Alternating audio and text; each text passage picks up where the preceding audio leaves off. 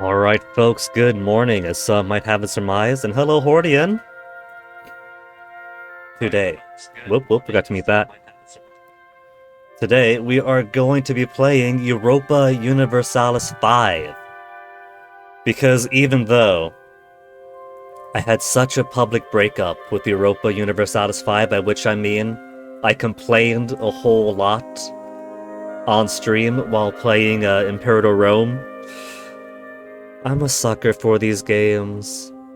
I'm a sucker for them. Crusader Kings 3 was an alright dessert to Crusader Kings 2, but it's not a full meal to me. And Crusader Kings 2 I played, even with the Tianxia mod, for so long that even the broad, open, medieval Afro-Eurasia is too small for me. Imperator Rome very nearly scratched that itch. Imperator Rome had a good amount of granularity. It's kind of a shame that Imperator Rome was a step in the right direction, but then Paradox after a while ended up abandoning it. It was the awkward middle child between Crusader Kings coming into its own maturity and Europa Universalis being the baby of the family. Well, I guess more accurately for the time would be Europa Universalis 4 coming into its maturity, and Crusader Kings 3, the new baby on the horizon. And so little Imperator Rome kinda got ignored. It kinda got put to the sidelines. But like any good middle child, it took that family abuse and it thrived. Because if there's one thing I've learned from Imperator Rome, after actually taking the time to learn it over the, summer, early autumn? It's actually a pretty fun game, Imperator Rome, and so much of Europa Universalis 5 is Imperator Rome in its glow-up. They took the bones of Imperator Rome, performed some human transfiguration, human transmutation, and brought it back to life in a horrific, huge monstrosity that could only overtake the original. Did I see that apparently Nintendo patent they were using to sue Palworld fell off? In Japan, I think, right? Because in Japan, the courts actually cared that, well, no, there's earlier cases of this mechanic being used, so you're not original, we can't give you the patent. In America, I think the patent still holds because money talks here, capitalist hellscape. You hate Paradox's monetization of the games with all the DLC? That's the one reliable thing, Horde, that comes up every single Paradox game. I think it's a whole lot of money. Paradox games, if you want to get into all the DLC, you have to love the game. Paradox DLCs, right? A Paradox game is basically a second girlfriend. That's how you gotta treat a Paradox game. So for Crusader Kings 2, I loved her, and I adored her. And every time a new DLC comes out, I would think, I don't really care about that. Not tonight, honey. We'll see in 6 years, a year. Other times, oh my goodness, darling, this is amazing. I'm gonna get you this ring right now. We're gonna go out of the town. You know, if it's like, I could pay $40 on a new game every few months. Or every few months, I could pay 20 to 40 depending on the size of the DLC for Crusader Kings 2. And get a little bit of update to the game. So if you're living the game at real time and you're treating it like a lover, it's great. If not, you gotta kind of treat it like an ex-lover. Or at the very least, like a side piece. Crusader Kings 3 was my side piece game. Crusader Kings 3 wasn't the girl I was going out with. Not officially. Crusader Kings 3 isn't the girl I take home to mom, like Crusader Kings 2 was. Crusader Kings 3 is the game where I'm just feeling like getting dirty for a bit, you know? I'm not looking for forever. I'm looking for I am bored, who's online right now. And so for Crusader Kings 3, she doesn't gotta get fancy for me. She's just gotta hang around for a little bit, you know? So, when Crusader Kings 3 came out, I got the season pass for the first season, and so once that first season was over, I didn't really care enough to get any other Crusader Kings 3 DLC. You know, I wasn't impressed enough that I was gonna spend more money on her, but if she wanted to come over, then sure, why not until I get bored again. If you buy the DLC, all the DLC, You have the price of an entire new game. You have the price of several new games, Hordian. Which is why I say, you gotta treat a Paradox game and their full DLC cycle like it's a girlfriend. If you're in it for the long run, it can be worth it. If you're just dipping in and out, or if the game isn't impressing you too much, like Crusader Kings 3 and me, then by all means. You don't need all the DLCs. If you wanted, you don't need any of the DLCs, since most of the good stuff are in the public expansions anyway, in the patches, I mean. Onyx, what is it you want? You know we can't see you, right? You're a black cat in a dark room. There's a cat in the shadow that I'm petting, I promise. Onyx, do you want to look this way so they can see your eyes? Because it looks like I'm just rubbing my hands on darkness right now.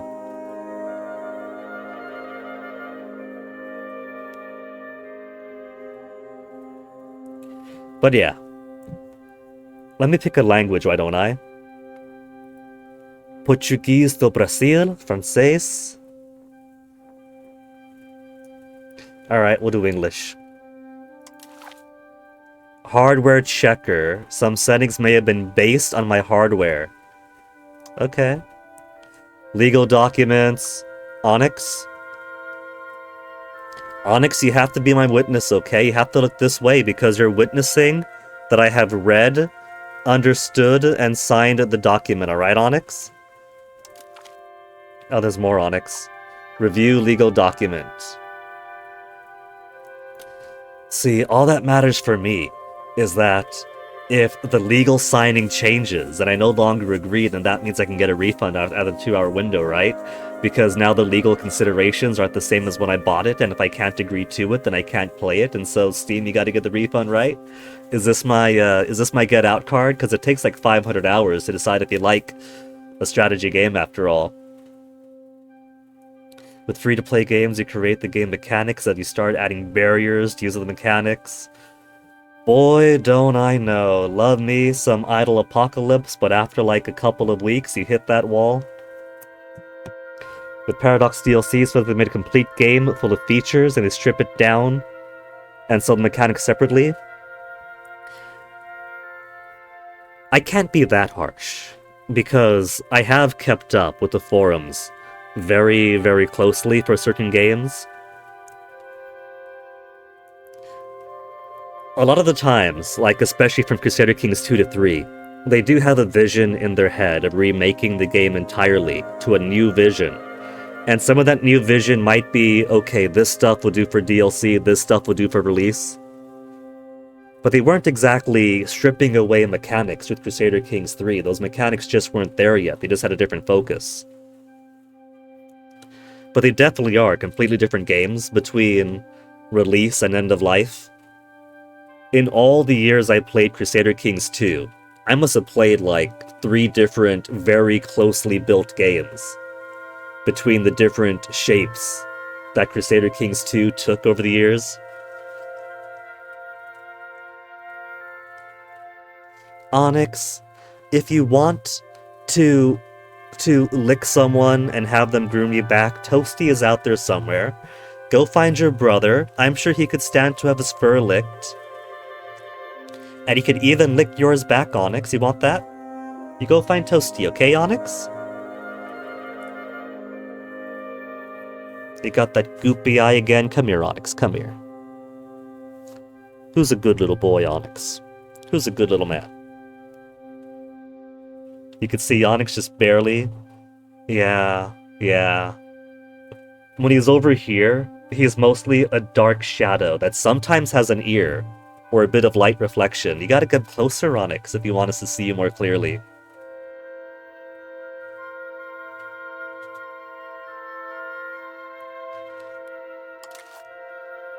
Alright, we have Rao on his horse. There's a tutorial video playlist. I took a little peek at that. It seemed alright. What's my playstyle? Take a quiz.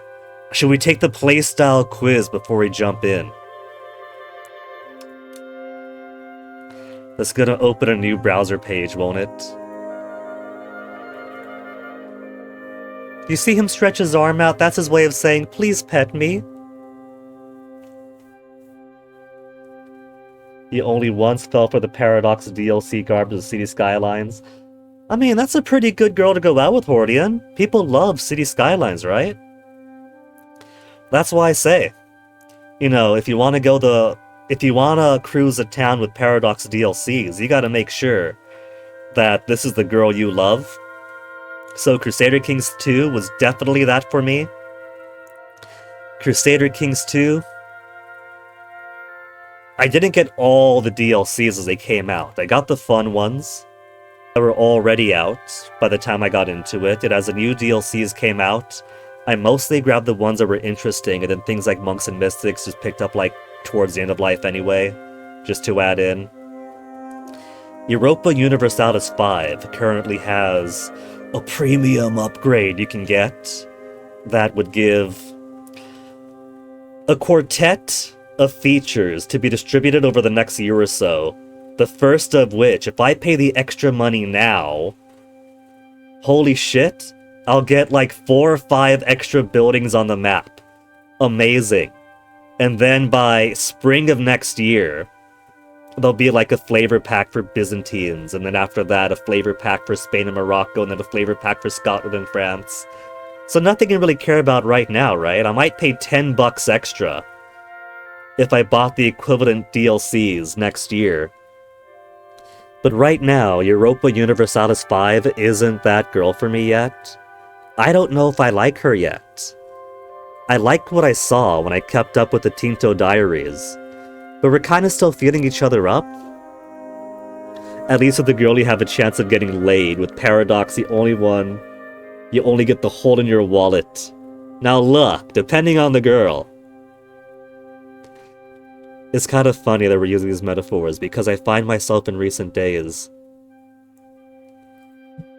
thinking back on that girl that I fancied back in the army that I brought up a few times, because even though we never actually got anywhere, you know, that was a pretty good friend. I kind of miss having the person I could just talk about Zelda games and other stuff with. We're friends on Facebook, and I haven't been on Facebook in forever. So, you know, sometimes there's merit, Hordian, to the girl you go out with all the time, but then you never actually get laid. That's some good life relationships too. What the hell you mean we in this metaphor? Sipping my copium lace latte? Anyway, I see this what's your playstyle quiz. I'm gonna take the what's the playstyle quiz. How do I play to dominate the world? Sign up for a chance to an exclusive EU5 prizes.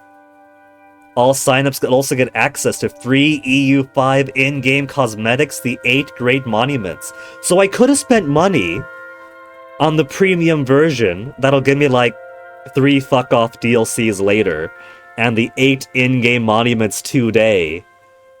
Or I can do the quiz and get the 8 monuments for free.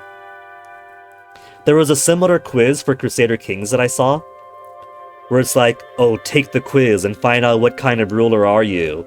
And at the end, if you register or sign in, you get something for free or whatever for the discount. You get some discount for some whatever. I have a Paradox account. I took the quiz. I got to the end. I logged in. I took the quiz again. And it didn't even do anything. It just told me to sign up. But I'm going to take the quiz because I think it's going to be funny. Question 1 of 10. Aggressive ambassadors. 3 envoys have arrived at your court, claiming to represent the Great Khan, a title you thought long abandoned. They're asking for tribute. What do I do? Build my defenses. Expensive, but nothing more important than our freedom! Raise taxes, build forts, submit for a price, promise fealty, but request information for the lands they come from to better know them. Show them the strength of your realm. Well, they played Imperator Rome, right? We can't play this like Crusader Kings, where you just marry everybody to keep them off my back, build up wealth at an army, then steamroll everybody. Imperator Rome, having some forts was actually a pretty good idea. We'll build defensively.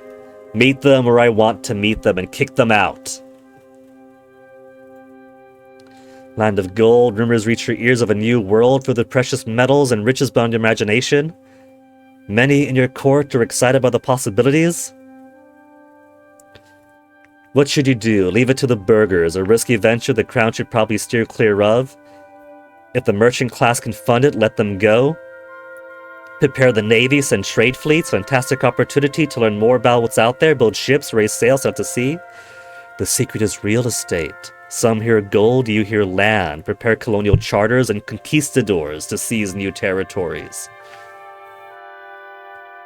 When games just came packaged with stuff, you play once, that was it. Hey, I like games because you buy it once, you could play it for years after, it's a good investment. Now everything's fear of missing out, exclusive garbage, digital deluxe edition, yeah. One of the cool things about Europa Universalis 5 is that there's a lot more emphasis on placating the different classes of characters. The burghers, the nobles, the peasants.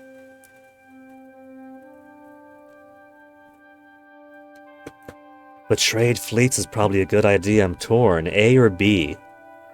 Because A means that my burghers will use their wealth. But then that enriches themselves, right? There's a balance to it. If the burghers make an enterprise of it, then that's them enriching me off their own funds. But that means they get the benefits directly that empower themselves. Trade fleets is expensive, but that's direct benefit to me, is it not?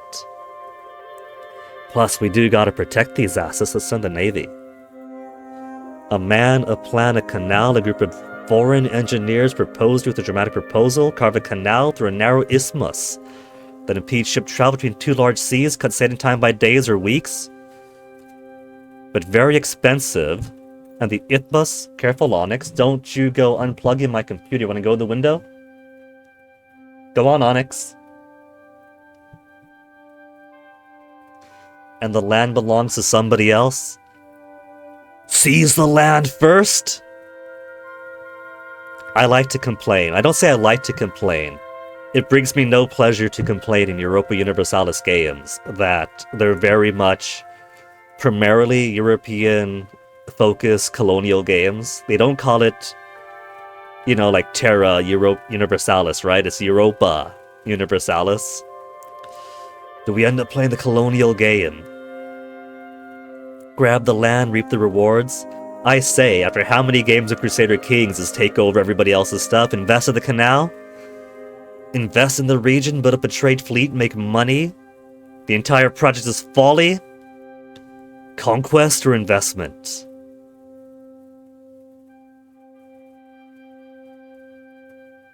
It's a paradox game, right? The AI can't... What are they gonna do? They're gonna come to one defensible area that I'll probably build forts on. They can't take it back from me. Invest or seize? That's the question.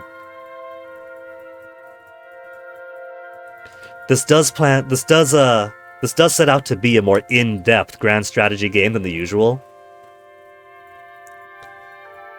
So there's merit to not taking over directly and simply building up those trade relations. If it's foreign enough, let's keep it purely financial. Old alliance for generations or nation has maintained close relations with another major power. Your family's connected, commercial traffic between your capitals enriches you both, and your friendships become a byword for international trust and collaboration. Sounds good. But now your colonial ambitions start to collide. Your nobles and merchants think it's time to forget ancient ties. Well, that's just paradox games, man. No alliance is a permanent alliance. Push into more uncharted territory, dominate the entire world, challenge your old ally? Isn't much land left to discover? Our more developed industry needs what they have, they'll submit to your will. Wealth doesn't depend on territory, they're our ally. You know what, let's keep us colonizers in check. Instead of carving up the entire world, if he's pushing into me, I'm gonna push on back. And if we're already global powers, who else is gonna stand against me, really? Halfway through, revolution next door, your neighbor and rival is collapsing. Is this the same neighbor that was once a friend? Years of poor governance, overspending on military matters, and intolerance of its own large minority populations led the nation to the brink of revolution as nobles hire their own retainers. You see what I mean? That's things you gotta worry about. Like, that's actually things in-game you gotta worry about. Sure, you grant power to the nobility, to the burghers, but then they have the means to enrich themselves, not just monetarily. They could be an actual militaristic threat to your head.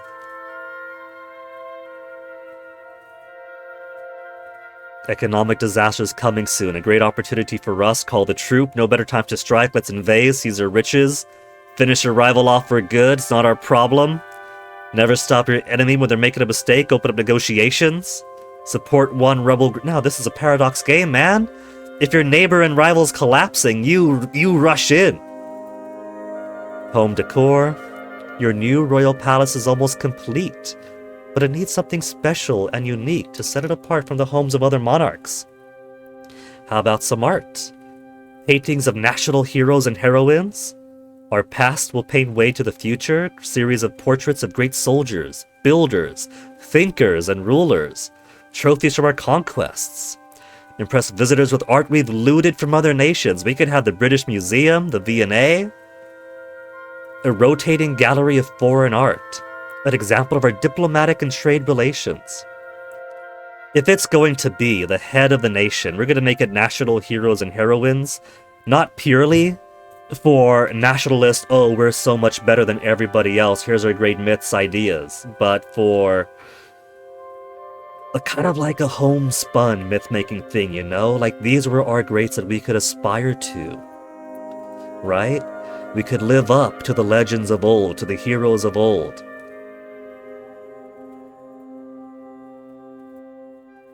Religious unrest. Many of our citizens are following a new sect, an offshoot of official religion. Send them overseas! They're very loud and demanding, even going so far as to harass local clergy to adopting the new ways and violently overturning anything representative of tradition. What should we do? Crush them! Heretics are not, they're troublemakers. Send the leaders overseas. If they want New Jerusalem, they can start the new world. Let them be. How much hardship has been caused by kicking the pilgrims out overseas? I mean, my very Catholic upbringing is because missionaries were sent out all over the world, and so these foreign ways became in a bit our ways, but kind of adapted to our ways.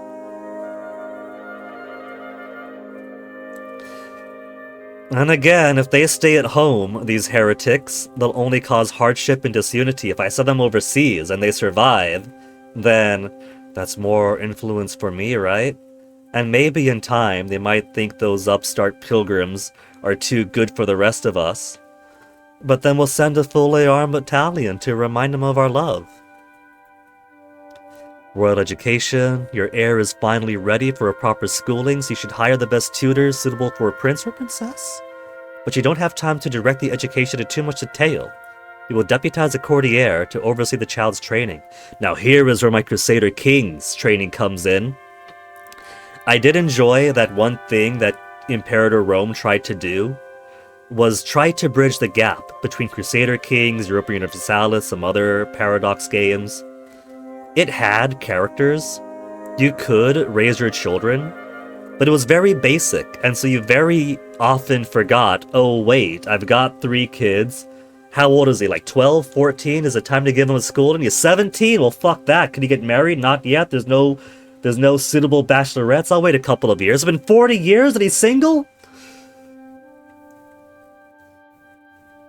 For Europa Universalis 5, you could think Imperator Rome, but with everything so much more fleshed out. So, actually caring about the characters, but not to the level of Crusader Kings. You care about your ruler and their family, and you want to improve their lot, to improve the nation's lot. But it's not exactly a dynasty sim. The entrepreneur, merchant from a minor noble line, made his fortune overseas, reinvested into farmlands and counting houses. He has a deep love for the land and its geography. The marshal, the hero of many wars, shaped your legacy. The historian, professional educator. Now, in Crusader Kings 2, the go-to education for me was stewardship, because you have more stewardship, you can hold more land, and then every other problem in the world you just marry off easy peasy. In Crusader Kings 3, it was learning. If you have learning, then every single one of your stats is getting overly inflated, up to and including stewardship. Learning was a god stat. So historian and entrepreneur are both very solid ideas. National cultures, faith, and resources. We gotta go for the money. You get the money, you get people fed, you get everything else. What will we say? As your life comes to an end, you become reflective. Your reign has seen great triumphs and few disasters. In a century's time, who knows what historians will think of your decades ruling your nation? Maybe you could improve your legacy with the right epitaph. The wise, careful mention of your management of the realm. I mean, that's just Crusader Kings 3, isn't it? You manage the realm, everything else falls into place. The upright, no one had better friends or worse enemies. Dealt with other nations with honesty and forthrightness, and sometimes shot your counselors. But you built a coalition of nations. The strong, it was said you ruled from your saddle. My generals will live their lives in their saddle. I shall strive to be the wise. For a game I haven't practiced, good news, a diplomatic marriage has resulted in a personal union. The two crowns now sit on the same head. Bad news, the other crown is half a continent away and difficult to get to. How to manage both realms. I do remember from the Tinto diaries that there was an aspect of control, right? If it's close to your capital, you can build up control more easily. And control is kinda not quite a shorthand for the rural-urban divide, because you could have an urban area, some free cities with low controls. But sometimes you don't want maximum control everywhere. So, having a split realm like that, where you gotta manage your local control and control elsewhere, that's a thing that I haven't really got much learning into. Trust the local gent, where you can't be in two throne rooms at once. Entrust management of the new lands to the local nobility, keep economic ties strong, prevent too much local resentment, build a corridor, knock down a wall to connect two rooms, knock down a few neighbors in between, seize the land between the two kingdoms. Two-front wars are great when you have both fronts. Make nice with the neighbors, new lands mean new borders. You don't know those people.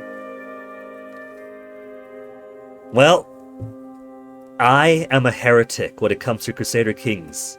Everyone else is like, you gotta have small vassals, you gotta have 5,000 dukes. You know, you don't want your vassals to get too strong. Fuck that.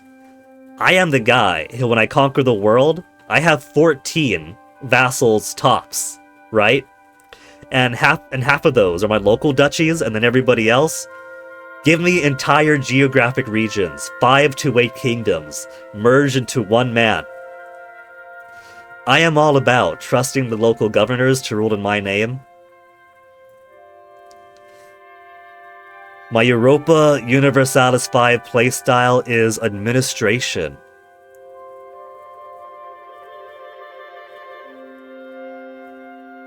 Hungary is a good starter nation, and the tutorial video playlist that they promote does start off in Hungary. Significant tax base allows for quick expansion of industry and craftspeople. Carpathians will slow down invaders. Experienced is Naples in southern Italy. And I'm not gonna lie, I'm tempted to try a Naples play. In Crusader Kings, I like doing very small starts, right? Counts, small dukes, and then building up from there. But because this is a new game to me, and the style of Europa Universalis caters towards kingdoms and biggers, if I try to start off too small, if I try to start off with a different government style, I'm going to be locked out of so many key features and won't be able to learn the game. So if I end up doing a kingdom for my inaugural run, I won't be too unhappy. Agricultural wealth, the key to prosperity. Production of fruits and wines, single major land borders with a pope, reliable buffer state between myself and the hungry republics of the north. Hey, Onyx. Large and growing population gives a strong foundation for rapid internal expansion. Internal expansion, huh? Economic and a compact east-west dimension simplifies travel. Advanced Kingdom of Norway.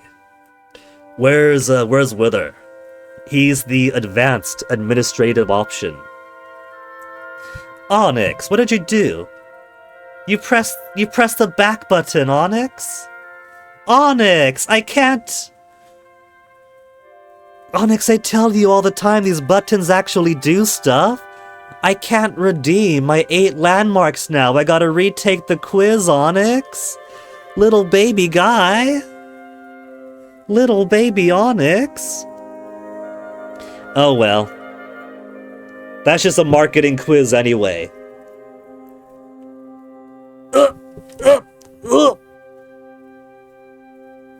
When we got the real game to play, you know HTML, you might be able to have. It's okay, Hordian. It's the little quiz.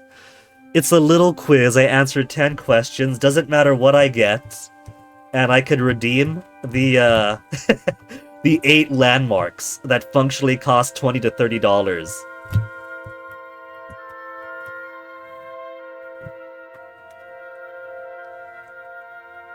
Not logged in? Oh, I gotta fix that then, don't we? Let me, get the butterflies back on here so nobody has to see my deets.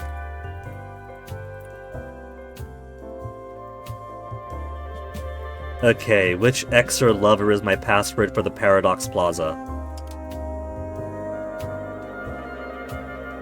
The request lacks valid authorization. Right, I'm using my personal email, not my stream email. I'm doing the stream email.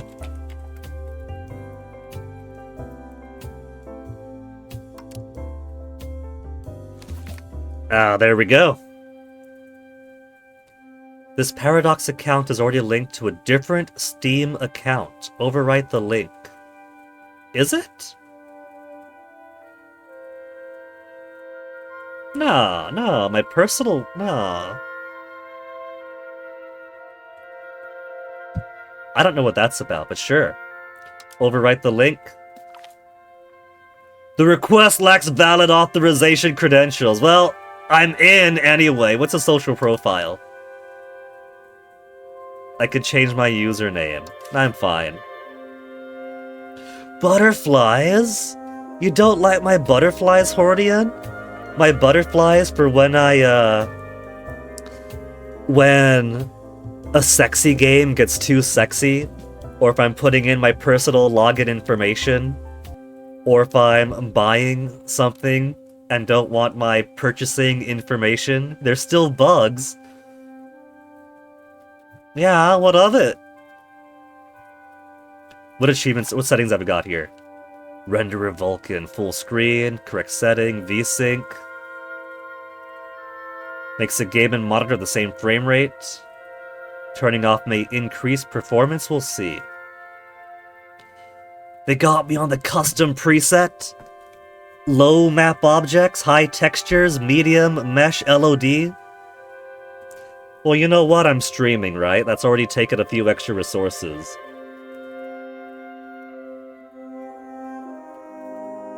Screen space ambient occlusion applied to the map.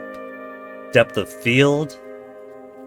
Refraction quality, reflections. GUI blur. Shadow quality. We can make the shadows. So, this is a map game. Do we care about shadows all that much? It has shadows on map. Well, not near max. It has shadows near max. At the cost of other things. Maybe I like those other things better. Animated characters, single unit armies, unit cloaca. Province names on mouse over. I've seen how province name on mouse over looks. Do I want it mouse over or do I want always on? Maybe we'll try mouse over for now.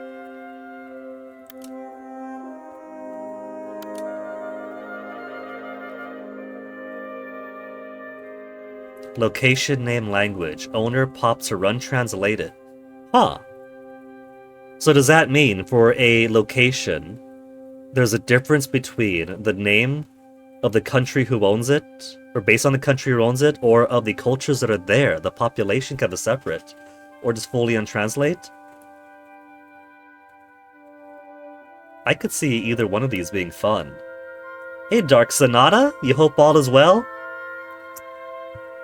I've entered the phase of my life, Dark Sonata, where I start pining for the friends left behind in decades past. Not just the gal I was sweet on back in the army, but in general. But a new game has come out and I'm a sucker for these map games. And so hopefully all will be well, because I did like Imperator Rome, and this is Imperator Rome but bigger. Subjects use Overlord names. Huh.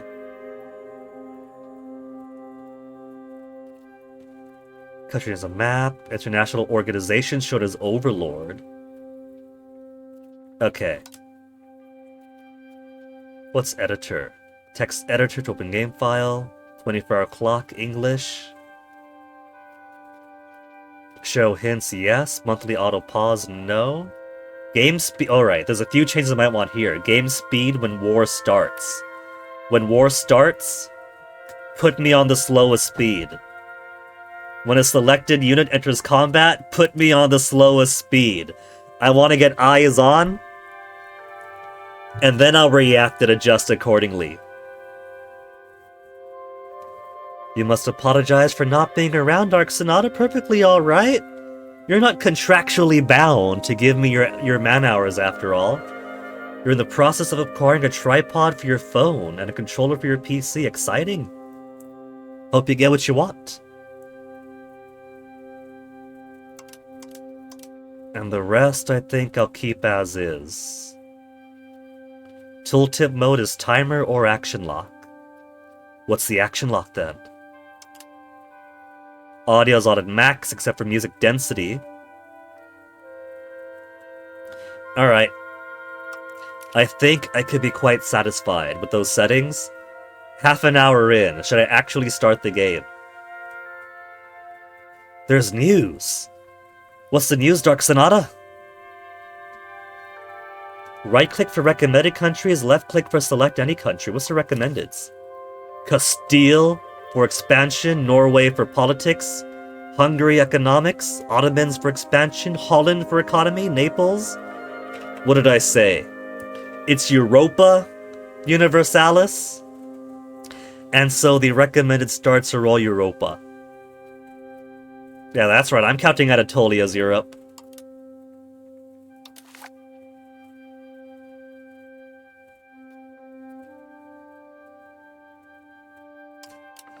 I want to see what the state of the world looks like. Because the reason I had my very public breakup with the Europa Universalis 5 was I saw the map as it expanded eastward. And I thought, okay, cool. They're putting some pops here or there, but some cool nations. Southeast Asia, you know, we got Indonesia, we got Philippines. Exciting. And my neighbors are getting countries. What are we going to have for the Pacific? Dead. Tiny dots with SOPs. And then North America. Dead. One or two tiny nations and everything else SOPs. I was like, what the fuck is this?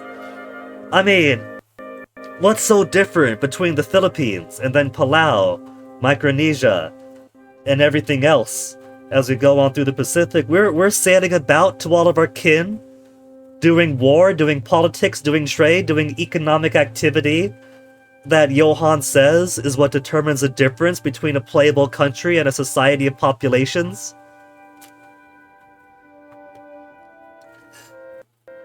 But then I heard from somebody else that they opened up a few of the pops, a few of the Society of Pops into actual playables. And so, I want to see. I want to see what we got going on and then decide who I want to play. You're in a relationship! Go get it, Darso! Currently long distance, but working on meeting IRL. That's still pretty cool, Dark Sonata. It goes without saying that the British girlfriend and I were, by definition, long distance, but then we would meet up like once or twice a year. So, there could be some good fun times with long distance.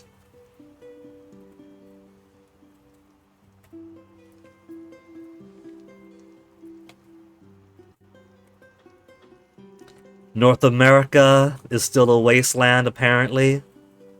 You know, there is so much politics and trade going on between all these people around here.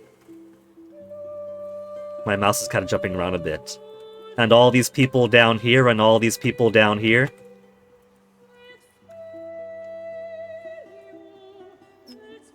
I get that for the purpose of the game, they want nothing but wasteland for Europeans to come in, and then they start colonizing all these places, and there's... What map modes? They have map modes here? Legend Key. Government. Population. Social classes. Like, population plays a big part of the mechanics of the game, right? Your population density, or your population determines your economic power, your military manpower. There's very clearly, it's not all sparse nothingness.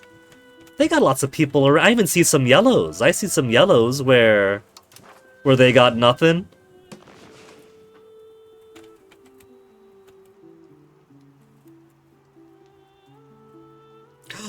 What do we have here? Is that some purple? We got some actual... We got... Hold on, hold on, hold on! Hold on! They know enough to put in Yap. But they don't have... But Palau can't be a country of its own.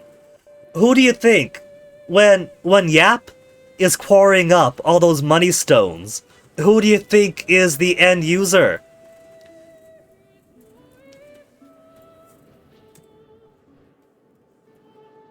Who was all that Yappy's money stone going to? It's going to Palau. That is Palau exerting its domination and its political and economic ties by having Yap make some nice big round stone money and then sail it on over to us. The Marianas are there but not playable. The myriad cousins of Micronesia extending out. Hawaii's got people on it. Hawaii's got its fans as playable kingdoms back in Europa Universalis 4. How do you think the Hawaiians got there? The Hawaiians got there because we got all these little cousins who have... It's not just like, oh, we're gonna unga bunga, iron hop, iron hop, iron hop. These are people tied together. These are people with their own political and economic interactions. It's like Yap is just a token one they picked because haha funny meme. Yap's a funny word now. And who do you have down here? We have Samoa. I see Tonga hasn't even been chosen. So we have Yap in Micronesia, Samoa and Hawaii in Polynesia. And I guess that's your okay fuckers, there's your one thing, go colonize the rest of the Pacific. It's already been colonized, Tinto Johan. We're already there, we're not just a society of pops. I've gone from offended that we aren't there to completely befuddled. Why, of all... I mean, not to say that Yap should be playable, I'm quite happy to see Yap is actually acknowledged. But what is Yap without its neighbors? What is Samoa without its neighbors that it's engaging in warfare with, asserting its own dominance with?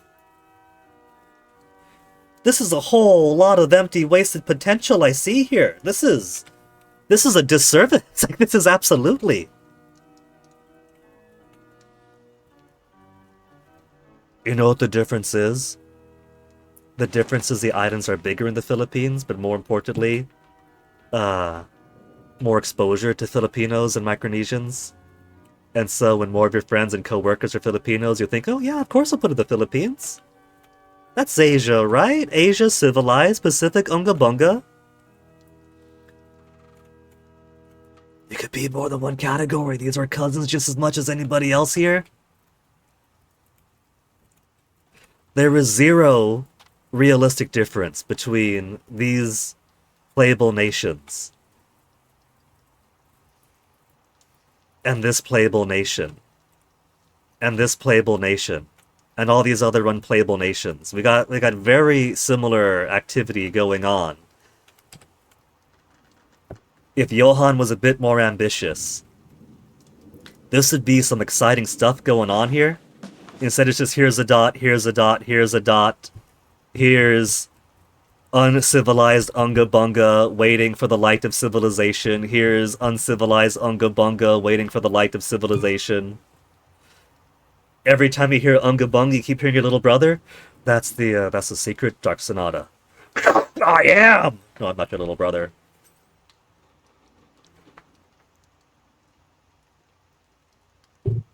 I do hope.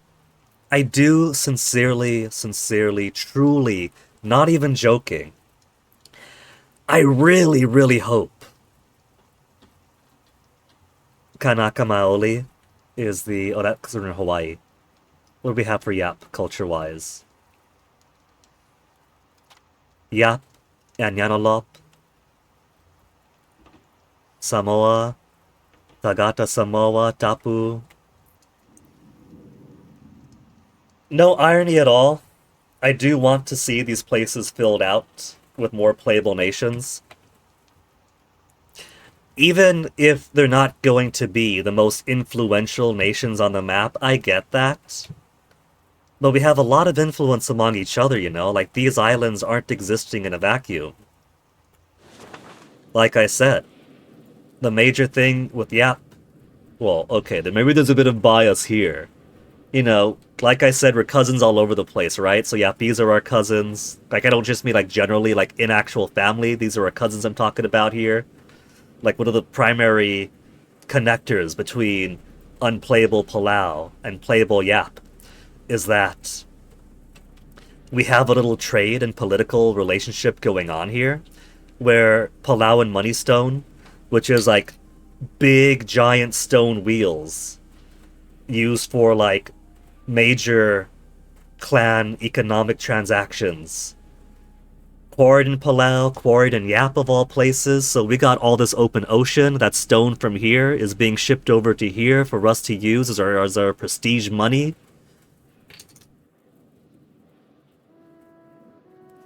And it's all just one thing, the dot, right? Palau. Yeah, it's one thing across the many islands. Maybe this is me talking crazy. But what I would do, right, like what most people complain, oh, but nobody plays there! People only want to play as Germany and France because I play Germany and France. Why would you want to play anything else?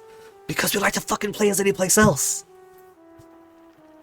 I got onyx butt dust all over the mouse pads, my mouse is shaking. But when people get a bit more nuanced, they're like, well, it's a tiny island. How are you going to play a tiny island? Venice is a tiny island that gets artificially inflated for gameplay purposes. It might not be Crusader Kings' giant Venice, but they do have a bigger Venice, even in Europa Universalis 5, when they very clearly said we don't want a giant Venice. They got the giant Venice. They don't know me and my love for challenges. They know their player base, and their player base's love for challenges. Ryukyu World Conquest was kind of a meme before. Was it Europa Universalis 3 or 4? I think in my make me dictator for a day and I could whip Tinto Johan for a while. I say just artificially inflate the islands, right? Like they're already adjusting for travel time on the sea tiles. And the Westerners, which mostly means Europe and America, mostly sees, well, it's empty Pacific anyway, right? Then how about click, drag, inflate like times 3 size? And you don't gotta put like every single village in every single division. But I would think that if you artificially inflated the size of the islands like 3-5 times, you could put some division. And then when people play in this region, or if they want to take over the region, you know, you could get some actual fighting going in. Guinea loves Crayon for sure. No, Hordian, that was in the army. Crayon is for the Department of the Navy Marine Corps. Hordian, I truly believe that's the only reason why of all Micronesian countries, of all Micronesian peoples, Yap got represented, because it is a funny meme word. Literally my cousins, literally trading and doing politic with us. But the important thing for Paradox Tinto was just a funny meme word, and so they want the memes, or people like, holy shit, there's Yap, ha ha ha ha ha. We're gonna take over Yap, I can't believe it, brain rot, ha ha ha ha ha.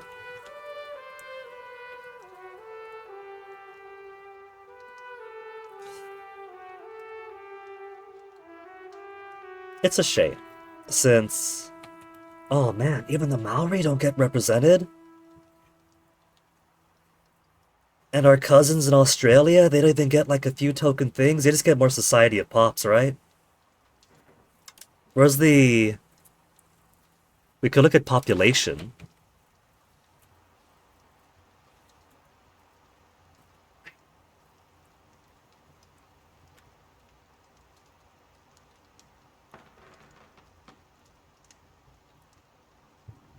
They're playing on the bed. We got some thousands in here, we got some large numbers. I'm very surprised by some of the decisions taken.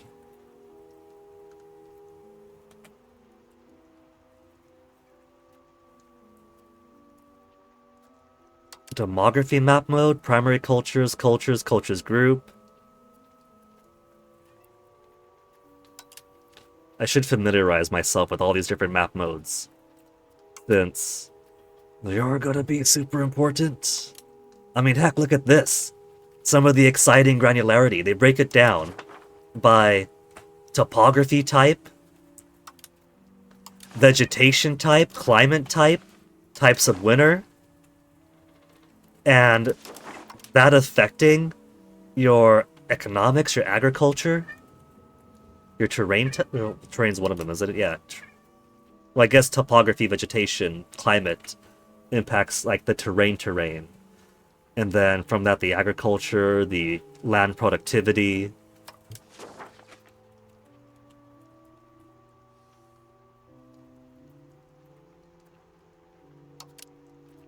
Food productivity, province food. Proximity to capital.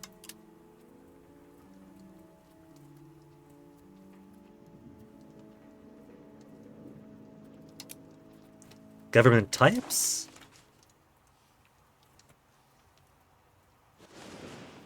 Okay, we got a lot of blue here.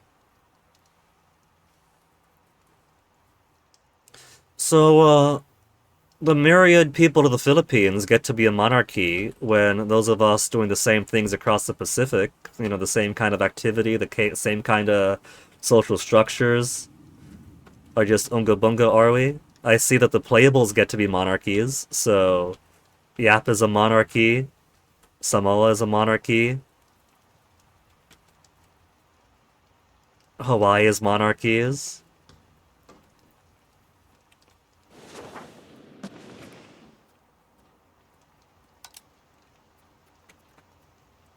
Pop-based countries.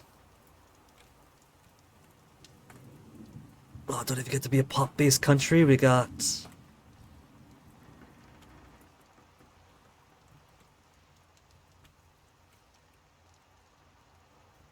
Now, it's been a while since I kept up with the dev diaries that came out. Again, because kind of got burnt. But man, even as far as like Society of Pops go, we got nothing. The Maori get to be Society of Pops. They just get to be peoples. They're there, but they're not playable. But hey, with chance, you might get to conquer them someday. And the rest of us are just desolate. Look at that, man! We're just a desolate wasteland. Do we even have population? Do we have population out here, or just... We're just truly waiting for outsiders to come and conquer us? Population. Oh, we got some thousands here. There's nobody there. There's no society. There's no like population-based people. 3,000 in Palau, but not playable. 1,800 in Yap, but they are. I don't get it. 1,800 playable, 3,000 not playable. 3,800 not playable. 1,000, 1,000 not playable. People with actual colors to their name. 1,700, 2,000, 1,900, 900, 400. Not playable.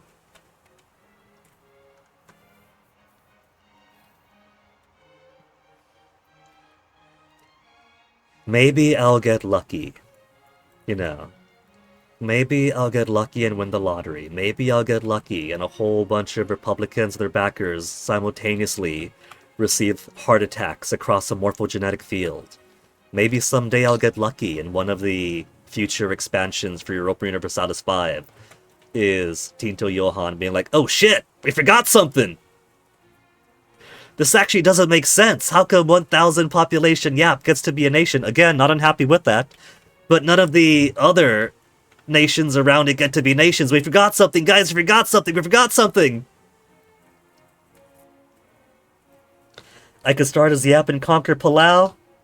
That is an option, Hordian. I'm surprised that Yap got any nation at all. What I assumed that I would do was, you know, maybe I could start as somewhere in the Philippines or somewhere in Papua and then spread out to the Pacific, and this could be my cousins united as one.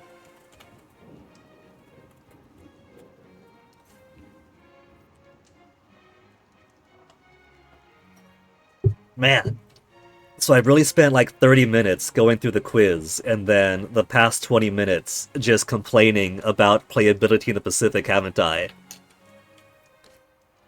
But I figure that I'll probably save things like that for when I'm more familiar with the game. Even with Crusader Kings 2, I did a whole lot of playing in Sicily. I say Sicily, but it's more like playing as Robert as Apulia. Taking over Sicily, taking over southern Italy, taking over the world. A fair bit of Spain playing. You know, the easy areas. Until I learned the game and could branch out to more interesting things. In a game like Europa Universalis, tech is one of your biggest cannons. Population, economy. And so, well, I could start off as a monarchy in the Philippines. And then use that as my kind of ad hoc playing the Pacific by playing on the edge of the Pacific and then spreading out to the rest of us. I won't have as many tools to play with, and so it'll be harder for me to learn the game. I do want to learn the game first.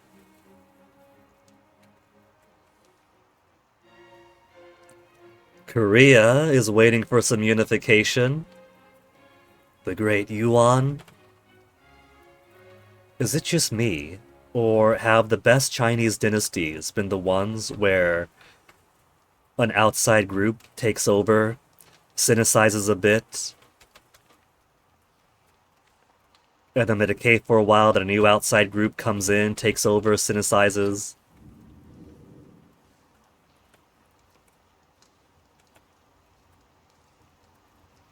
Mamluk Sultanate, Byzantine empires, Empire of Serbia. I hear a clicking sound. Is it my headphones? Do I just need new headphones, or is that my...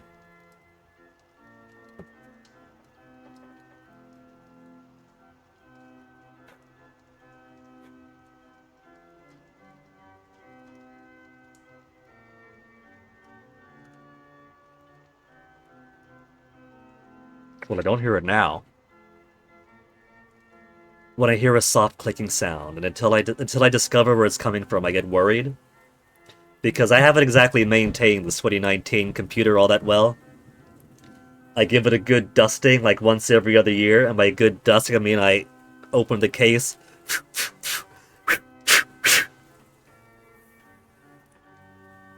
Probably should give it a more thorough one. Hey, Toasty. Toasty. What do you think, Toasty?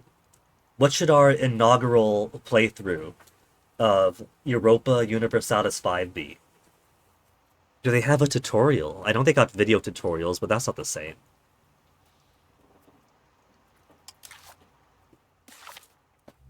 New game, settings. I don't think there is a tutorial. I think that tutorial video playlist is the best they're giving us. I know, Toasty! Could you believe that? I mean, Imperator Rome had a pretty good tutorial. I liked it.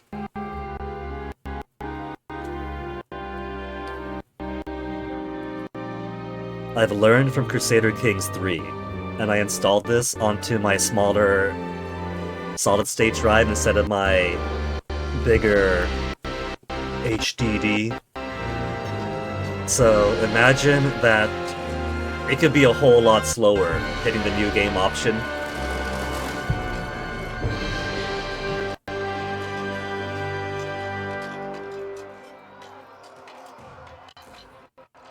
Spanish to God, Italian to women, French to men, German to the horse. I think maybe what I'll do, now that we're an hour into stream, and I'm almost ready to hit the start button.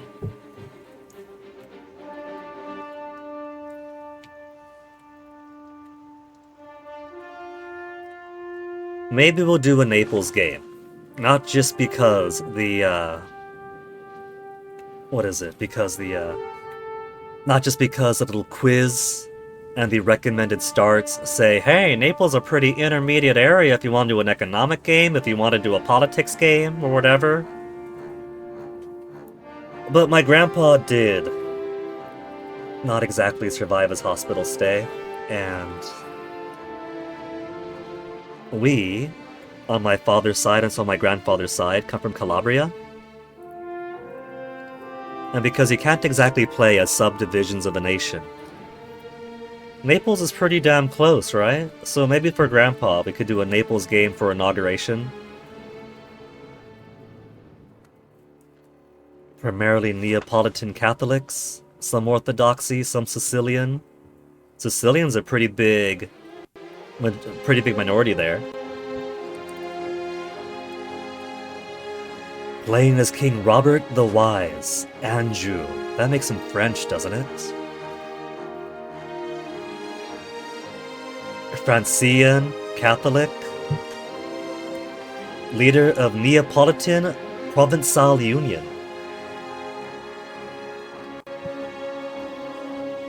I was wondering how this game is going to manage rulers that don't match the culture of their people. Since this is built very, very heavily off Imperator Rome, and in Imperator Rome, your culture was you. You play as a person, but you represent, in our case, the Sicelios when we were playing, or whoever else. You become the man of that culture. And so you can never change the primary culture. But in this part of European history, you have people who aren't of the cultures they're ruling over. I mean, you got this French guy ruling over Neapolitans, the Sicilians, Grecos.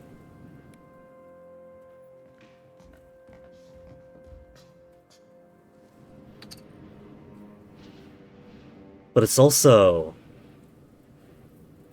every time I see this wheel here, I think more about the Buddhism symbol from Crusader Kings and a ship's wheel. I mean, it's literally a wheel with spokes, right? That's why they use it for Buddhism.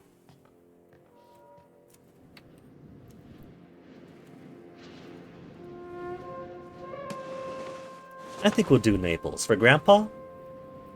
How's Sicily look? King Frederick III de Barcelona? You're under the Aragon crown, are ya? King of Sicily, who's in Aragon? King Pere IV of Barcelona? Catalans. Catalans. All these foreigners, these outsiders.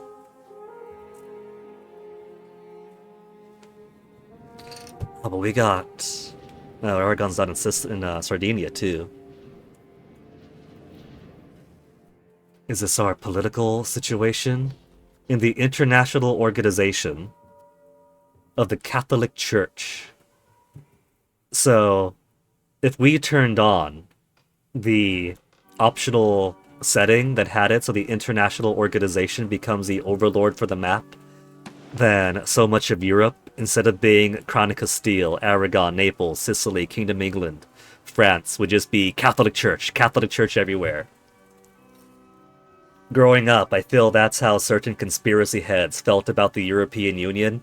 Oh, you're no longer independent. You're part of the European Union. They tell you what to do. Vassal Athens. Subject Salona. So, Kingdom Sicily has a few things over here that are, subject to them, it looks like. These countries may come to the aid of their overlord if we attack them. So Sicily has the opportunity to absorb things in Greece. The news influenced you to make a Tinder profile again, Hordian? I haven't had all that great luck with Tinder. OkCupid was great when OkCupid was still a pretty decent platform. And then, of course, enshittification happens. I'm sure Tinder was the same for folks. Grindr I find pretty easy simply because you don't have to do the match thing before you can start doing the courtship game. You see a profile, you click the profile, you can message a profile, they can respond back to you. But the platform doesn't make their money that way, does it? You gotta have them buy into messaging for those more legacy options, or make it where you can only match to message, but if you want a realistic chance of matching, you better pay the money for visibility. Yeah, exactly, Hordian. Tinder's not designed to work, it's designed to take money off of people.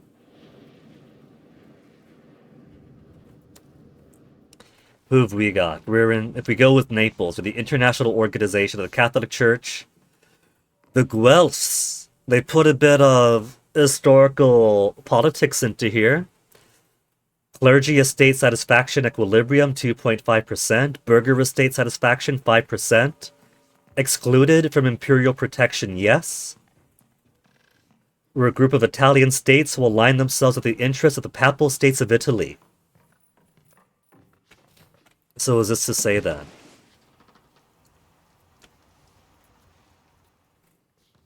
imperial protection makes me think perhaps of HRE shenaniganry going on?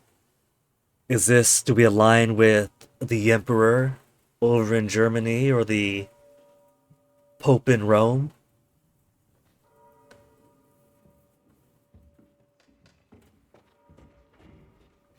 Genuine questions, since you know I'm bi. Is courtship easier in homosexual relationships or the same thing as with hetero? I would say it's hard to say, but the honest truth is men are so easy. You know? Maybe it's just me, right? Because I don't know if it's a Palauan upbringing where we come from a more matriarchal society and Islander upbringing in general, where you're always around all of your female cousins and whatnot, and so with women, I do like women. I feel like for me, women, I have an easier time forming a deep bond with and want to form deep bonds with. But if it becomes a sexual or romantic relationship, any relationship is work, but it feels like I gotta earn that a bit more. You know, like I gotta try. If I want to form a relationship with a woman who I think is, oh my goodness, you're great, let's be together. Men, you whistle, the dog comes running. Men, I feel like it's the complete opposite for me. Most men are kind of jerks. I don't really, like, if there's a guy that's cool enough that I want to be friends with him, I'll be friends with him. I'm sure that's no surprise to you, Hordian. But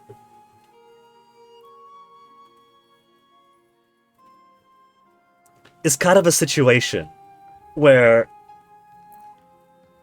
women super easy to make friends with, but if I want a relationship, I gotta put in the effort. Men, if they want the friendship, they kind of gotta put in the effort, but if they just want to get together, you crack open the can of tuna, and here they all come running in. That's pretty much the manifestation of my bisexuality. Women for love, guys for getting together with. Unless it's, the rare guy like my boyfriend that's actually decent enough to penetrate the membrane of crossing over from just some guy to hey, you're pretty cool.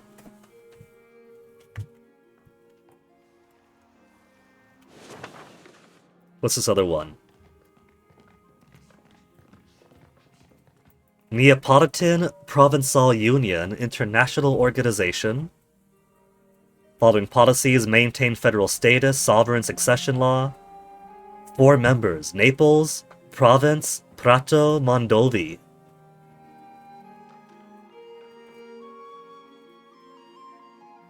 Can we both describe you real quick? You're at a loss of words to make a profile description. Hordian, I'm not falling for that anymore.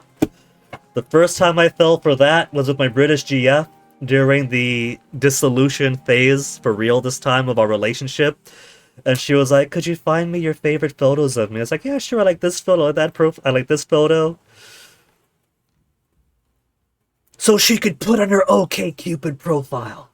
I mean, by that point, the relationship was already in a rot, but I was hanging on.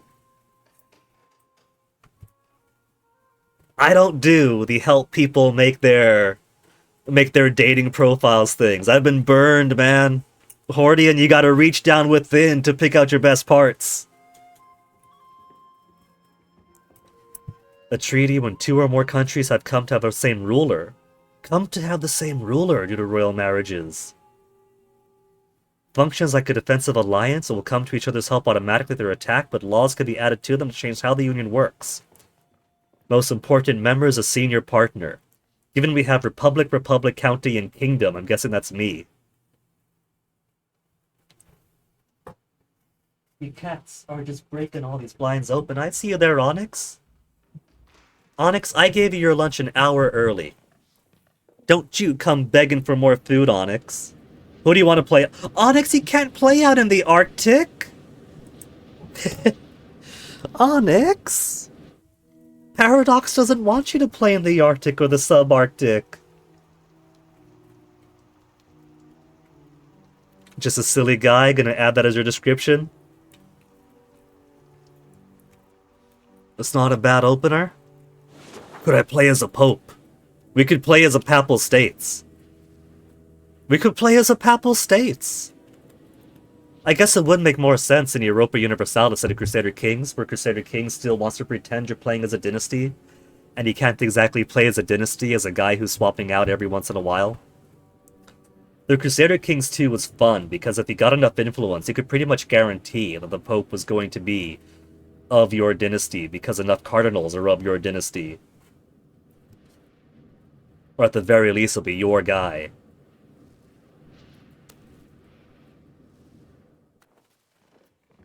Subject Albania. Oh, we got the Albanians as our subject? And Achaia. Oh, we got some Athens-Achaia rivalry going on here then, between Sicily and Naples, and the rump Byzantine Empire. Byzantines, who do you have control over? Their only subject is Epirus.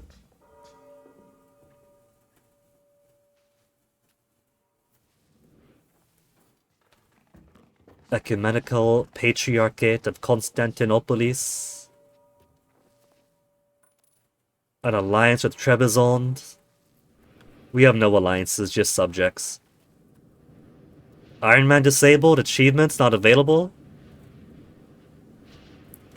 Iron Man mode enabled is required for achievements. They're still doing this. It was something of a breath of fresh air when Crusader... Does Crusader Kings 3... No, Crusader Kings 3 doesn't require achievements. Crusader Kings 3 and Imperator Rome don't require Iron Man, I mean, for achievements. And that's the way to do it. I mean, the entire point of the you need Iron Man on to get achievements is you're gonna cheat, you're gonna save scum. Let the guy save scum, it doesn't matter too much in the grand scheme of things. Most of the really good achievements require big generations-long, or at least, you know, years-long, decades-long campaigns to get the good stuff. You can't exactly save scum that except for a few key points here or there. You still gotta play through the whole thing to get to it. The big thing for me is that Paradox games tend to come in two flavors. They're built on a whole lot of old string and could collapse or tangle on each other at any moment. You got rats crawling through them that are taking little bits of string over here for their nests, or when they crawl across the strings, they get things all gunked up. Or they're such overly complex, ambitious things that something is going to get messed up along the way. Doesn't matter how good the code is, how good the scripting is. When you get something of this complexity, it doesn't matter how many years you're putting into QA, something will mess up.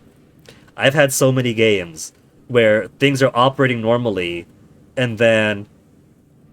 Now, why did my heir just disappear? He's still there, but he's suddenly no longer in the line of succession. And it turns out that the game just gets an aneurysm after a while. You gotta save and quit, restart the entire game. Well, there he is. The game's remembered now. Or one time I'm playing and then suddenly game over because even though I had kids, grandkids, brothers and sisters, suddenly, oh, we couldn't find a valid heir for you, game over. Okay, let me learn how to do some save editing to disable Iron Man because the game suddenly forgot how to play itself. Iron Man is a risk with Paradox games. Big ups to those who want to play with Iron Man, but that's just a liability. That's practically playing Russian roulette with your save file. It's not just, oh, there's a risk that somewhere down the line you might get caught in a disadvantageous war at the worst time possible, when your economy is in the gutter, or you just had a revolt happen, or what should have been a manageable border dispute turned into hell when your large neighbor decided, oh, that border dispute is my time to strike. No. That's just gameplay. You're gambling with the possibility that the game might just forget how to function because all these ambitious giant grand strategy codes running at 50,000 miles an hour in real time just crash into each other. It happens. Anyone who plays a Paradox game for more than a generation realizes that something will fuck up. I like soft Iron Man.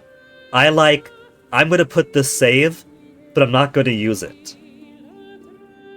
That at least allows you the opportunity to not cheat, but if something does fuck up, you could troubleshoot. Iron Man denies you the ability to troubleshoot. So it's a shame that it's a requirement for achievements now. And it was a step in the right direction when Crusader Kings 3 and when Imperator Rome dropped the requirement. This is how you get situations where one of the rarest achievements you can get in Crusader Kings 2 is get married, because people don't want to play Iron Man because, okay, they want to undo their mistakes. Allow them. Like I said, the biggest achievements are multi-generational anyway. Or they want to be able to troubleshoot their games when the game fucks up. The game is going to fuck up. Hey, Chillin' Chum. Onyx, you want to jump on my desk again? I moved my waters, I moved my tea. Go ahead, Onyx. Come on up, Onyx. Baby, it's okay. I'm not scolding you. He's just sitting on the floor at the spot where he likes to launch himself up onto my desk, but he's just staring at me and swaying his... Oh! There he is! Here he is! You want to be my advisor, Onyx? You want to be my vizier? Did you think I was scolding you, Onyx, and I said go ahead, you could jump? You thought, oh no, Dad's scolding me. 60% checks collected at the rando you're hosting. Beat 2 of 12 of your games last night, Ford. Well done, Chillin' Chum. We'll do Naples. We'll do it for starting, tutorial, learning how to play the game, and we're doing it for Grandpa.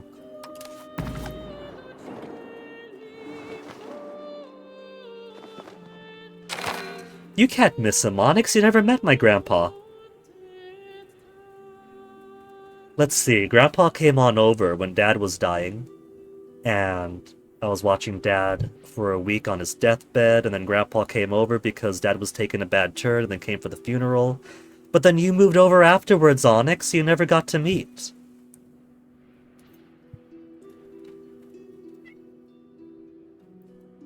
I wonder if every single playable has this blurb, or if it is somewhat randomized for the rest of them, or if only important suggested starts has the agenda blurb. Historical context. The Kingdom of Naples stands at the crossroads of its troubled history. Born from the ambitions of powerful dynasties seeking dominion over the southern Italian lands, Naples rises as a bastion of resilience and cultural fusion that extends from the ancient civilizations such as the Greeks and Romans to more recent dynasties of the Hauteville, Hohenstaufen, and the Anjou, each leaving an indelible mark on its identity. I enjoyed playing the Hautevilles back in Crusader Kings 2. That was like, forget Ireland. Calabria is my go-to tutorial island. You know me too well, Chillin' Chum. An hour and 28 of stream, and I've just now hit the play as button. I had to complain, okay? I mean, look at this. Well, I guess we can't look at this. Look at this. Wait. Oh, Terran Cognite. Look at this, Chillin' Chum. Yap is a playable country, but Palau right next door isn't. I could understand the Philippines being playable and most of the Pacific not, because even though the exact same economic, political, social activity is going on in these Philippine groups, as in Micronesia, Polynesia, Melanesia, same activity, same politics, same warfare, same economics. They got the idea that Asia, civilized, Pacific, Unga Bunga. How are we gonna have Yap and not Palau when that's like two very close relationships? So the whole point, or one of the biggest linkages, is the money stones that Palau is collecting from Yap, I'm gonna end up complaining about this all over again. One of these days I'm going to do my Palau world conquest.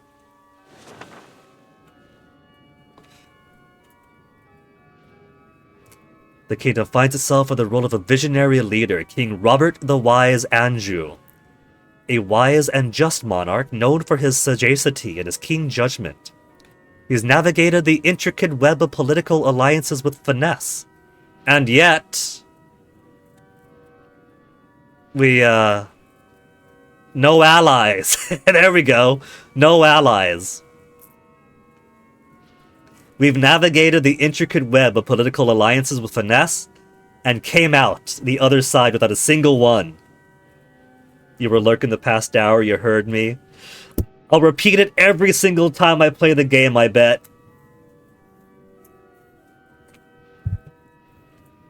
Because now it's gone from whatever I expected this of them to wait a minute. We have Yap in a vacuum, but nobody else they could play around with. Where's the rest of their relationships?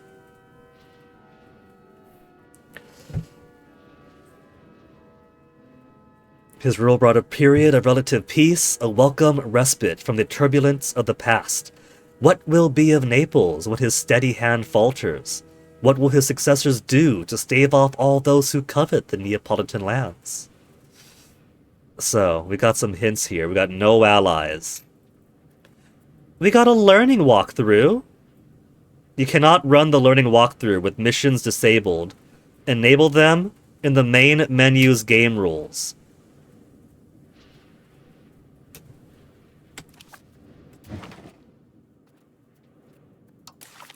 Back to the main menu.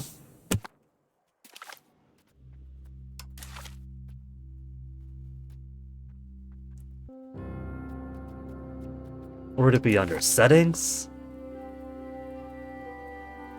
What happened is the learning missions are disabled by default, and so I can't do things without, and I can't enable them in the game itself. It says I have to leave to do it.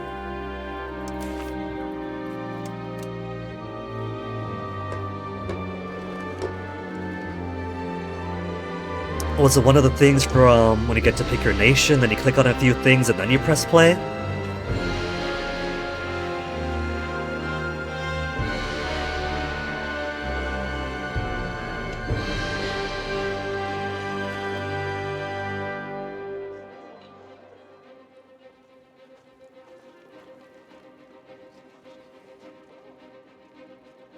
Art quality.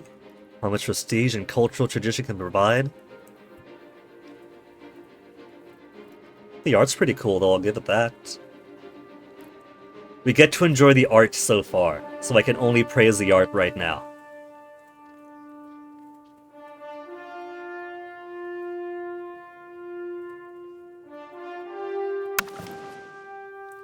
Alright, let me see. What did I not do correctly?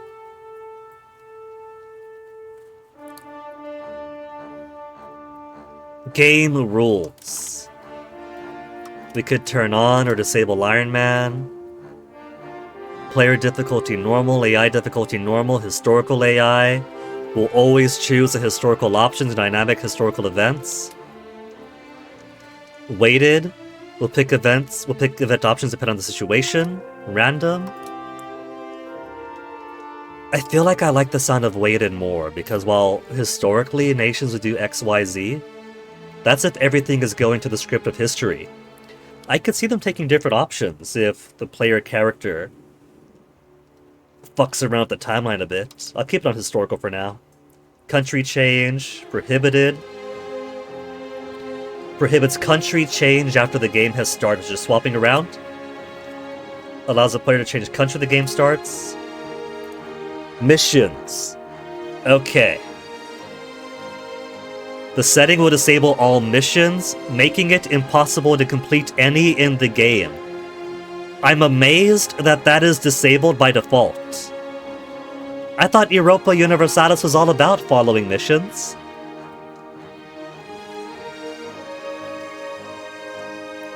Chillin' Chum, you have more experience than I do with Europa Universalis. Isn't Europa Universalis all about following the mission trees to do stuff and to encourage you to do stuff? And with missions disabled by default, that means even the learning missions are disabled by default, which means if you're thinking, well, this is my first time playing, what's my tutorial tips and whatnot, you're not going to get those unless you go into the rules and enable missions. That gives an X. The game rule disables achievements. This is bizarre. So it has mission trees, just like previous Europa Universalis games. And when I was keeping up with the dev diaries, there was talk about, like, oh yeah, these tags will have these missions, those tags will have those exciting missions.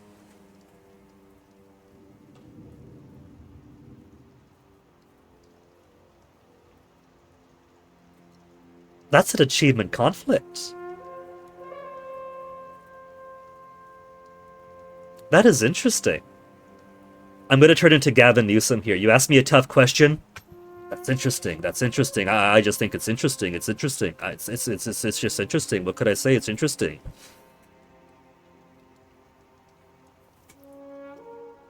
Tinto Johan. I thought that mission trees were a big part of the gameplay of Europa Universalis. Well, it's interesting, you know. I mean, Europa Universalis 4 was like 2013. It was 12 years ago. It's just not my day-to-day. That's just interesting. You know, it's interesting. It's interesting. God forbid that guy becomes president. We're gonna turn missions on. I don't care about the achievements. Mission rewards. By default, only mission end rewards. Mission tasks will have no reward on completion. No rewards. No game-altering rewards. Every task rewards. So these don't have any conflict. Maybe it's a difficulty thing, maybe Europa Universalis pros are like, you know what, I've already united the entire world as Ryukyu a billion times, I don't need your fucking mission rewards. This is too easy.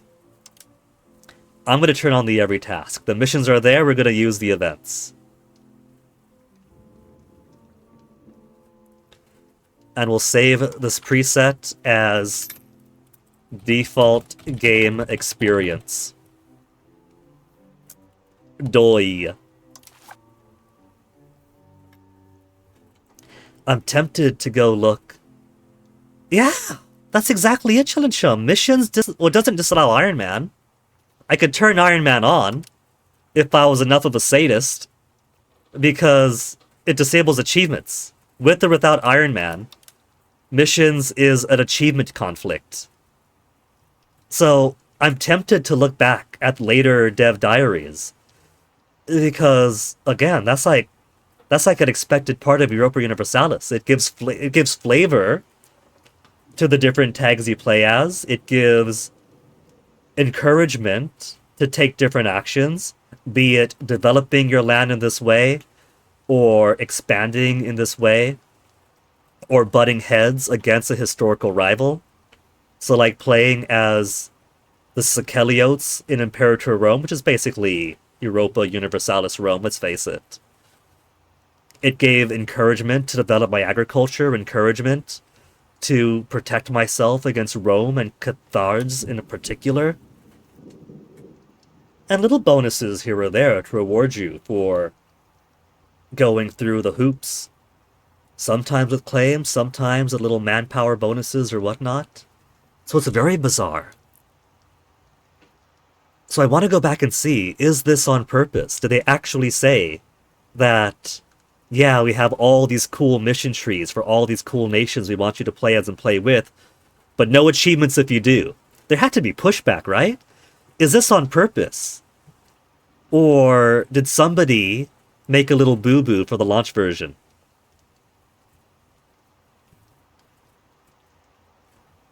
Like I said, my experiences with Europa Universalis 4 was very minimum.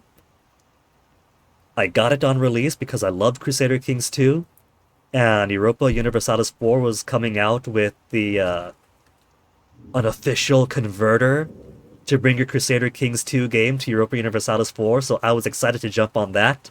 It's a different game. I didn't learn the game. Oh well, sucks to be me.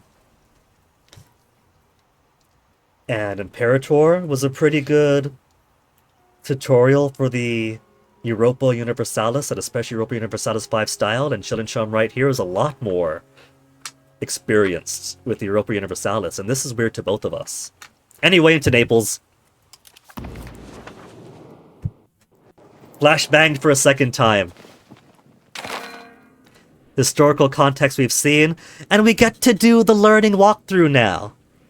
Now that missions are allowed, we get to do the learning walkthrough.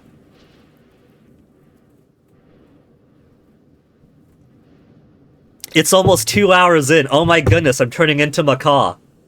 It's actually happened. I'm turning into Macaw, folks. We start the stream, right? We start the stream. I do my little preamble, joking around with the friends. We look at a different website that has a quiz for supplementary material we could look at. We open the game. I start going off on 2, 3, 5 different subjects. And now that I'm going to actually start the damn game, right?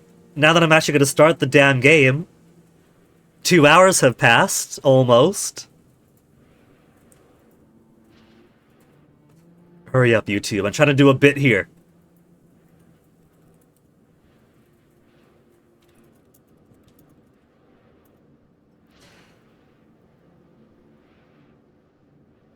And, forget it. And now it's time to start the game. It's gonna be BRB while I go to take a piss, grab myself some cereal, and I'll see you guys later, right? And then I'll come back in like 10-15 minutes. I'll do a prediction. Wait, hold on. Speaking of going on BRB, did I even set the capture for BRB? I did. Hey, good foresight. One of the few 4 things I do. No, I'm gonna get that show. No, I'm not gonna go that blue. All right, starting advice for Naples. As the biggest power in the region, I do see all these little things I can gobble up here. I'll totally respect the papal state's rights to existence while I gobble up everything else along the Adriatic coast and then down to the Tuscan areas. Kingdom of Naples is poised to dominate Italian trade and politics, while our subjects in Greece constitute a convenient foothold for external expansion. Build roads from our capital.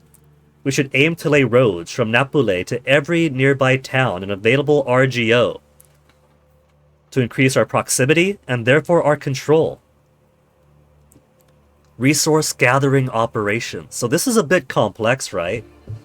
The reason I went into Imperator Rome in the first place was because I hungered for, I lusted for, I desired a grand strategy game with more complexity, with more granularity. Imperator was a very, very good start, and this has so much more granularity. It's not enough to simply have provinces with resources on them. I have my control that radiates out from my capital, or from places I want to increase control on. And roads extend the extent of my control, so these places that I have control of, that have resources, can actually contribute those resources to me. All the while, I gotta worry about everyone else around me. Full disclosure, I want EU5 to be my next girl. CK2 was my main girl. CK2 and I were together for so long we could have gotten married. CK2 was, I'm gonna buy most of your DLCs, and then once you get a bit older, and we want to spice up your relationship, we're gonna get the sucky DLCs too. You don't need the unit packs, your wardrobe looks great as is. You know? CK2 was the love of my life, practically. And no other game has quite captured that. Not Crusader Kings 3 especially. I want this to be it. I want this to be Miss New Booty. I want this to be the girl that we start having very awkward conversations and hangouts. I invite her over to play some Fallout New Vegas. We check out the Peruvian restaurant on the other side of the gate on base. We could go up to Greensboro once in a while to see Sleeping with Sirens, or down to Florida to see Falling in Reverse. And then we end up, you know, getting closer as time goes on, buying more DLCs.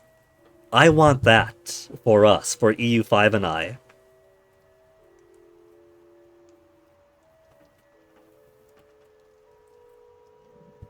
Because, you know, I see EU5 from across the office, and I see a cutie of the type that I like, and I want to get to know her better. And honestly, I do hope that we hit it off. That maybe we find some quirks in each other's personalities, that we like each other enough, that we can go out and do things once in a while. And then maybe Christmases, birthdays come along, I buy a DLC. I want that. I want this to be my next game. The 10,000 hours I put into Crusader Kings 2, I want to put into Europa Universalis 5. So that means I haven't accepted it right away yet. I gotta learn the game, right? That means I've got to explore this. I've got to learn this. I have to learn every single granular bit, every curve, every fold. The albums that it likes to listen to, its favorite songs on the album, the kind of things we can tease, the kind of things we could prod. Build roads from capital. Expand our extraction of raw goods. Our country contains valuable raw goods in abundance. Wool, fiber crops, and silk are not only very valuable by themselves, but they could also be used by our textile industries in urban locations. These RGOs, expand those RGOs as soon as possible. Careful, Onyx. And prioritize increasing control there. Develop the textile industry. Build the Spinners Guild and the Tailors Guild buildings in urban locations. They will use our raw goods to produce expensive produce goods. You see, older brother Jonathan? If we put a couple of cocoa plants in Angar, is that going to get us money? No, the chocolate growers never make the money. It's the value-added producers, numbnuts. To produce expensive produced goods, while the added demand will make our RGOs even more profitable. So we use our raw resource to produce a more expensive value-added good. But the very fact that we're using our raw resource to make a good is encouraging demand. The very fact we're using our resource to turn into a good raises demand, raises the price. I love it! The granularity! The granularity! Build a marketplace to export our surplus. Automated trade will export any surplus goods, such as fine cloth, to other markets, which will create trade income and keep the entire production chain possible.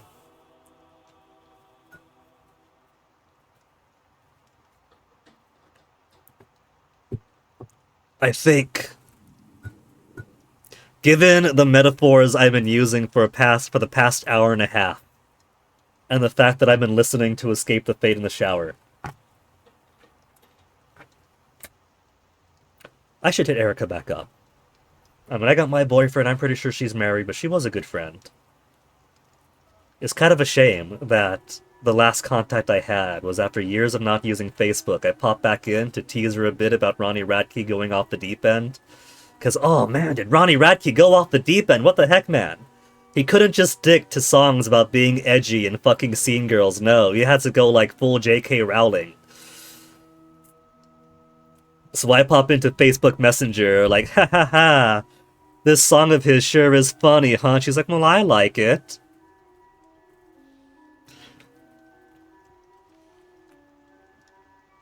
Not exactly maintaining the friendship there, am I?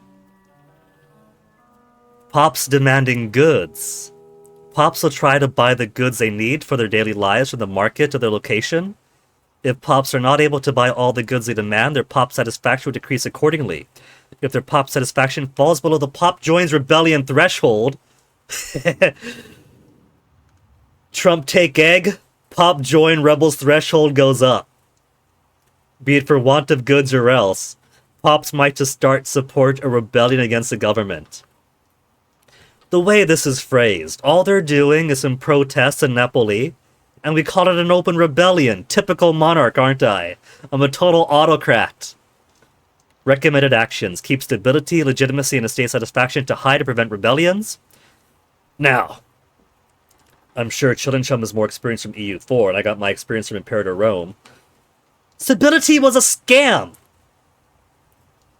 I was so lucky that for my on-stream game, playing as a Sikeliotes, uniting Sicily, taking over southern Italy, uniting the Greeks, taking over the Mediterranean, we had pretty decent stability.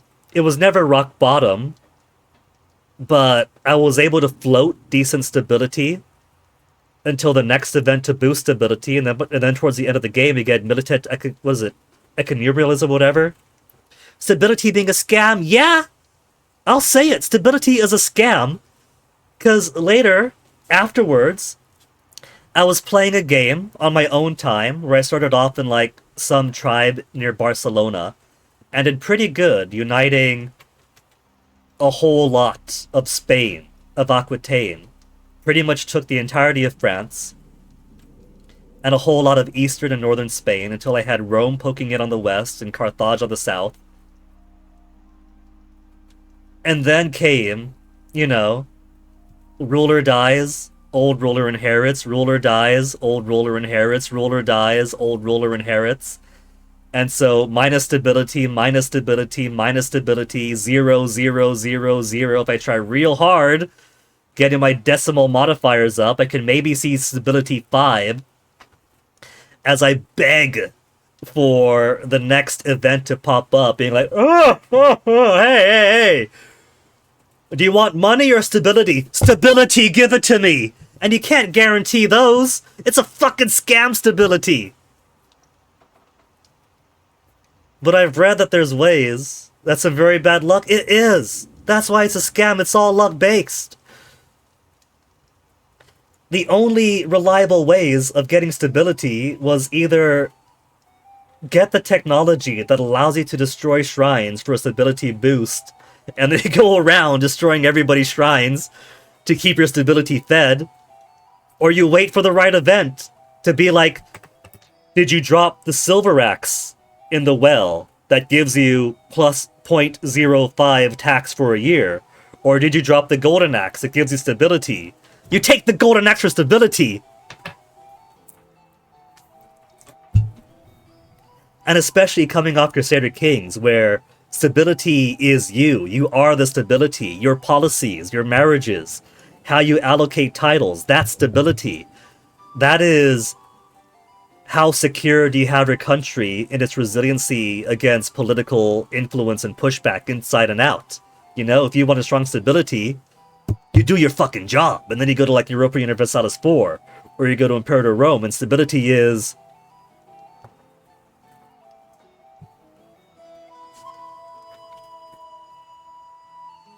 Tails? Sorry, mate, minus 15. 2 years go by, 3 years go by, 5 years go by. Hey, Matt! Hey, Matt! You want 10 stability? Yeah? Another year goes by. Oh, sorry, mate, minus 15, don't know what to tell you. But I've read... the whole point is I've read very, very casually that there's ways to increase your stability. You know, you can nurture it a little bit better.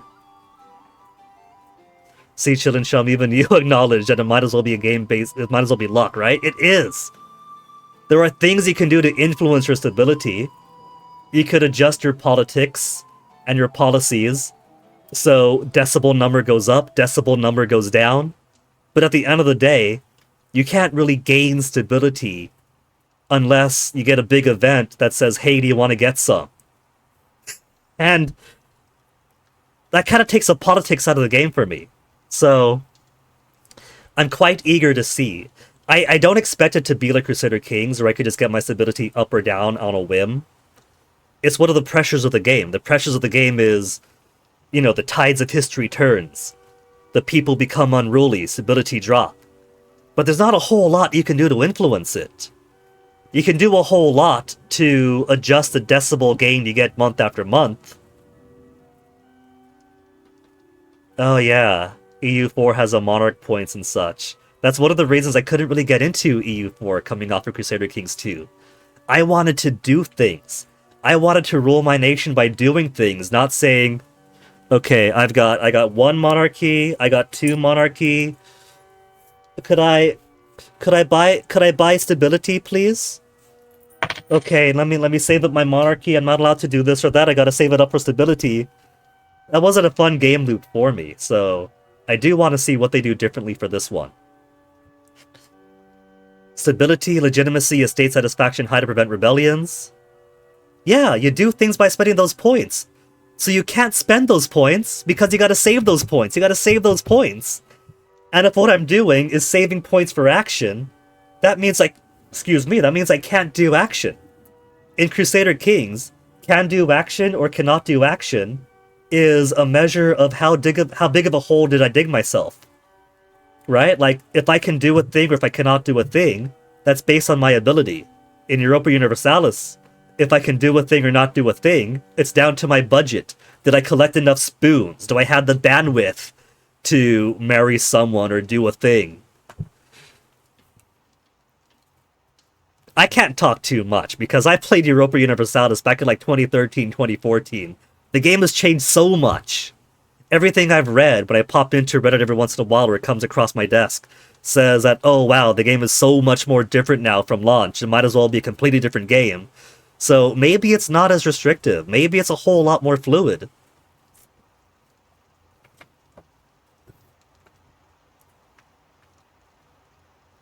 There are 3 chevrons on keep stability, legitimacy, estate satisfaction high. So that's extra priority. Yeah, like I said, Chillin' Chum, I was hooked into Crusader Kings 2. So, when they're like, hey, we got this cool new game, we got Europa Universalis 4. If you like Crusader Kings, you might like Europa Universalis 4. We're even going to give you the CK2 to EU4 converter, so you can keep playing your CK game in EU4.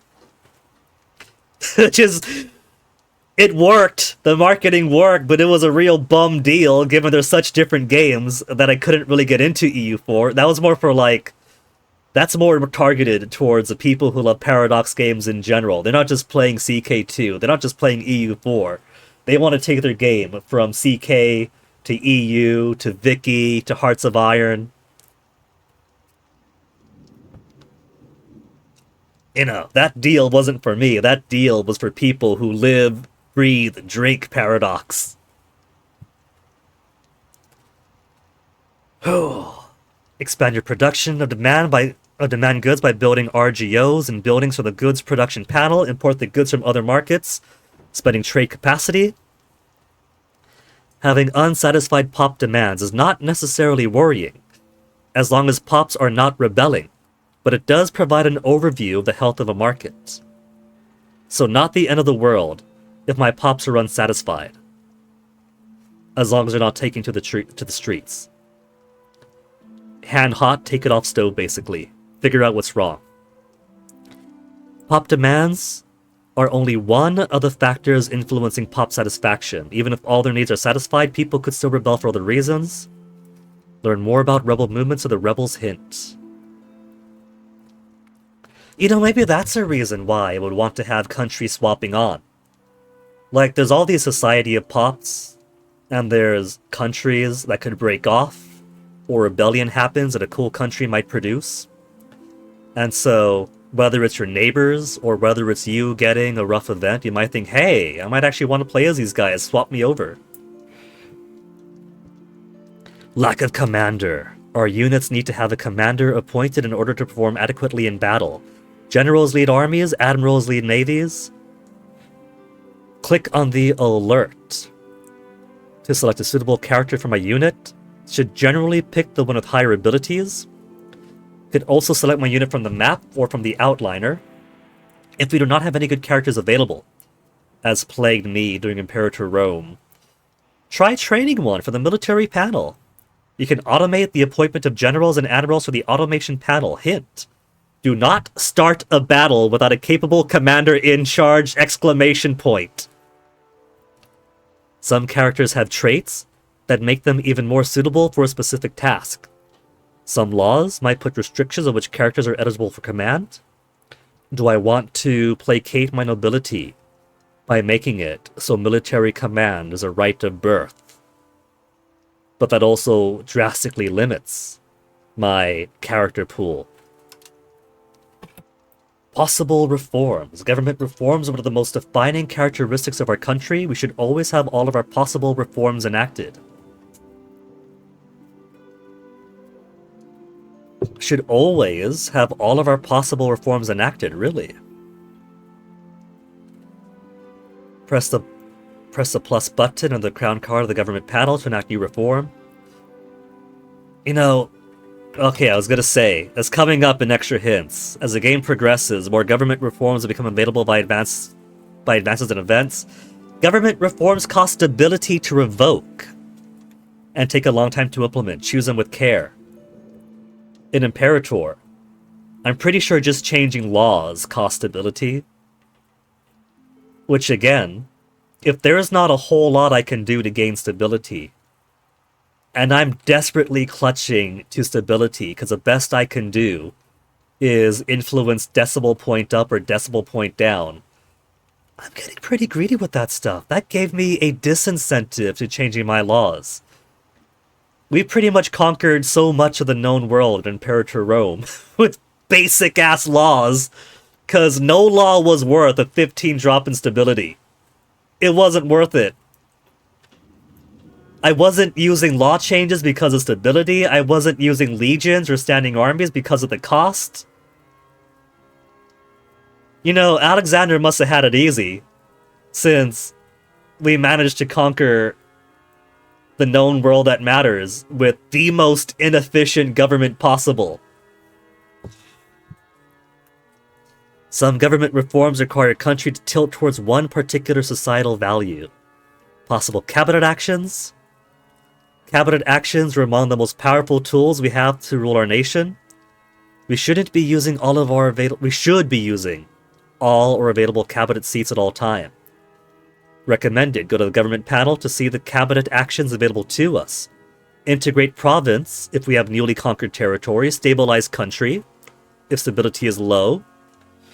That is an action we could take. Stability investment. 0.05. So was that just the equivalent of doing an animal sacrifice in Imperator? If we have the mana, we could press the boost stability button and we get 0.05 a month for like 10 months or whatever. And if we have lots of mana, we could keep pressing the sacrifice animal button to get a bigger 0.05. Is that it? Are we still beholden to random chance for stability gains? Strengthen governance if legitimacy is low.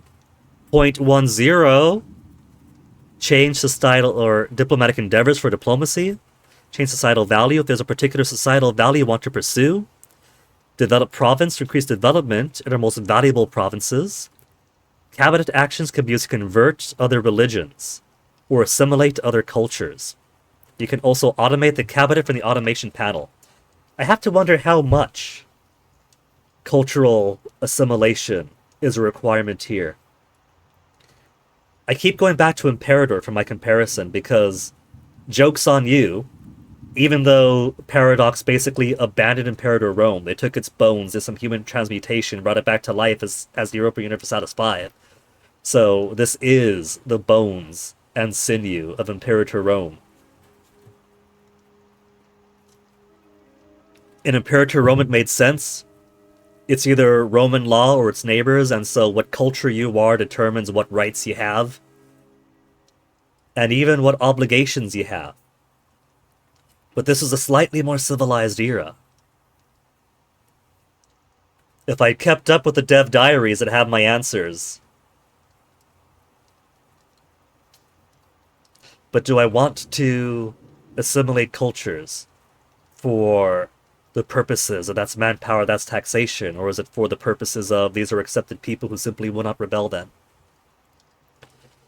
Characters appointed to the cabinet will increase the estate power of their estate. New cabinet actions will unlock in later ages. Research. The thing that I failed at so hard because I don't have the tree in mind at all times. We should make sure our country is researching new advances at all times. Go to the advances panel. Choose the advances that suit your needs. You can also click on the empty flask icon at the top right to open the whole technology panel.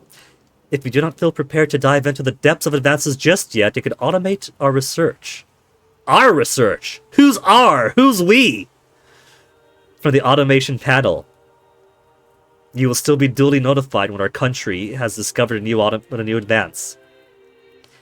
Unused research points will be stored up to a point, after which will go to waste. You can increase our research progress speed by increasing our literacy and the estate satisfaction of our clergy. Possible rivals. Rivals are countries that we publicly declare as hostile to our interests. The purpose of rivals is twofold. As a diplomatic tool, declaring rivals helps us make friends with their own enemies. As an offensive tool, we can fabricate casus belli against our rivals and intervene in war against them. Observe the rivalries and alliances of our neighbors, and pick the same rivals, as a country you want to ally. But beware of making too powerful enemies in the process. You can wait until other countries have declared their rivals before you're making your... T-burps. Until other countries have declared their rivals for making your move, that way you'll still avoid angering the wrong countries. Build a spy network in our rivals in order to fabricate casus belli against them. You do not need to declare all available rivals. You could right-click the alert to discard it. Having rivals will also allow you to be called to their wars on the opposite side. But be cautious. Our enemies will be able to intervene in ours as well. And we have no allies. An alliance is a treaty between two countries that allows them to enter each other's wars. If we were attacked, our allies receive a call to arms to enter the war on our side. Conversely, we should always take our enemy's allies into account when declaring the war ourselves, as it will likely get involved against us. I fully expect all these little tiny folks here to get a whole network of alliances. But they're little tiny nobodies. Nobody is going to complain if I just steamroll over Ascoli, Camerino, Fermo, Macarena, Ancona, Pesaro. I'm sure they'll get a whole network, but if I just take the guy that's my war target, that'll make it so much easier to make them capitulate. I figure I'll let the Pope be, and just carve, I'll be his buffer. I'll allow myself to be his buffer. Aren't I such a good, dutiful son, Papa?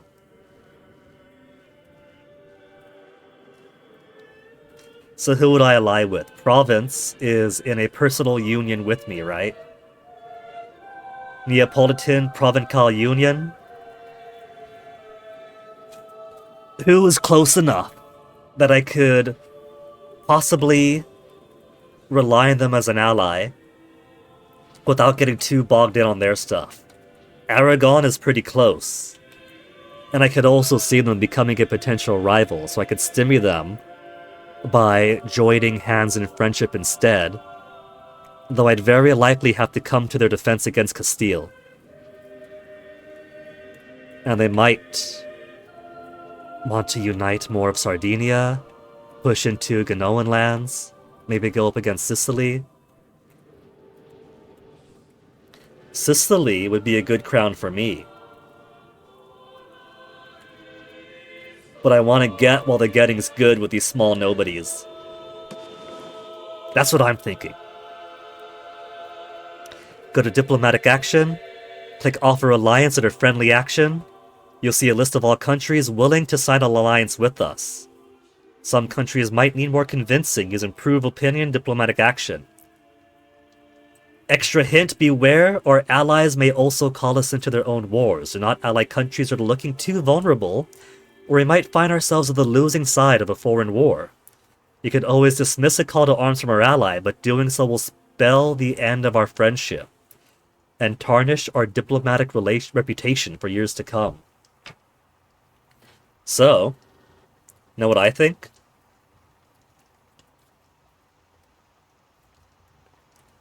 Start the learning walkthrough. The walkthrough takes a few minutes. We'll present the basic mechanics of EU5. Skippable at any time, you can start it here anytime. I think it's about time I take my BRB. I'll catch you guys in a few minutes. Totally pulling a macaw here.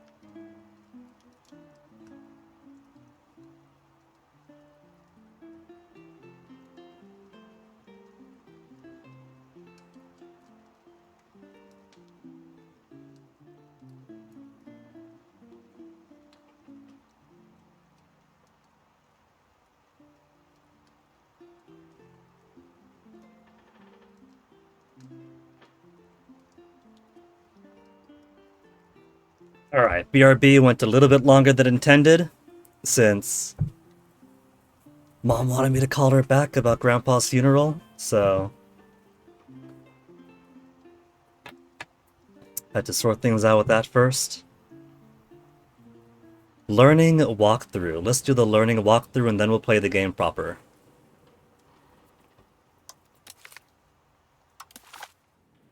Welcome to Europa Universalis 5. This is off by default. Not even a... Do you want this disabled for future playthroughs checkbox like you have at the start? Nearly 5 centuries of history about to unfold before you as the spirit of your nation. As the spirit of your nation. You have the power to choose how. You could conquer the world, develop your society into a flourishing utopia, or become an unrivaled economic power. Whatever you choose to do, history is yours to control. WASD, scroll to scroll. Hold tab to see an overview of the whole world. Oh man, we're in the Dark Ages! That's pretty cool. We got a little bit of the Atlantic here. And some islands you should know about by now.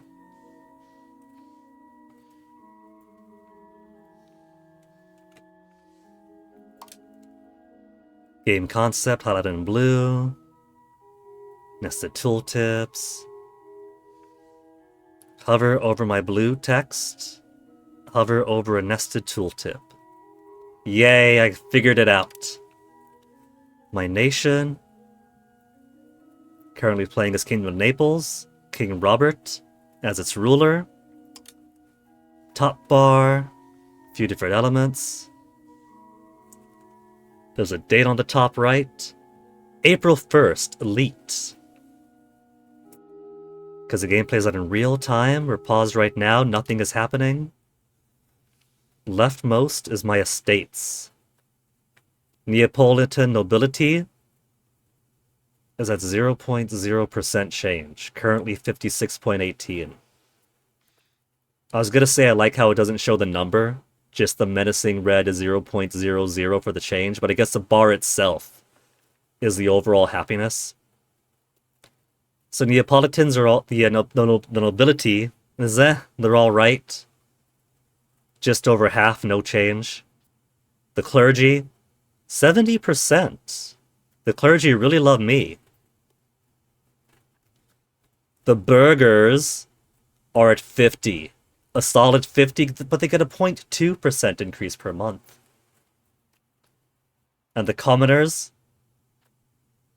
love me very slightly more than the burghers do. Aiming to build a winery in Napoli.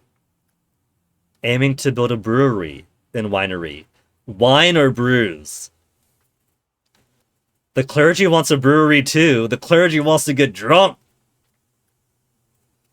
Aiming to build a tall castle in Catipuli.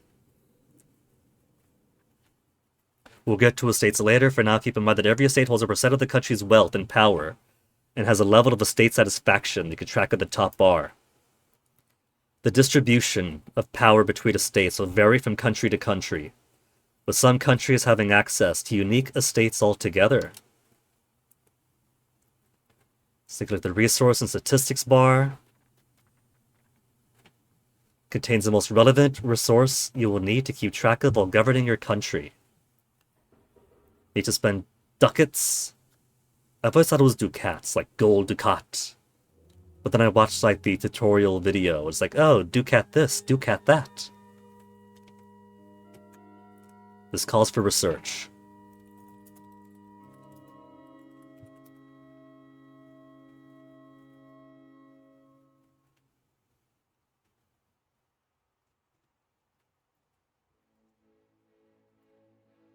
Ducat. Ducat. Ducat. That's his American pronunciation, though. Ducat. Ducat? Ducat. Ducat. Ducat. Ducat like it's hot? Ducat. Ducat.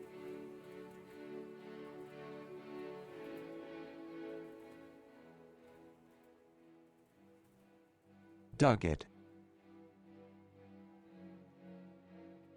Ducat. Ducat. Okay, ducat it is. From paying your soldiers to building your cities, but truly the most important resource is your population, as they constitute the foundation of your politics, your economy, and your armies. Particularly important numbers are stability, a measure of your internal resilience that will help you keep your estates and populations loyal, and that you could use to influence the politics of your country. It's a very, very rare resource, that stability, though, so I don't know about paying it. Visit the rest of the numbers, so ducats, stability. See that? It's at 29 only, and I get a 0.03 per month.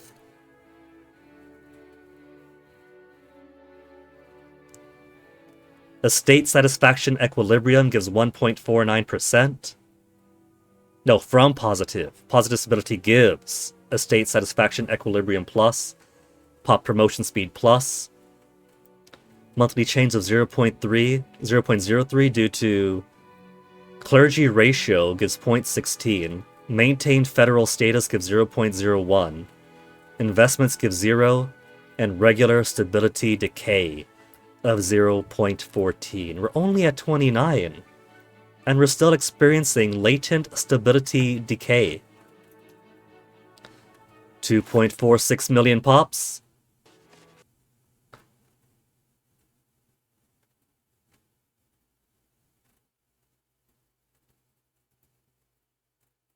An error has occurred, and the application quit unexpectedly. A crash report has been generated. Could help us fix the issue to future release.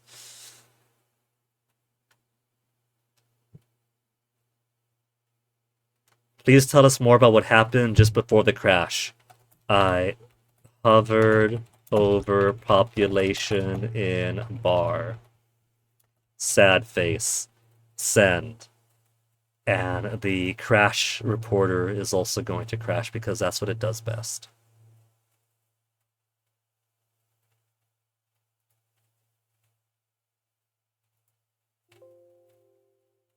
Crash report sent successfully. Thank you for taking the time. Yay. It actually worked. Now to reopen the game from the beginning.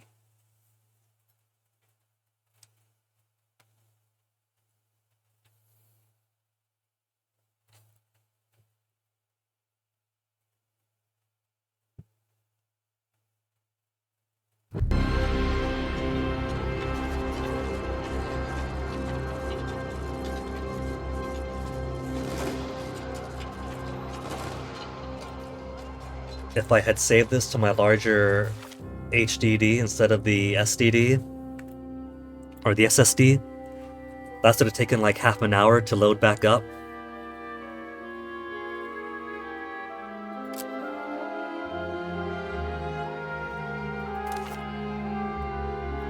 See, here it has, do not show welcome window again.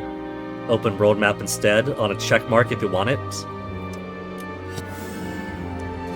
So I'm surprised that the tutorial doesn't have such a thing either.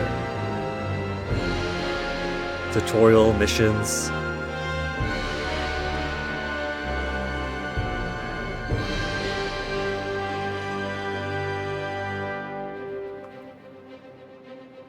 Fertility, impact the ability of a character becoming pregnant. Or to get a female pregnant. It's not quite Crusader Kings as far as the Dynasty sim goes, but there's a little bit of emphasis on the characters.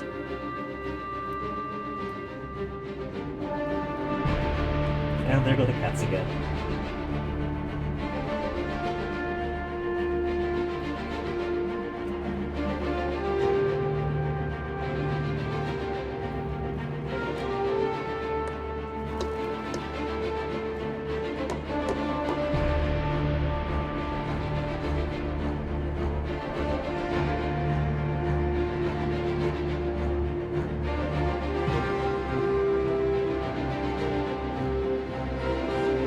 The swan just vibing.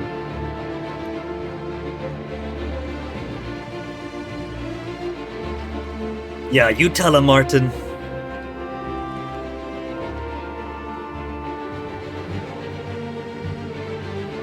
Positive prosperity increases the development of location over time, makes it more likely to track migration. Cool.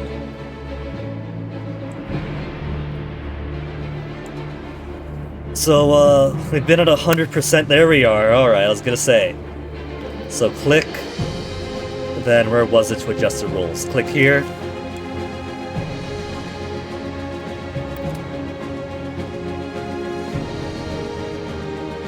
Select the preset that keeps everything mostly the same, but allows for missions. What flavor do we have? Formable country, allow plausible. Formation of ahistorical countries as creation would have been historically plausible. Ahistorical, all countries can be formed, including those that are ahistorical or maybe immersion breaking. Well, what do we count as ahistorical or immersion breaking, Mr. Pacific doesn't have anybody apparently. AI colonization. All countries that can afford it will attempt to colonize. Only Western countries with a capital in Europe will colonize. Look at that.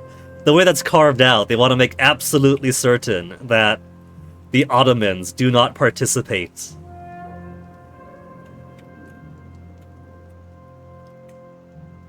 It's much more likely to them that Lithuania will colonize the world than the Turks.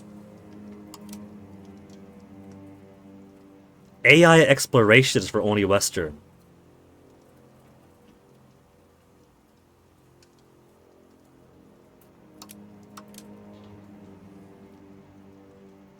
Is that to ensure that only Western Europe will do the legwork to explore the land around them and thus spread? Are they afraid that the Sultanate of Delhi might start sending exploratory ships, trade ships, and then conquistadors over to Spain and France and Britain? Are they worried that the Great Yuan, Korea, or Japan might go eastwards? Following in the footsteps laid out by our magnificent Micronesian navigators, bridging the gaps across the oceans, to farthest Hawaii, to farthest Rapa Nui, to eventually populate these coastal lands and further inwards long before the Bering land bridge is even a sperm.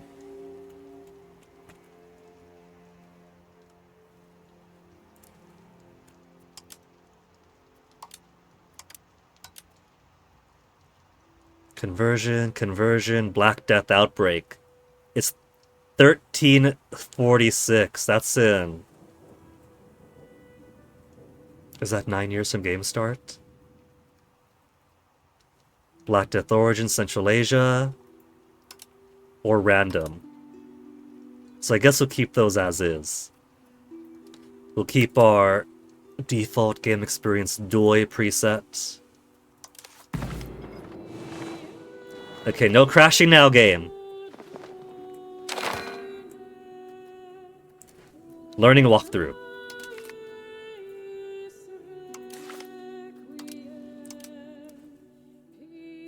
Tooltips you learned about, and then nested up, next.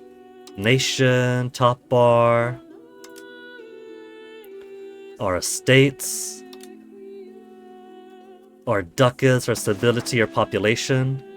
So I think it must have crashed then, doing that spread out to the map mode change.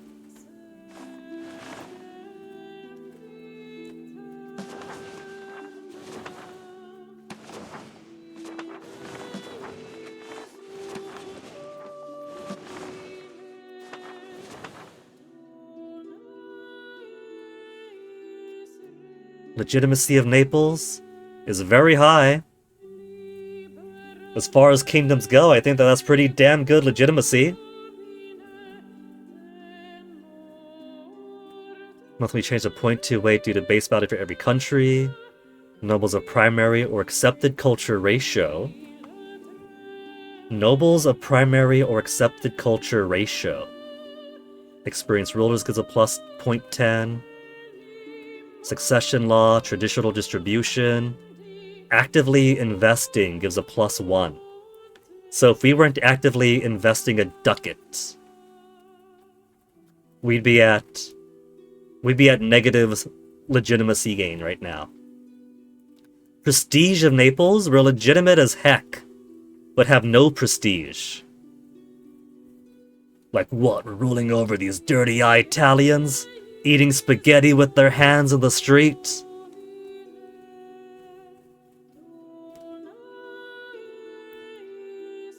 Monthly change of 0.08. Vassal subjects are good, works of art good, noble estate satisfaction good. Leader of the Guelphs are actually the leader. But there's a latent prestige decay of 0.19 down. 5 diplomats. Funny thing is that where my webcam is hanging on my computer, on my screen, this value and that value are hidden. I thought that was a 3 for a second because all I see is a little tail.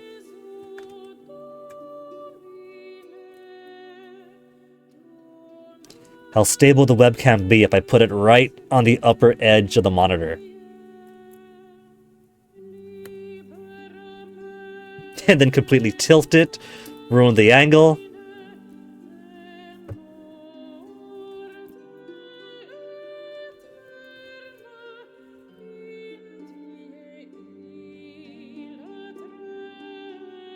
I could balance it like that.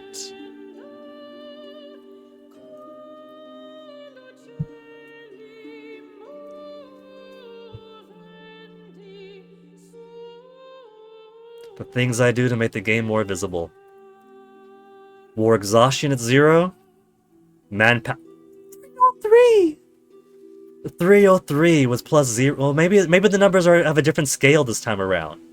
In Imperator Rome, 303 manpower might as well be 0. Maximum of 303. Maximum sailors, 178. Monthly research progress. Estate power. Okay, so to where we were before the crash. Europa Universalis 5 plays out over the course of hundreds of years. You can see the current date in the top right corner, which is where you control the speed of the game. The time is divided to 6 ages. Right now I'm in the Age of Traditions.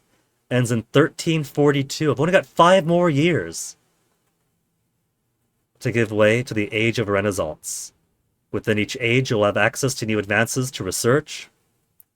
The game is currently paused. You're not missing on anything. Main panels. There are 8 different panels. Government, economy, production, society, diplomacy, military, geopolitics, and advances. One of the game concepts you'll find all across the game, on top of the game concepts. Some key game mechanics have associated hints that offer more detailed explanation, along with some suggestions. Can be consulted at a moment the hints panel.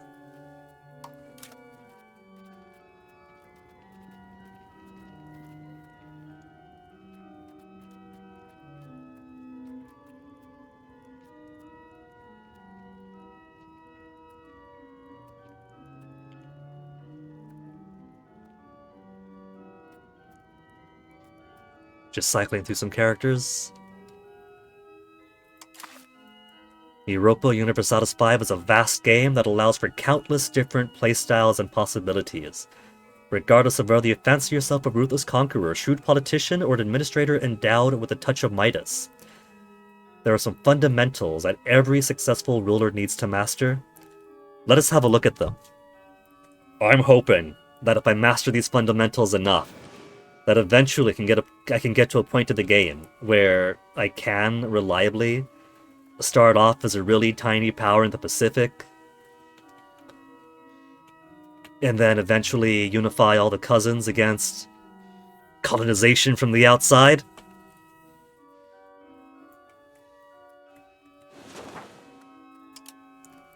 Balance.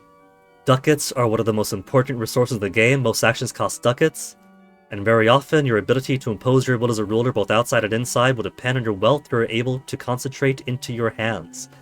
The path to global domination is paved with gold and blood. Most of your finances controlled from the balance panel. Open the economy tab panel, open the tab. So, balance tab open by default. Tax efficiency 5%. Gaining 3.54 ducats. And that's a monthly basis, is it? No debt. We can take a loan.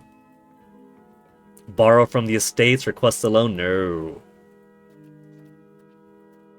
0.71 from minting. Nobility tax gives 3.62. There's no clergy tax, so they love me for that. Burger tax. Commoner. The commoners pay so much, you got a regressive tax going. The people with the least are paying the most.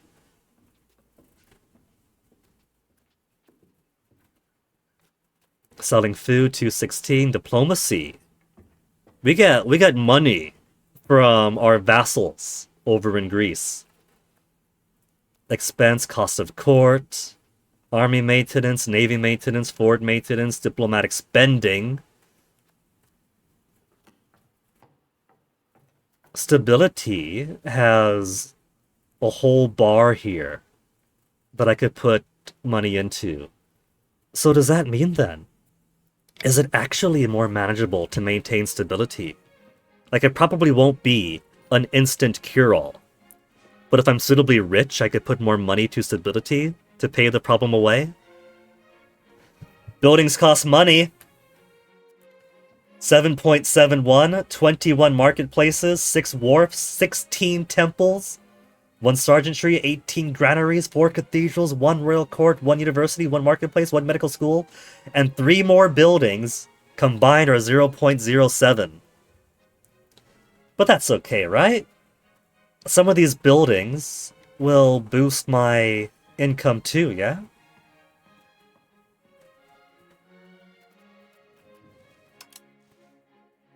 Find the overview of my balance. The difference between your income and expense will be added to your treasury at the end of every month. So it is a month-by-month basis. Can manipulate the different sliders in this panel to modify my monthly balance. I think I'm going to start by touching fucking nothing. As we just saw, the difference between your monthly income and expense is also displayed in the top bar. No such thing exists. As I've learned, everyone else is bottoms, so the only bar I can find is a bottom bar, or a switch at best. Most of the wealth in Europa Universalis 5 is generated on a monthly basis in the lands you own, your locations. We'll talk about locations later. For now, you can hover over the tax-based number in the top left corner to see a disclosure of my richest nations. Naples, of course, is best. Blows everybody else out of the water. And 0.24 and has 24.06 and 55 other locations. Everyone else is just an other that equates combined to that much. However, those ducats did not go directly to your treasury. As a government, you only collect a fraction of the tax base by extracting taxes from your estates. You can set the level of taxation by adjusting the tax sliders on the budget panel. Notice how estate satisfaction drops the more you tax them. Estates do not like taxes. The maximum tax that you could set for each estate depends on many factors, like how powerful they are. Sometimes you might not be able to tax a specific estate at all. For now, we recommend that you automate your taxes by clicking on the cog icon. Oh, Jinx is gonna love that, she's all about the cogs.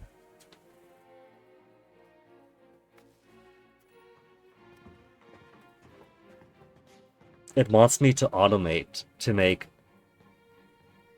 nobility taxes, or to make nobility satisfaction 50%.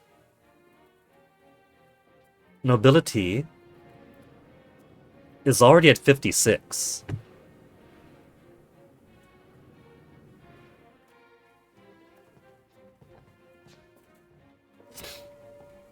%19.4%. I'm gonna remember that.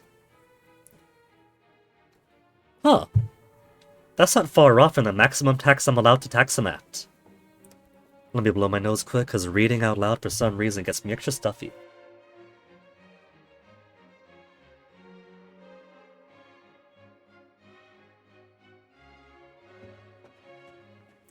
Can't find my tissues, but a honk was good enough. Alright. I'm gonna press the button for the sake of tutorial. But I'm gonna change it back. Automate taxes to all the states. Well, clergy's at 0, maximum 0. Burgers is at 38. And they don't like me though, so. There. They're all automated. Let me press next and then turn them back off. Aside from taxes, another significant source of income is minting.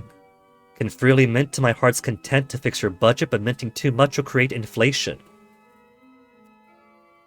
Way to increase our treasury at the cost of inflation. If we do not mint any coins, our inflation may decrease.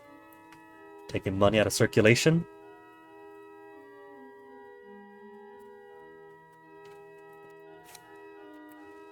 Inflation simply increases all expenses of our country, so it should always be avoided.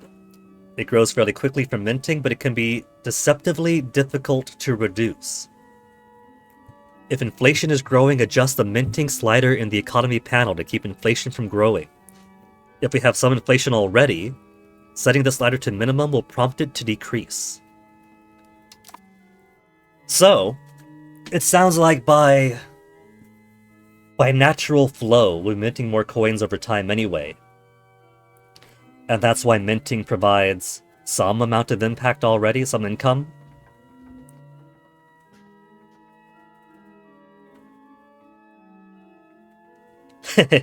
Move the minting sliders to mint some shiny ducats. Okay. It's at 0% right now. Oh, that's the inflation at 0%.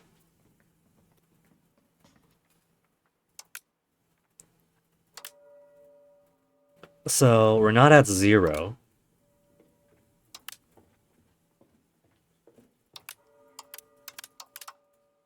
That's 0. So, we can... That's where it was at default. Even minting 0.71 a month, we're still at 0 inflation gain. Wait, no. Changes monthly by 0.10%. Base value for every country gives a 0.10. The current minting level gives 0. So, no inflation is being caused by minting. It's just being caused by the natural economic processes.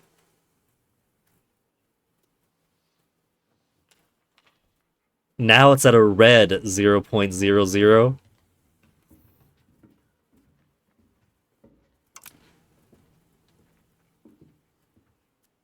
Minus... Oh, no, that's a minus 0.10. So, minus inflation... minus 0.09, so... If I keep it below the 0.10%, then we're safe.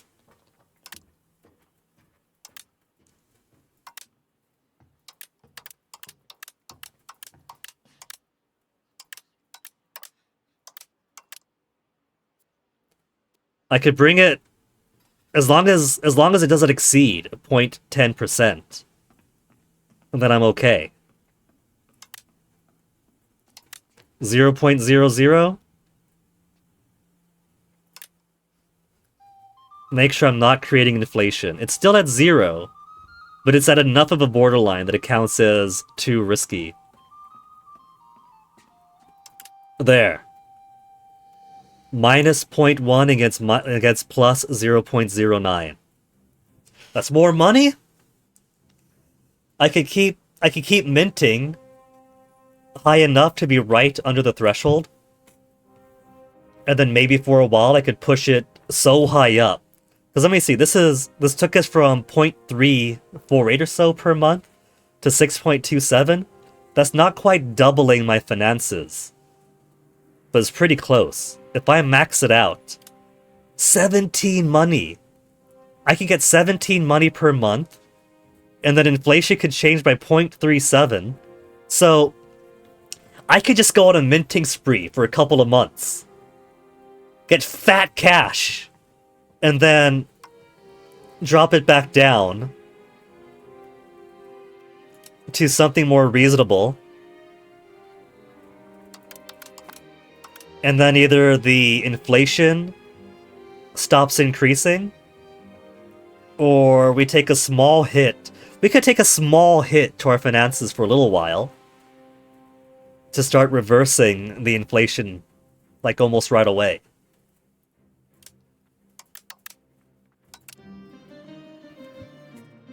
It'd be some economic micromanaging, but that sounds actually kind of fun.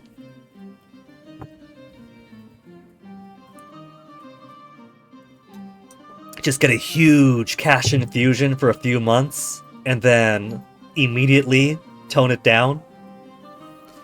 And not even to poverty levels either, to a more natural level that I should be satisfied with. The two other most common sources of income are trade and food. Since those are a more advanced concept, we'll not cover them for now. Let us unpause a bit before looking at the expenses. I could adjust the speed of the game. Can also press space to pause or unpause the game at any moment. Unpause and let a month go by. How about... It is possible to restart this walkthrough at any time from the agenda. How about, before I completely let a month pass on by, I explore a bit of the game myself, because I don't mind going through the motions to see what all my tools are. But...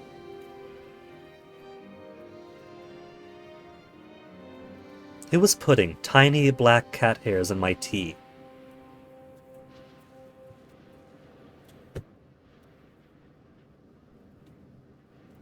They're sleeping on the bed.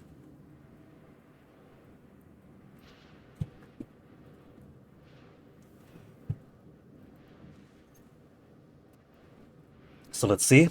Since we're at the part of the tutorial where it wants us to unpause for a whole month, let's go training wheels off for a bit. Oh, the map snaps back.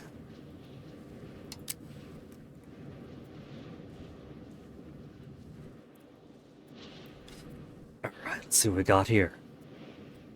We have an army of 250. They cost maintenance. And they have no commander. Who do we have? Capitano Folki di Luca? What is this naturally sorted by? Ability? He's got 98 on the crossed swords. I assume that's my militaristic stat. Parchment and quill? Dove and crossed swords. Administrative, diplomatic, and keep on burping, and military ability. 98 would give lots of move speed, lots of discipline. I know discipline is excellent, morale is pretty important for HP, but discipline is pretty much the real stat for armies. Combat speed higher.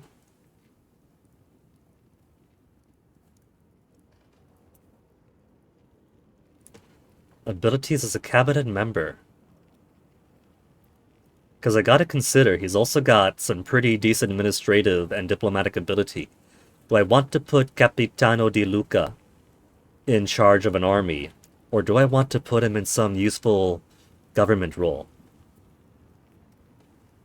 As a cabinet member, his military bonus, train general cost for half, military cabinet action bonus, plus half. Army morale and Navy morale across the board, plus 9.8. Estate satisfaction equilibrium, 7.2.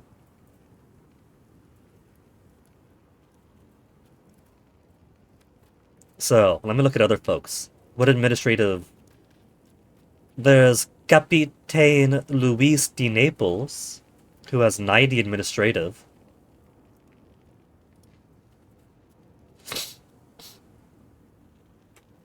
Oh, would you look at that? It's not just military ability alone that helps him out as a commander.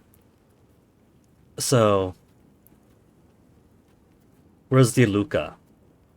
He's also a naval engineer, ship repair at speed C, or ship repair at sea speed. Logistical distance 0.69, siege ability plus 6.9, possible frottage, correct section stance 3.4. So you want more than just military ability for your generals. Your generals need to be good administrators. Diplomatic ability also gives army morale, army initiative, unit food consumption. A good all-around general has your armies produce fewer or consume fewer resources, start their fights with higher morale. I don't quite know initiative yet, but that could only be good.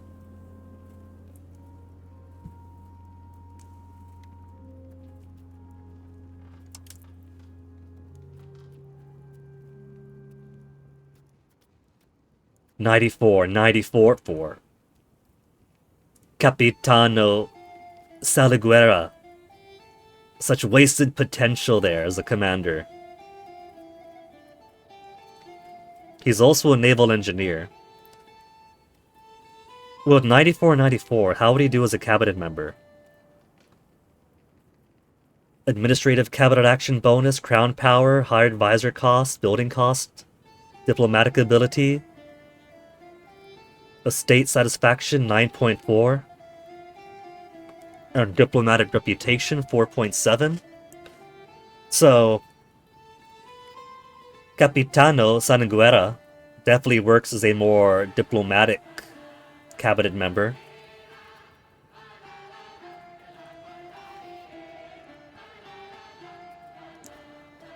But for First Army, I think 697298 are pretty good, so Folki di Luca seems to be the best option I got. I could put King Robert the Wise of Anjou. We have Loose Lips, minus 20% counter-espionage, Greedy, monthly prosperity down and keeping too much of the state's resources for myself. But in the end we're just. Estate satisfaction equilibrium up, monthly progress to free subjects up. Who else is good martial? Good military. Capitano Teodoro de Gatto has 89, and he's ruthless, assault ability up. Ruthless could be good for a general. Morale, initiative, and food consumption is only 2.5 and 5. Let me see, compare that to 36, 72, 14. I like the possibility of sieging or assaulting when I'm trying to besiege. Well, no, that's assault ability, not assaulting, right? They're talking about... Well, the icon is a crack in the wall, so maybe it is assault. As in, assaulting sieges and not just rushing through combat. Military tactics, defensive planner, more resilient to shock. We'll make it De Luca. De Luca is going to be our general.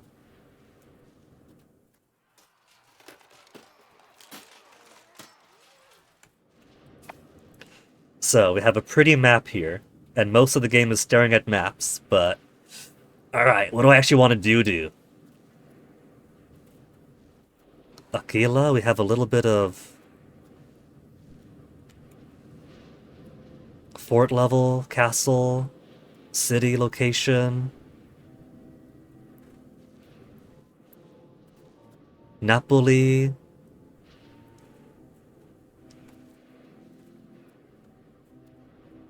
Could look at our international organizations. We got our First Army over here, First Navy over there, Catholic Church, Pope Benedictus the 12th. I misread Payers. 2,156 is prayers. That he's already made 2,156 prayers for the game. 7 Curia, 17 Cardinals. Any ours? We do have. Is in the Curia. The administrative body of the Holy See, therefore the Catholic Church itself. Can interact with the Curia, spend religious influence, propose a Curia action. And we got 2 cardinals! Check it! We've already got 2 cardinals to our name. Hey, Carver! This man's trying to unite Italy. Oh, the horror. Yeah. I mean, for right now, I just want to get a peek under the game's skirt, see how I play in the first place. Guelphs. The Guelphs, I guess, is this all of these guys too, then? So the Papal States, and a whole lot of little guys. What could we do? Leader selection by score. Do we have any actions we could take as leader of the Guelphs?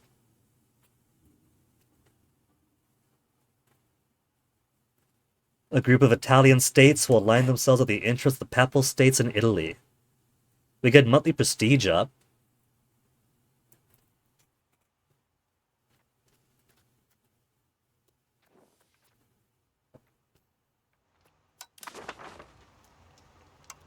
Neapolitan Provencal Union.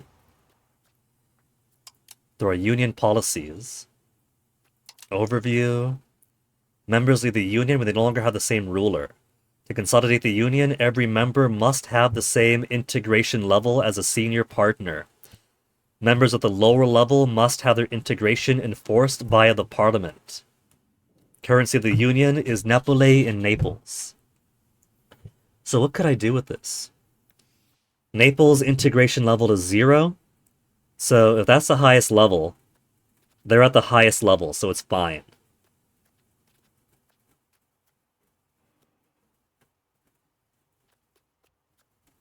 We're number 21 power in the world. Am I digging it so far? That's the fun thing, Carver. We're 3 hours into stream and I haven't unpaused yet. I have lots of thoughts about the Pacific. Since there's some decisions there that are not unexpected, and some that are rather bizarre. But I've already gone on for like 45 minutes alone for that subject. How? Well, I can't tell you how now, Carver, because now that we're playing as our little Mediterranean power, the Pacific is marked off. So I'm going to have to rely on your geography of the Pacific here, Carver. You're going to have to imagine the place I'm going to show you. So, as you could expect, right? The Philippines has some playable nations. Some are just society of pops, whatever, waiting to be colonized. Indonesia's got quite a few things. Papua's got a little bit.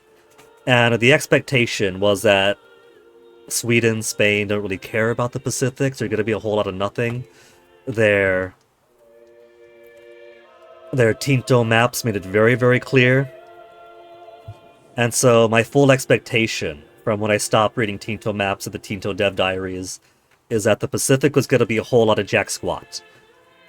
And so Palau not having anything, not unexpected. The Mariana Islands having nothing, not unexpected. New Zealand, Maori, having nothing but Society of Pops is very surprising. You would think at least there'd be playable Maori. But what was really surprising is that in the huge desolation of nothing, nothing, nothing, nothing, nothing, nothing, nothing, Little Yap of all places is actually a playable country. They have enough sense to put Yap in, but not Palau, not the Marianas, not anybody else in Micronesia, so no Marshall Islands, no Carolinians. Basically, the only 3 representative of who you could play as in the Pacific is Tiny Yap in the west, Hawaii to the east, and Samoa in the south. And I'm quite happy to see that there's any representation at all. But the really surprising thing about having Yap there at all is that Yap is right in the middle of all these other cousins they got going on. You got Palau right next door practically. You got the Mariana Islands and the Chamorros right here. And especially with Yap and Palau, we have, like lots of really cool interaction going on. Like all of these little myriad islands of ours. we're engaging with each other. The whole reason these islands are populated is because we have our master navigators sailing out. We're keeping in contact with each other, engaging in politics, engaging in trade. You got a lot of cross-island warfare going on of the Polynesians, and not just like the inter-island warfare going on like with Palau. And so with Yap in particular, you have lots of trade. You have politics and economics in play with the Yapese money stone. The Palauan money stone came from lots of sources, some quarried in Palau itself, some from the Chamorros, but a lot from Yap. So we have playable Yap producing and exporting stone money as prestige money for Palau across the ocean over here. And so you have contemporary economic and political activity and social joinings, but only one partner in this big economic, political web across the oceans is represented, while everyone else is apparently sitting on our thumbs waiting to be colonized. Having to wait a couple months for the DLCs? They pretty much made their initial DLC things known. If you pay an extra $20 or $30, then you get 8 landmarks on the map, which you can get anyway for doing a quiz for free. And then next year you can get some Ottoman flavor, next year you can get some Morocco and Castile flavor, next year you can get some Scotland and France flavor. So fixing the Pacific is going to be a long time coming. These are important. Member leaving the Union, who? Province is leaving due to succession law cognatic primogeniture.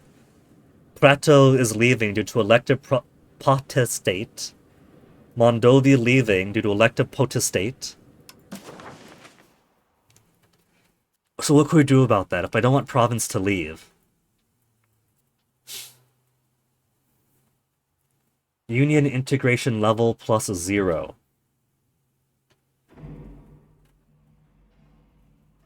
Every member which is present when a centralizing policy is implemented gets its level increased.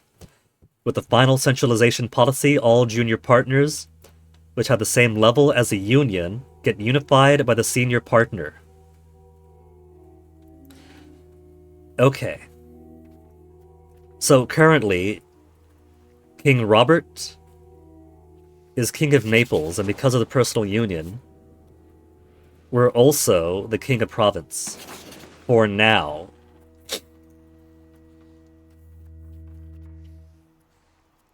It makes us a personal union. We're playing as Naples, the spirit of Naples. So if Robert gets killed off or whatever, the Anjou dynasty dies off, whatever, we're playing Naples. So we could split if Robert dies, and our ruler and their ruler becomes different.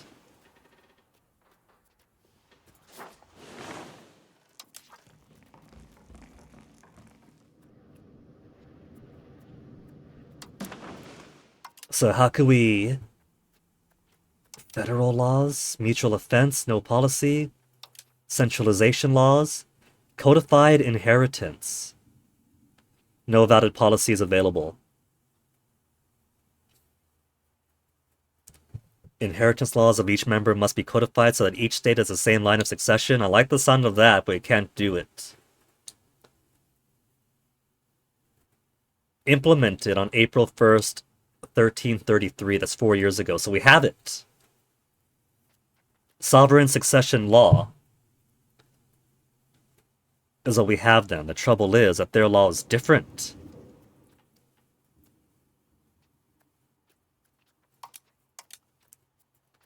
So we can't actually do anything here, it looks like. Or at least not yet. So member leaving union.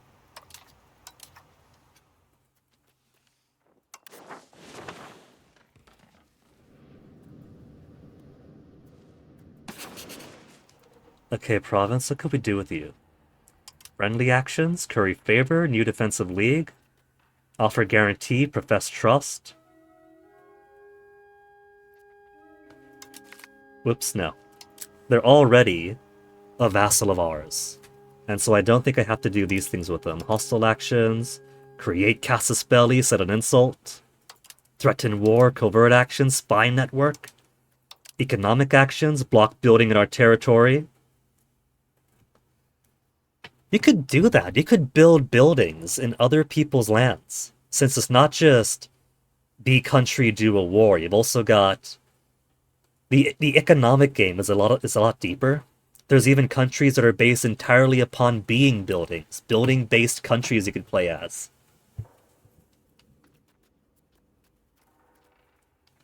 By location.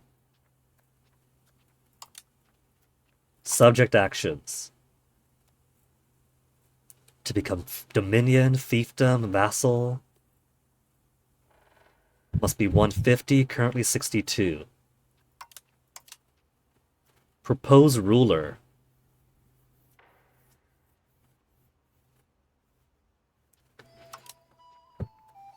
So do I want to start with the province issue? What's their maximum opinion of us? Opinion 62.5. Different primary culture minus 10. Same union plus 20. Shared societal values 20.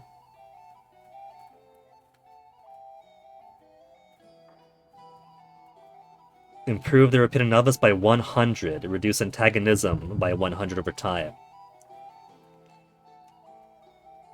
We could try to improve their opinion then. They're at 62.5 right now.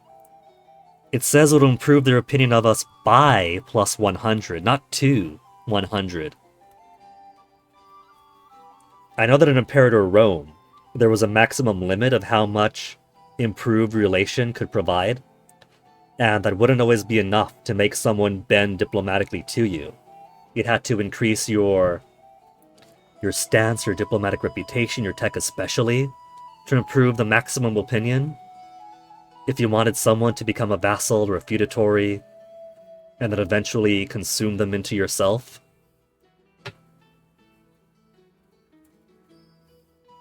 But if this is plus 100, and not up to 100, I don't see a maximum.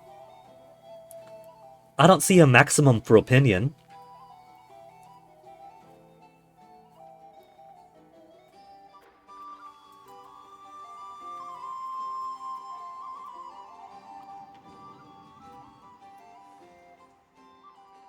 So maybe that should be my start then. If province has a different inheritance than we do,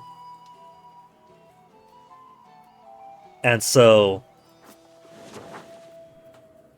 when our 61-year-old guy dies and they leave the Union,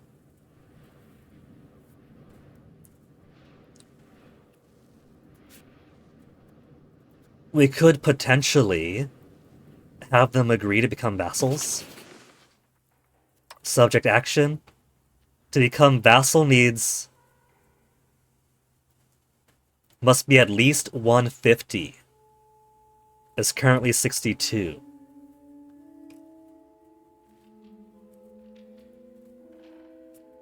Between dominium, fiefdom, and vassal, why would I want them to be a vassal?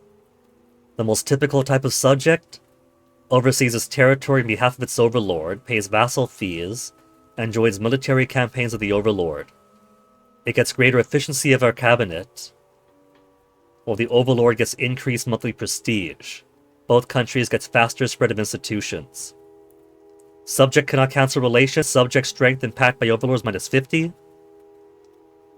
Subject can be annexed at plus 1 progress each month after 10 years, if they have 150 opinion. Fiefdom. A junior title that is a property of its overlord's ruler. Maybe that's how I want to go, from personal union to actually, you belong to me now. Exclusive for a monarchy of the same religion group as the overlord. Increased efficiency of our cabinet becomes ruled directly by the overlord's monarch. Same ruler as the overlord, so we will maintain the status quo. Can be annexed at plus 1 progress each month after 10 years, same as a vassal. At 150 opinion. Overlord can build resource gathering operations of the location. can build roads, can build buildings. How's that different from vassal? Same then. Dominion then.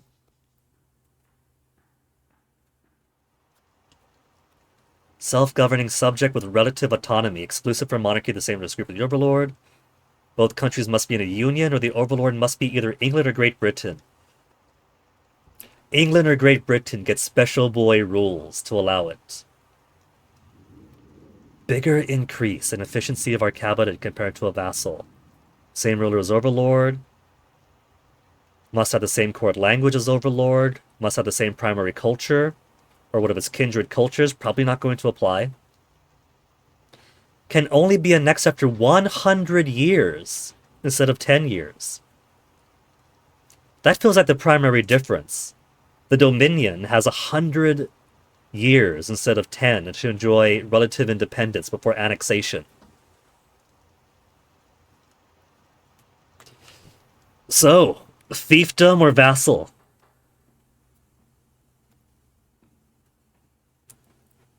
I don't see a major difference. Overlord needs 2.1 diplomatic capacity to maintain the relation. 2.1 diplomatic capacity. You know what? Let's make him a vassal. Let's improve that opinion. Monthly diplomats minus 0.5. Where's my diplomats? Is that diplomats? That's war exhaustion. Diplomats of Naples is at 5. I lose 0.5 a month, so I'll be at plus 0.25 instead. Alright, let's do it. Ordered our diplomat to establish an embassy in province with the goal of improving our relations. Cool. And hopefully that'll sort that out over time. Unprofitable buildings. A potter's guild in Brindisi is losing money. Weaponsmith, weaponsmith, weaponsmith, and glass guild is losing money too. How am I losing money on these things?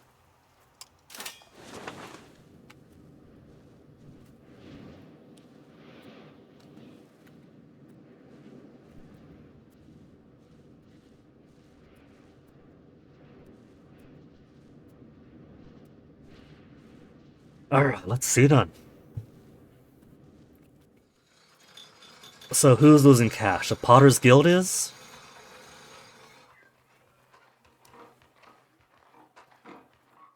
Best places to build a potter's guild. Brindisi. And yet they are losing money apparently.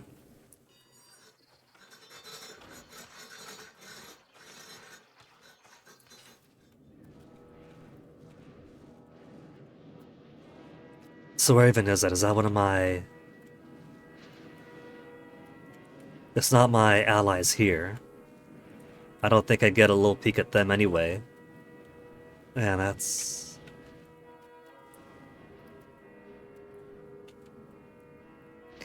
View hint.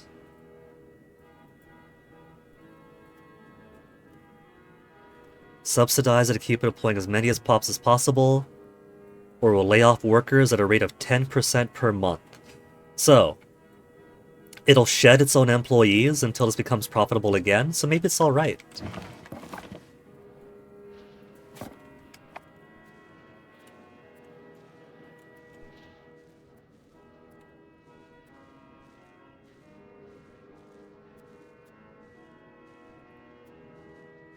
And there's the effect of the scroll over for the province names.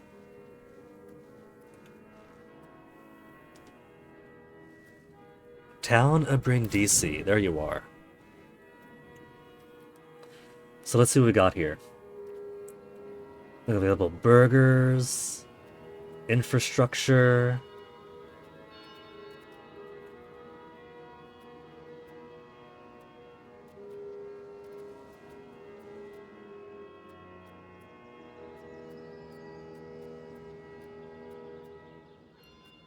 Nobles, clerics, burgers.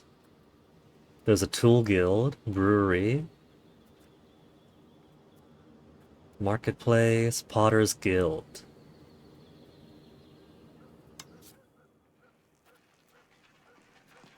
Required production methods.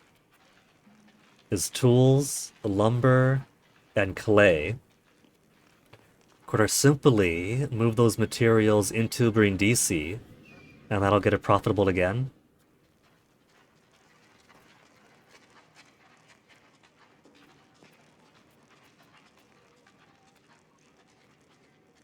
Selling one pottery? Is it because we're importing clay, lumber, and tools?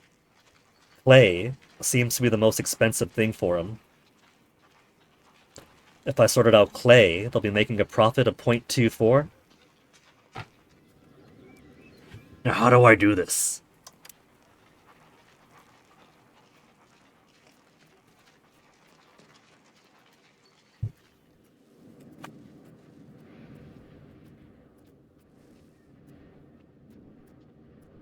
Raw materials.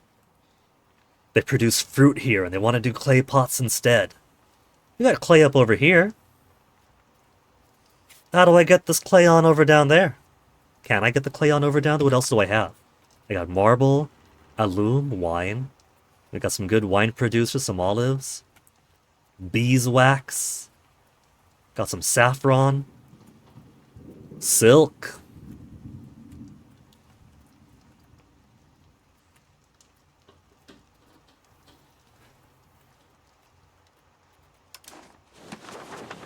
Who else is unprofitable? Minus 2, 3. Glass Guild in Napoli is minus 1.5. A lot of these are minus 1 point, some lower ones. Should I worry about getting these profitable first? What other concerns do we have? Pops with needs. Pops are missing goods at the following market. Sturdy grains, fruits, fine cloth, furniture. We're missing a whole lot.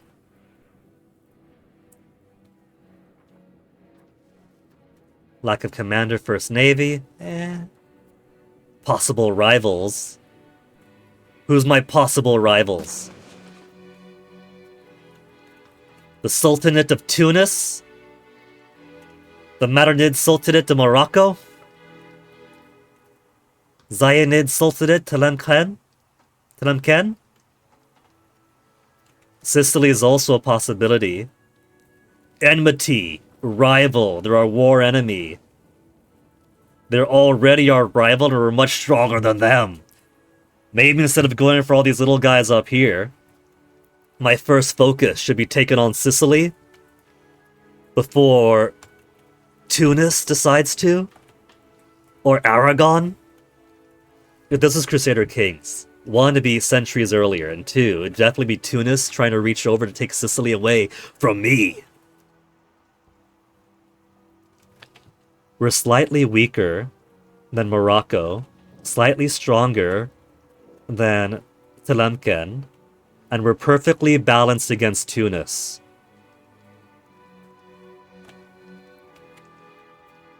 Byzantine Empire a fair bit stronger than.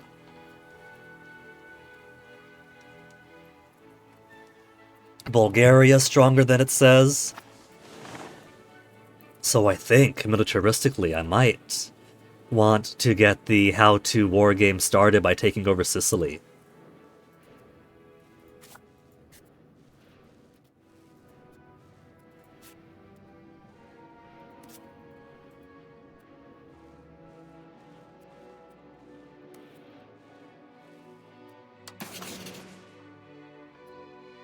Ask to become their vassal. No. Propose ruler.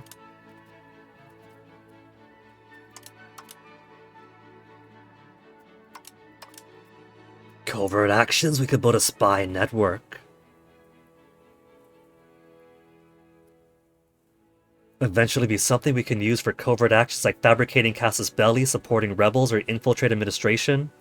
Chance of spy discovery, 4.5% per year once the network is at least 25.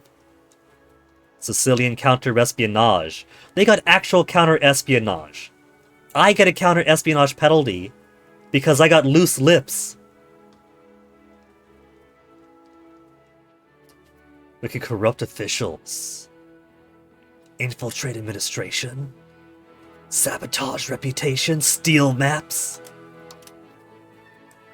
We can create... How many spies do we have anyway? Because we got the option to create Casus Belli already.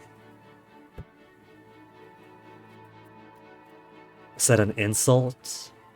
Giving them Casus Belli on us. So we can't declare war yet. We cannot declare war before May.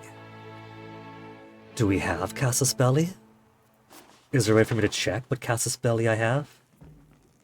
These are my international organizations.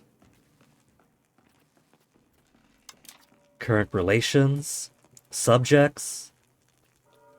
Enemies, rivals.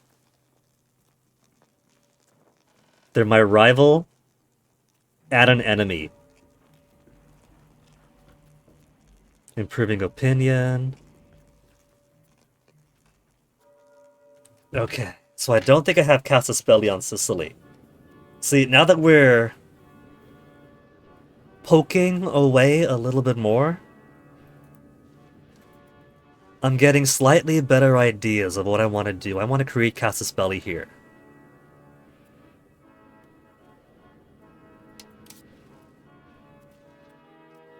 Claims on province.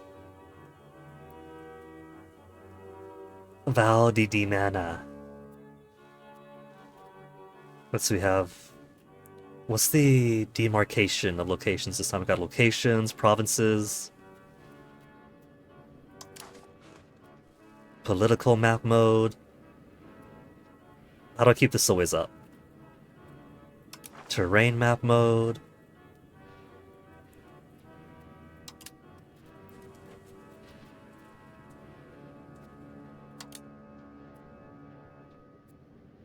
Demography. Culture's location, culture group. Diplomacy map mode? No. Military map mode? Nah.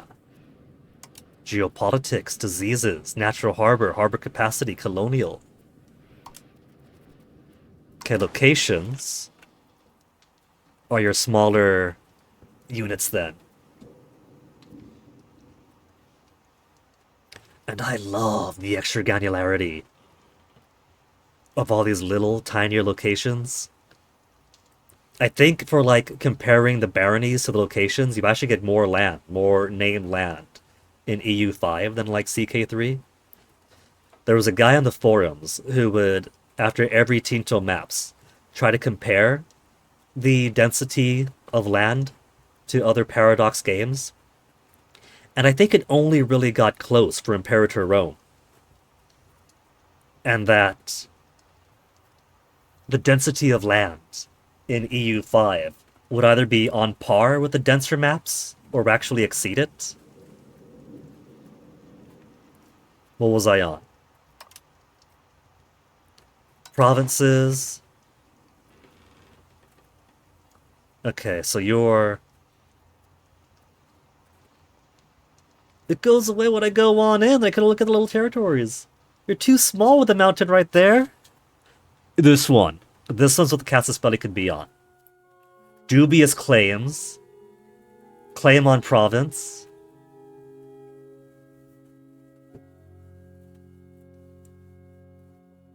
Max antagonism score of 0%. If we go by claim. Oh, but we lack the 20 spies.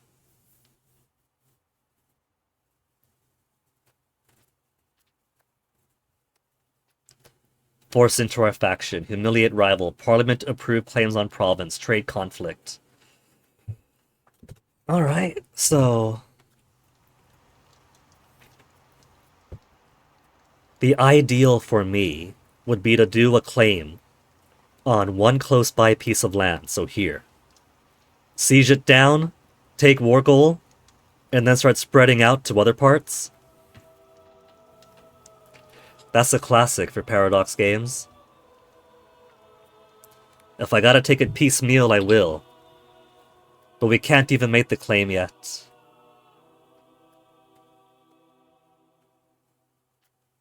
There's an actual higher cost doing dubious claim and the antagonism versus regular claim. So I have to wonder, why would you do a dubious claim when there's less penalty for claim on province? Maybe it's quicker? But evidently, I first gotta build spy network. Would increase by 0.91 each month to do various covert actions. Monthly diplomats minus 0.1, alright. We'll send a cultural attaché over to Sicily.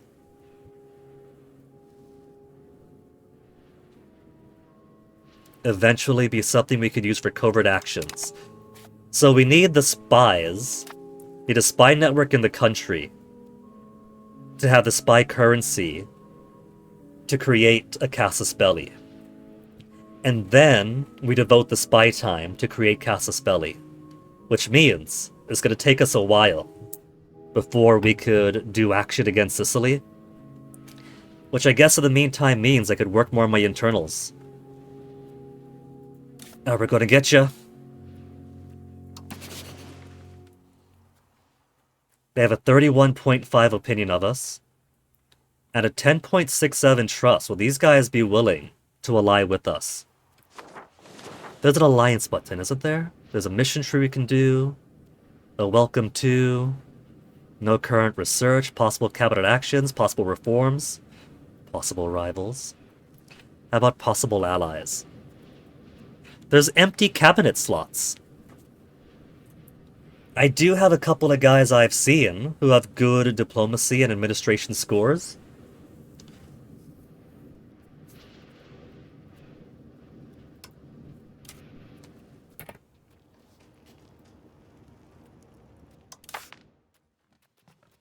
Values, missions, parliament. 12.5% base support of the parliament. We could call the Senate. It was last called 2 years ago. Cabinet. No cabinet assigned. No cabinet action assigned. So, the thing is, I don't know... If I look at my characters...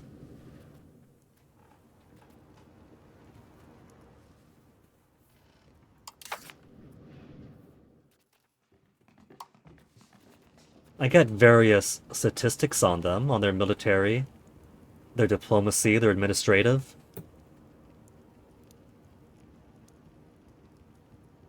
Their abilities as a cabinet member. Maybe there's no difference between cabinet members. Because I just see cabinet slot, without a type of slot, so maybe there's no difference in the slots.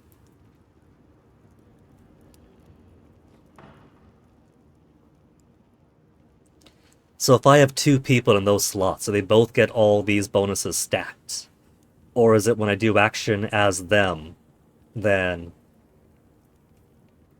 these would have benefits? Sorted by name.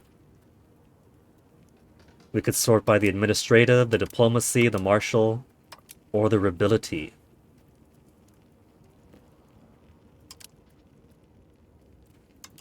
Oh, was this a different pool entirely than when I could have put in commanders? Because for the commanders we had all these capitanos with all these excellent stats. 94-94. Capitano Sanguera. I thought, well, there we go then. There's a very excellent cabinet member right there.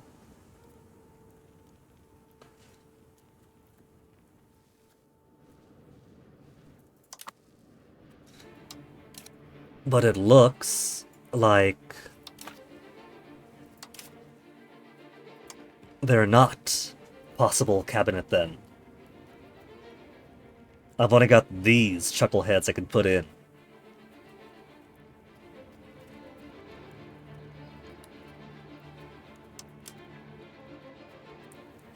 Niccolo Acciaioli, 47, 57, 74.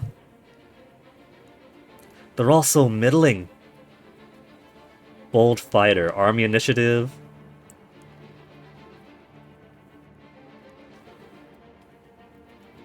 So, Diplomatic cabinet action bonus 28. Estate satisfaction equilibrium 5.7. Reputation up.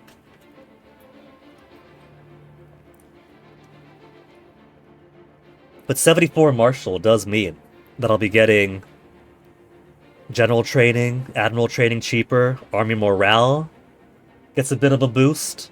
If I want to go against Sicily, I definitely want that.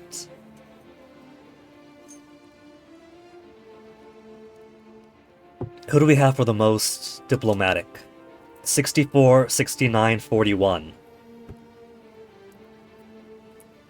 And administrative is 72. So I think 64, 72 is not too far off. But this is the best guy we got for administrative. I think that's a pretty decent or for a diplomatic, that's a pretty decent balance, I think. Crown power higher, building costs cheaper. So Roberto Rossini to cover my administrative and diplomatic. Niccolo for military ability, while still keeping some pretty alright middling stats for everything else. That seems good to me. Assigned to this cabinet slot.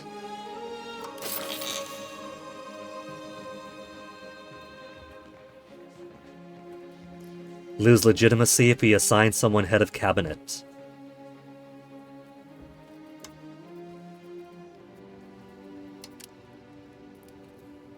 $64, $69 was it that I'm after? Yeah, $64, $69, $41.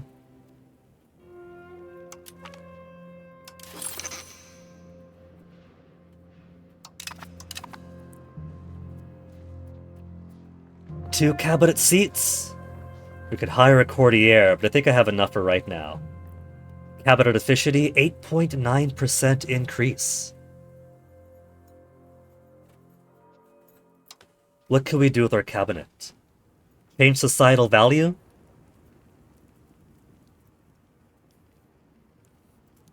Develop province? Plus 0.025 per month. Diplomatic endeavors, improve relations. Improve diplomatic reputation. Pop migration speed up. Migration attraction, we could expel people. Foster new culture. Could form a new primary culture. Huh.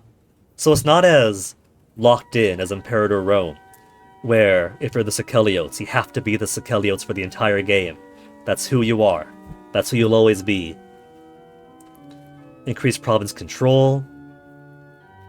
Assimilate pops into our culture, convert province, rebel crackdown, stabilize country. I like the sound of country stability. Strengthen government legitimacy.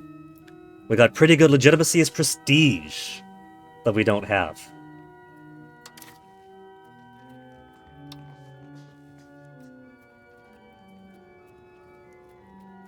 $0.05. 0.05. That's based on the sword to increase stability. Before I make any big decisions that way, let me see what I got as far as pops go. Satisfaction. We got some unsatisfied folk in Calabria. Over on the heel of the boot, further up north. 20%.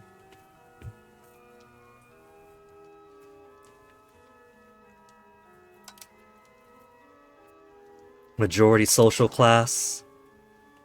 Of course, it's going to be peasants. Peasants are the backbone of the country, after all. Primary culture, Neapolitan. Cultures by location, mostly Neapolitan.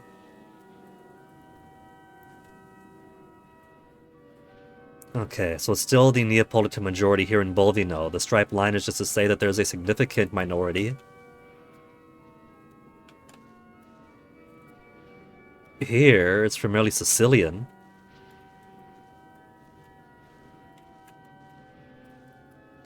Primarily Sicilian. How do Sicilians care about me? Do they like me?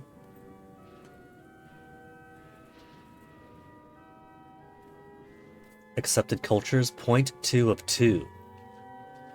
We use 0.2 out of 2 of culture capacity. Sicilian is accepted, median is tolerated. Median being the middle of Italy. I think this is alright. Sicilian is a pretty big minority. And if they go against Sicily, then they'll be even more of a minority. So Sicilian accepted. Perfectly good. Accepted culture does what? Each country can have a handful of cultures that are treated entirely like the primary culture. They're treated entirely like the primary culture. They're full citizens, they're human. Exact amount of a culture of a country could afford to accept without penalties is variable. Pops belonging to an accepted culture could be raised as army levies and naval levies without requiring any special laws. So, if we're racist towards you, you are not allowed to be part of our army. Kind of the opposite of when these European powers would go overseas. Hey, here's a nice Indian empire that's ours now, and now every world war we have is going to be how many Indian troops fighting? Tolerated?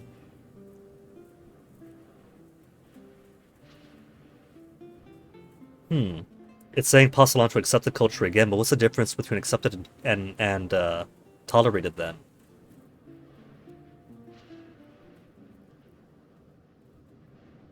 Maybe it means they're okay, but they can't join our armies without special laws.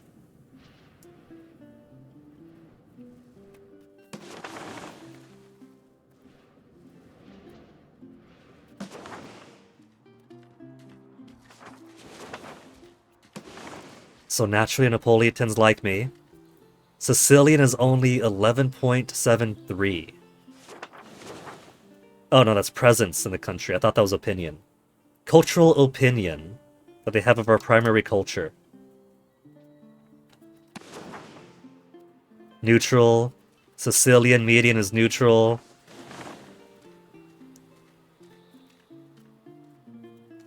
Cultural status the cultures have in our country. Neapolitan, primary. Sicilian, accepted.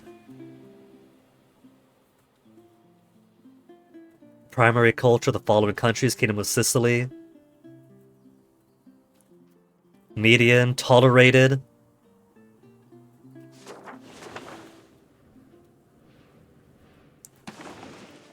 Greco.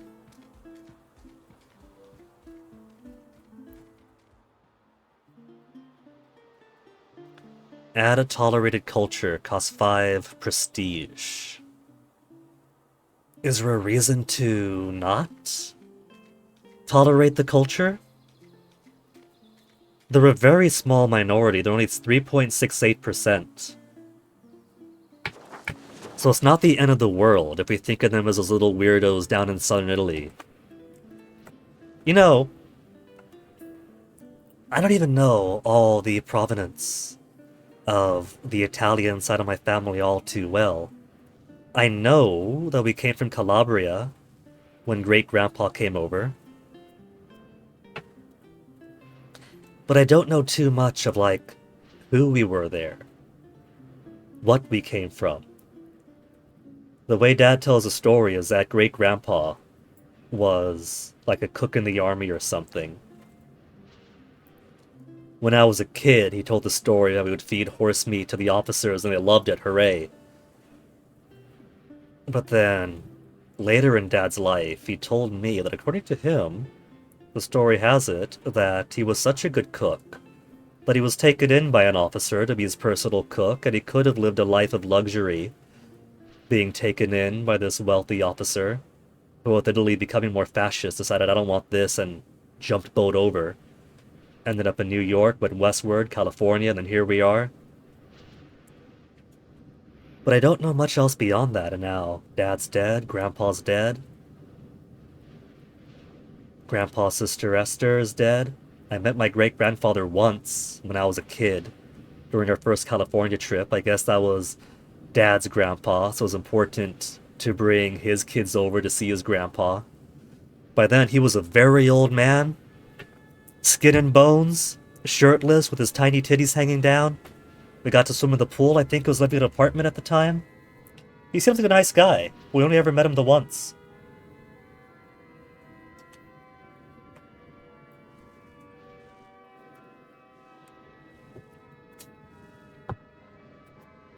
How about research? We have 63 of 89 advances.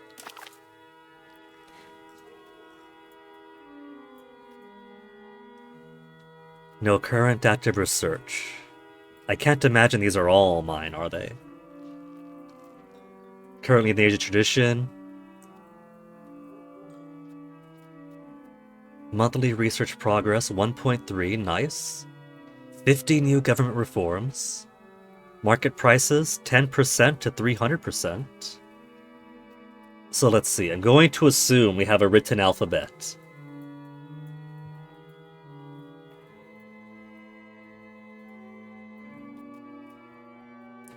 The advance has been researched, the advance has been researched.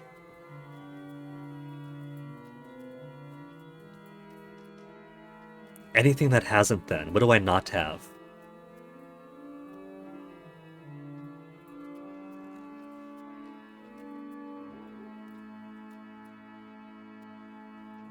Semi-Salic succession law.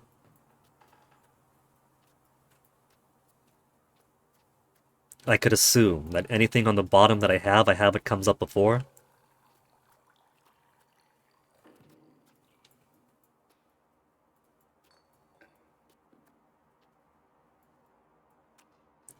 Oh, here we go. You're of a different color entirely. Organized religion.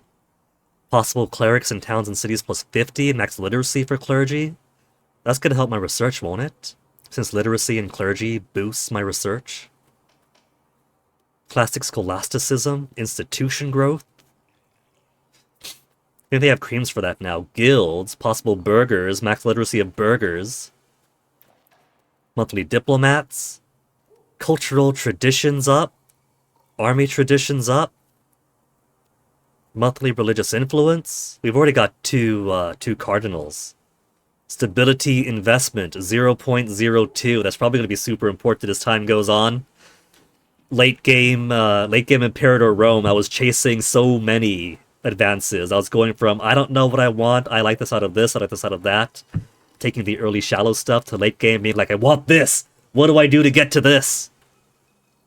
Diplomatic capacity. Cost of purchasing food cheaper with peasant connections. So I can get more clergy, more literate clergy, more burghers, more literate burghers, and cheaper food. Construction speed faster. Maximum resource gathering in rural 10%.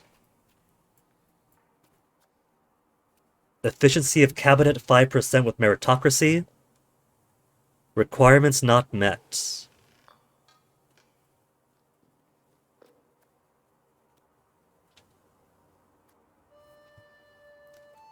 So we have it to embrace... Hold on, do I need to embrace meritocracy to unlock meritocracy, as I was asking?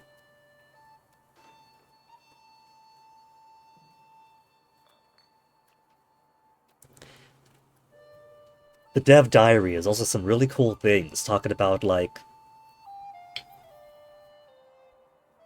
how to simplify it for somebody who hasn't read the diary in forever. Kind of like spreading an idea to make your country adopt it. Naturally, the possibility of making a pan-Pacific brotherhood with more, what is it, more egalitarian cultural ideals is something I really want to do when the game gets good enough to be able to do that.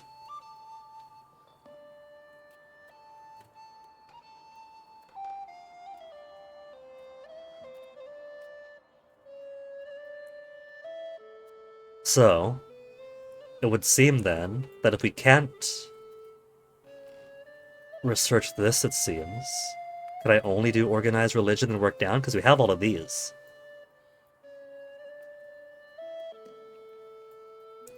What am I locked out from then? legislative efficiency, cultural traditions, power projection, estate enrichment down. I don't want my estates getting too powerful. Trade efficiency, possible number of artists, build gravel road cost.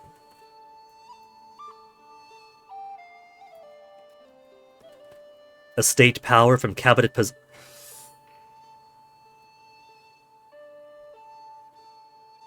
I wasn't paying attention to the estates of the characters that I put into my cabinet. Did I just make some cabinets more powerful by putting in people with stats I liked? And not playing the political game where I gotta think about who do I want to curry favor with?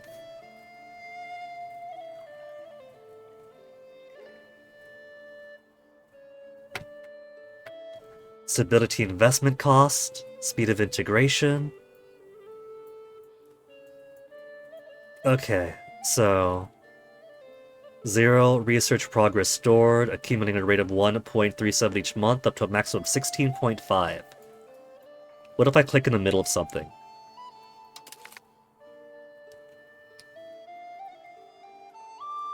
Okay and cancel. Surely, I would have to go through the prerequisite stuff to get to the lower parts, wouldn't I?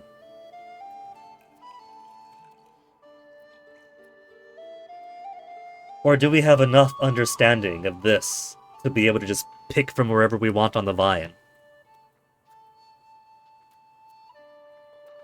Stability investment. How do my guys look here? The nobility estate. They aren't unhappy.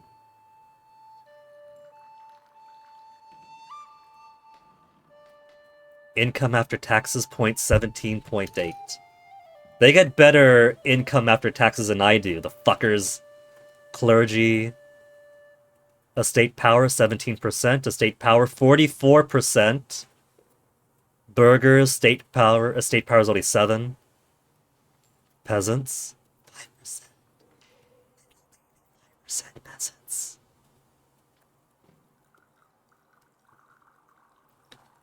So, it's the nobles I gotta worry about. Those Neapolitan nobles that my French Andrew rules over. Have 44% of the power in the country.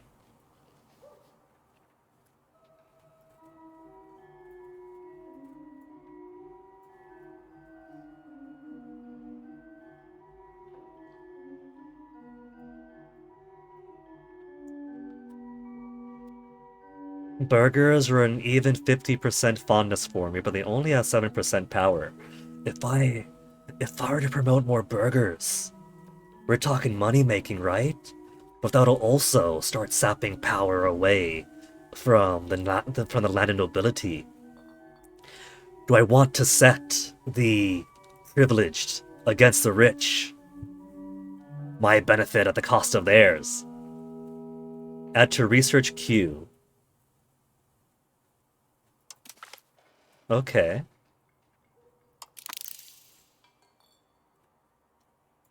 But you see, it does have to go through here first. It does have to complete that to get to here. We're just qualified to queue up anything we want on here, and are currently disqualified from this. Requirements not met, have not embraced meritocracy. And so we cannot study meritocracy and downwards. But this is alright. Study organized religion first, get guilds. We can get cheaper food. If my peasants aren't hungry, if food is easier to get, that's a little bit more happier for them.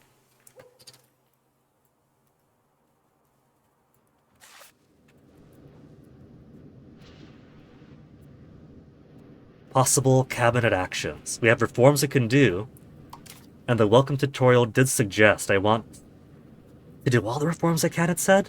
Was that right? Crown's got only 25% power!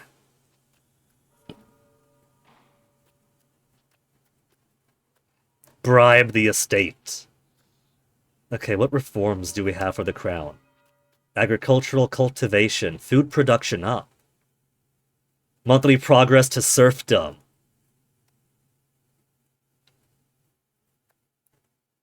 Serfdom versus free subjects. You call it serfdom. I just call it the rural-urban divide. We just want more people on the land to produce the food that everybody else eats, right? How could I check my societal values? Because it's not like... Yeah, it's a spectrum. Centralization versus decentralization. Traditional versus innovative. Spiritual versus humanist. Aristocracy versus plutocracy. Serf versus free. Mercantilism versus free trade. Belligerent versus conciliatory. Quality versus quantity. Offensive versus defensive. Land versus naval. Capital economy versus traditional economy. Individualism versus communalism. You know which side I want to go towards. Outward versus inward, cynicized versus uncynicized, absolutism versus liberalism, mysticism versus jurisprudence.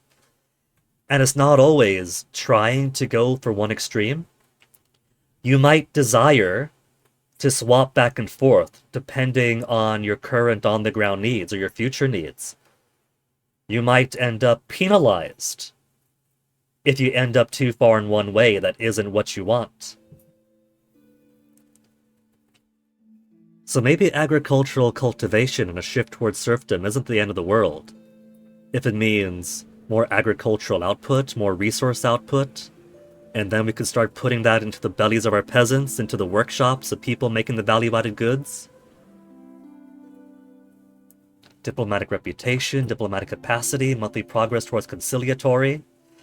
As we scheme to take over Sicily.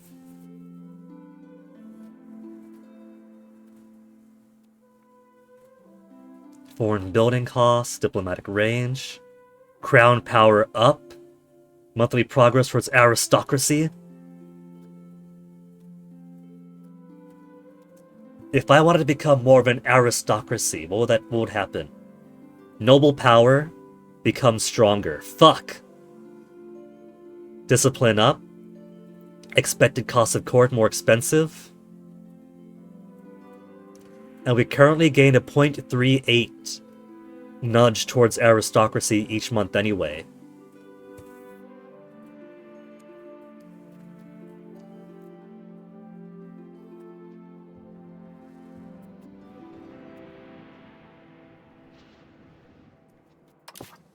What other reforms can we do? Satisfaction. They're at 56.18. It could drop into 56.1.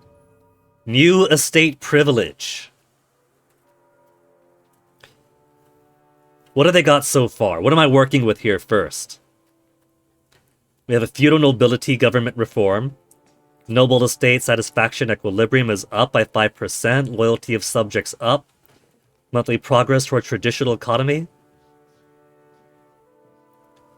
Change government reform is a cost of 20 stability. I've only got 29. What the fuck? What do my nobility have? Land rights, tax efficiency, progress towards aristocracy. Revoke privilege is 158 stability. We cannot afford 158 stability. Auxilium et concilium. Nobles levy size up. Levy combat efficiency. I'm allowing them to put in an army that challenges my rule. But the army levy size is up by 10%. They have they don't have a standing army. They have an army against me. A percentage of which goes to help me out. Joy! Fortification licenses. More power to them. Fort limit up. Monthly progress towards decentralization.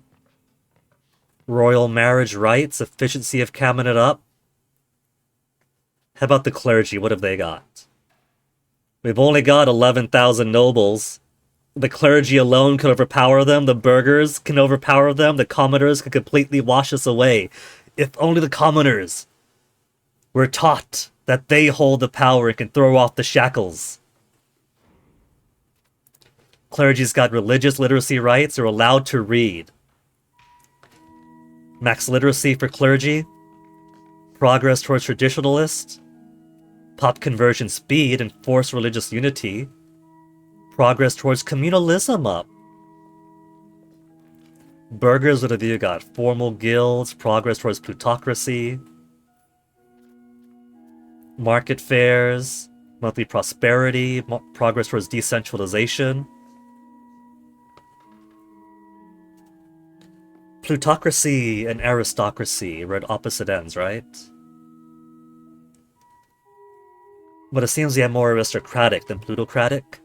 We're aiming to become a very decentralized aristocratic state apparently. Oh no, every single one of my fucking nobles is going to have their own castle that they're going to consider themselves lords over.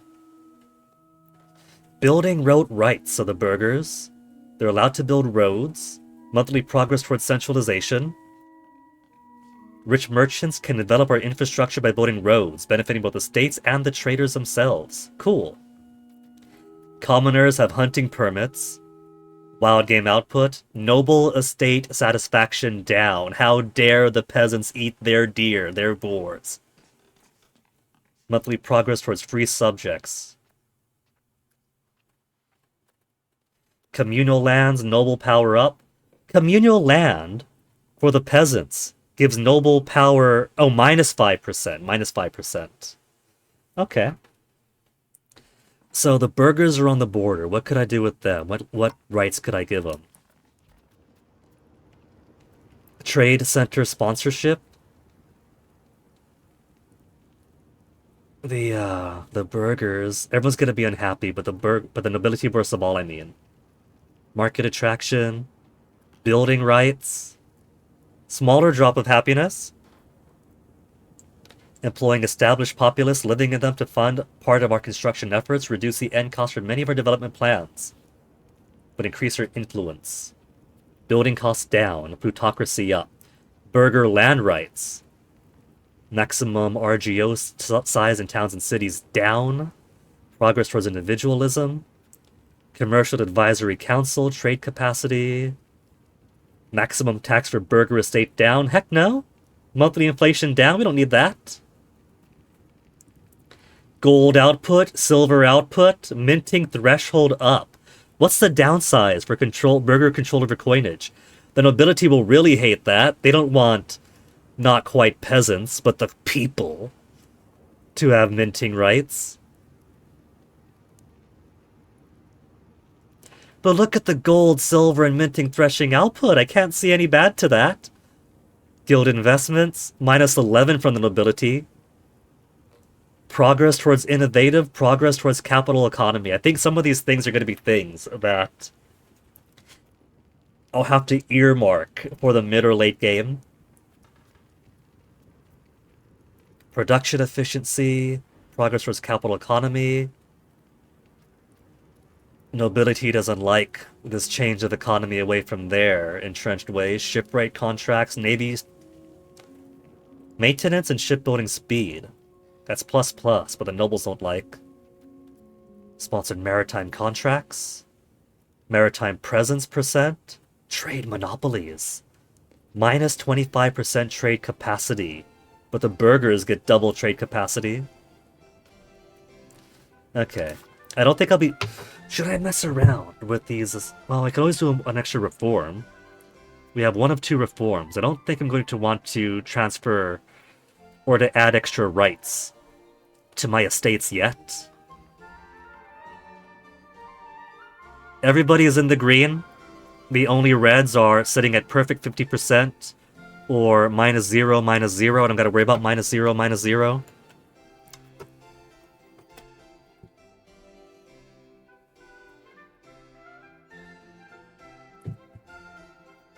Do I care about crown power right now? The nobility is 44 fucking percent of the power in this realm, but they don't dislike me. So do I care about crown power right now? Do I want crown power to keep them cowed, or should that be something I worry about only as everyone else's power and dislike become more menacing? Autocratic monarchies concentrate power in the hands of the ruler. The state is often seen as their personal property. It's not uncommon for rulers to have ministers and supporters, but these then referred to as members of the royal household. We could do a government reform. Foreign building costs, diplomatic range could be useful. But I think for the time being, I should focus more on my immediate environs.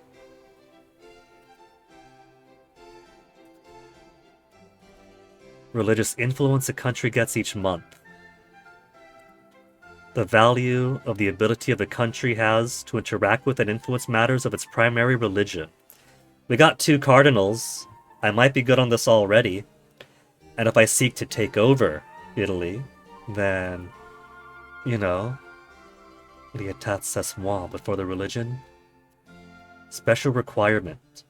Societal value at least 50 towards spiritualist. So we've actually unlocked that by being spiritualist enough. We're not humanist enough for religious tolerance.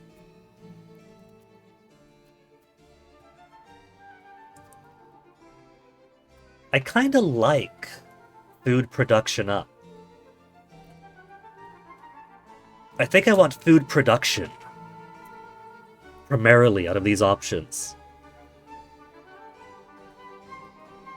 Crop output maximized by shifting focus from small-scale farms to the establishment of large plantations, hence the serfdom increase. But food's food!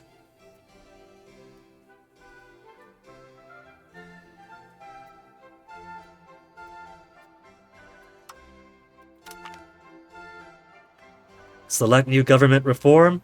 Do I have a reason to not to? Outline the shape of the country, the governance of the country. Each one is unique, but give powerful trade-offs or operate unique play styles. Countries only allow a handful of government reforms can increase the allowance of certain advances. Some are major reforms.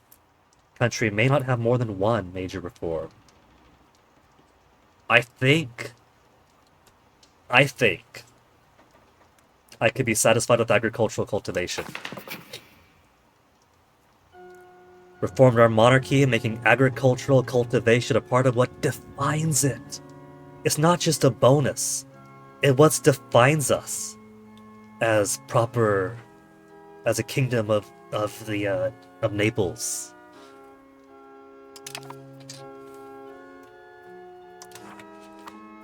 It's been 4 hours. I haven't hit unpause yet. Am I going to hit unpause before the end of stream?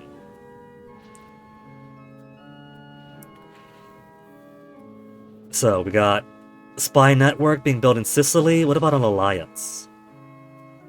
Mission tree, cabinet actions.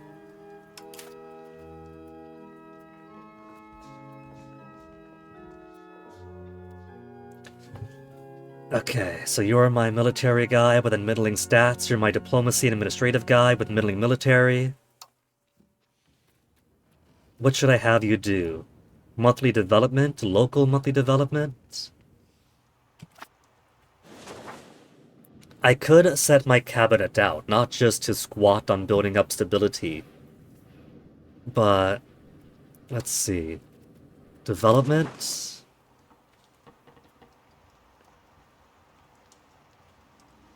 It's alright, but it could always be better, right?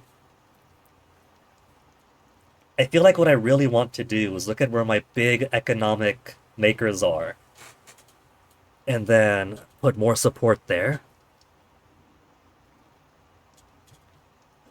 Like, what's even going on here in the slow development land?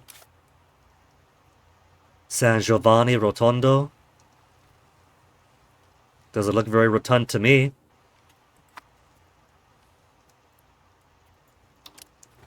Prosperity level?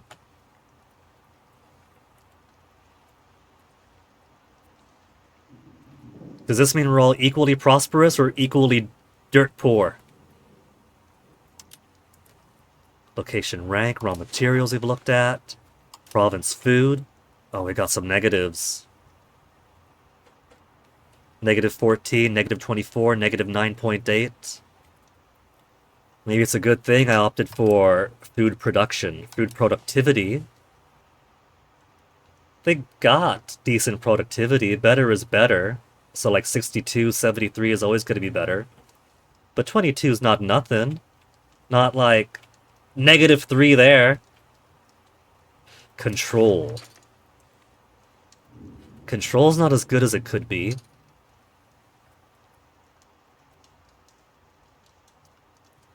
The control that the owner of a location has determines a tax base, army levies, naval levies, the speed of promotion, assimilation, conversion, and the amount of monthly manpower and Seder it gives. The control of a location will slowly increase towards its maximum control.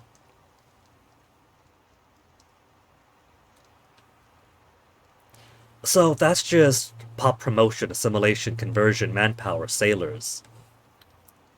That's not going to help me out economically, I don't think. Proximity to capital. There's immediate, then fuck off, Naples.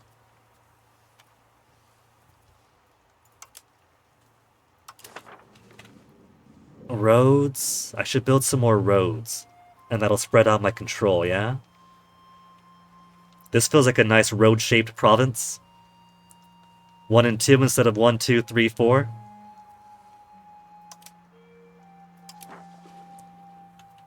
We got the Napoli market. We get to be our own market core.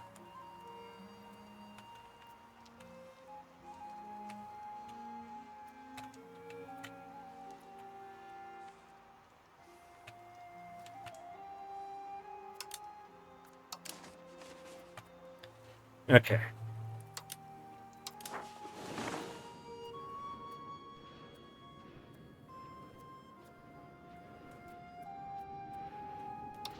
Tactical map view. We got some fort. They got fort. How about Sicily?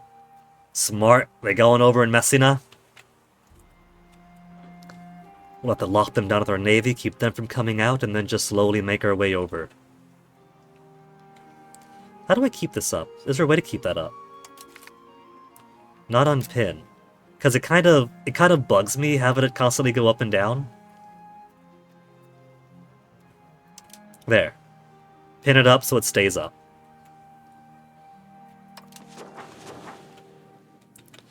Now, Aragon, you like us, right?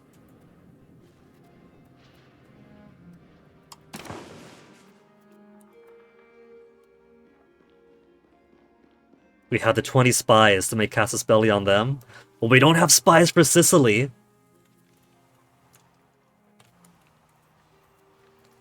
Maybe I should go after Aragon then.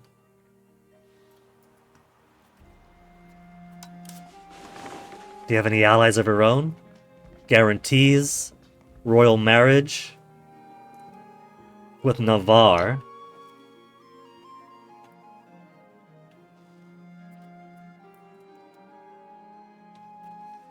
They don't have rivals yet. They're part of the Catholic world. They got a subject in Mallorca. But they haven't got allies. Since they already like me plus 31 and we have trust. Offer alliance is a no. Our opinion of Aragon is greater or equal to 0. Our opinion. Our.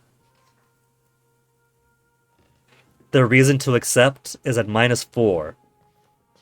Moral marriages plus. Trust towards Naples. Positive opinion. Border distance down and base minus. Alright. That's not too far away. I think we could make an alliance out of Aragon. Before we even have our spy network in Sicily established. Should I curry favor? I do like the flavor of curry. Increase the favors Aragon will owe us by 0.25 each month. While increasing the favors we owe them by plus 2.6. Represents how much one country has promised or otherwise owes another country. Huh. Profess trust? Mutual trust with Aragon? Leverage our diplomatic reputation to flatter them into a more trusting relationship? They like us plenty. So, let me see for offer alliance. Trust towards Naples. It's at 10.67. That gives us plus 11.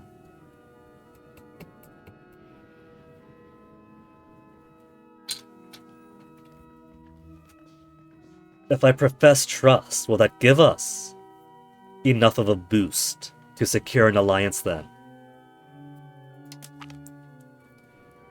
Costing us diplomatic reputation -2. But effects could stack. My diplomatic reputation is itself a currency. I can make people trust me so much that I become untrustworthy. I think I'll improve opinion. It cost 0.5 diplomats. I got diplomats. I'm still in the positives. I have a maximum diplomatic capacity anyways. I might as well use it. And then eventually,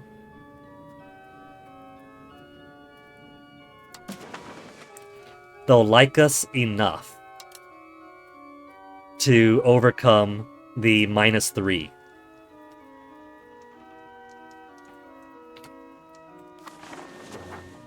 All we gotta do is get that -3 to 0, then 1.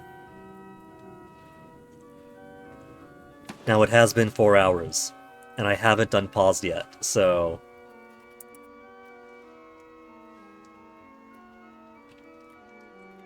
Haven't even unpaused, and I'm gonna take another BRB. Back in a sec. We'll hit the unpause button, I promise. We're gonna do all the things we want to do for setup. We gotta set up first, then we'll allow the world to continue.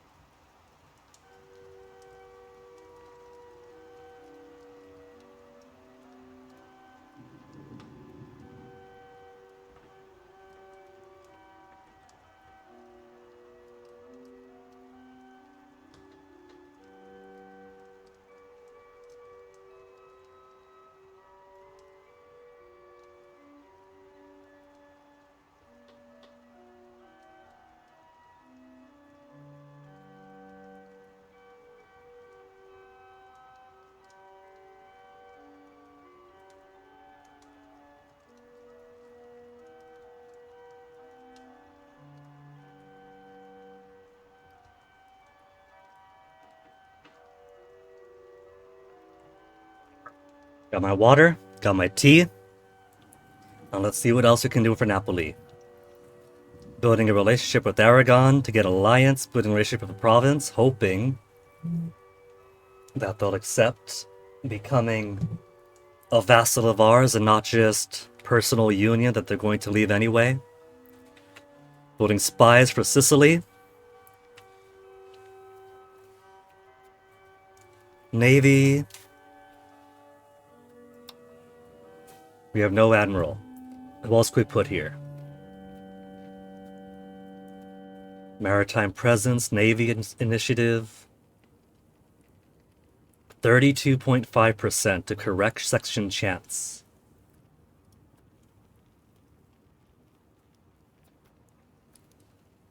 We could put ourselves as the as a naval commander. We shall rule through the sea. Naval engineer. Ship repair speed at sea plus 2%. He's only got 4 martial though. Combat speed plus 2%. Naval damage done plus 8. Navy movement speed plus 8. 94-94 at least means less maintenance, blockade efficiency up, better frontage, correct section chance. Navy morale, presence is higher, initiative higher. maybe having really shit martial is alright if everything else overpowers it.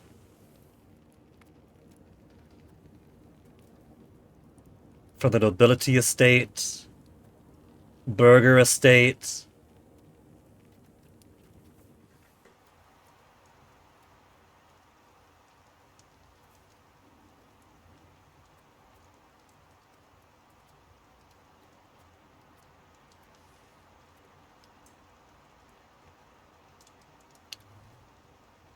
Did I waste my stability? Because it says empty cabinet slot, and I'm pretty sure I've assigned characters. I got characters. Just haven't chosen what to do with you guys yet. Nobility, nobility. And my army? Capitan?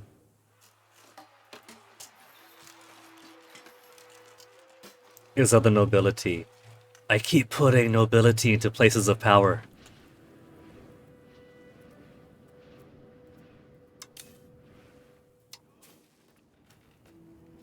So I could put Capitano Sanguinera. And I'm sure that'll ennoble the nobility some more. Estate power 48%. Teodoro Gallo 89-72. Not as much morale, not as much presence or initiative. But the movement speed higher, damage done higher, combat speed higher. Maintenance down, blockade efficiency still fantastic.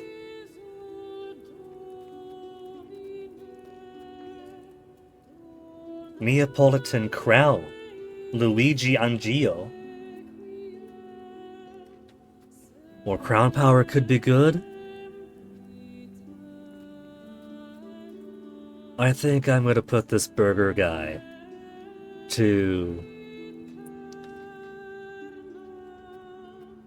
be our naval representative. He's a mercenary. Private individual who takes part in military conflict for ducats. Otherwise, outsiders to the conflict. Country's own units could be hired out to the countries as mercenaries.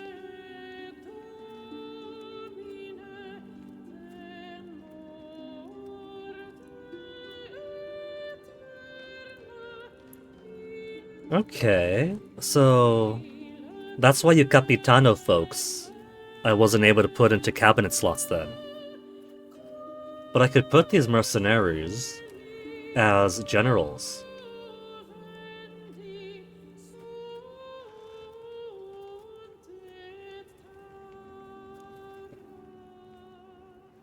If it lets me.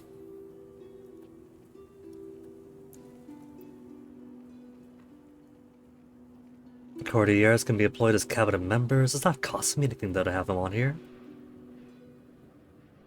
Fort maintenance, army maintenance, navy maintenance. Teodoro Gallo? Of the burger variety? You get to be admiral.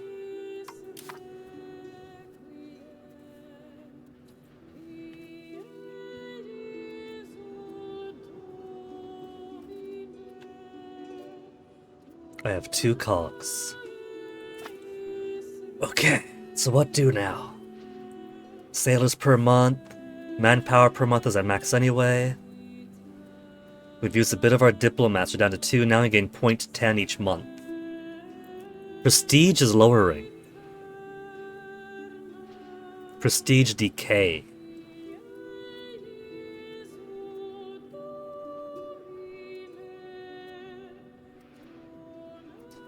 So, pops with knees I'll have to take a look at. Possible cabinet actions I've been holding off on depending on what I want to do. We could increase control. But I don't know if I want to yet, if I'm okay with control as it is right now. 100, 65, 80, 80, 70. Conversion I don't think I have to worry about. Where would conversion be under? Or religion be under? Population? Demography? Religion? It seems to be fairly homogeneous here. We do have some minority populations, but negligible.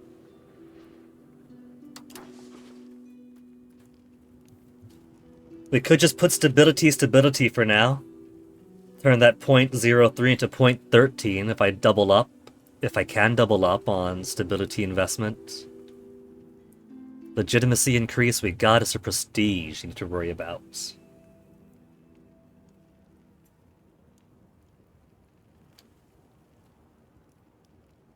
Diplomatic reputation +2 and improve relations +25%.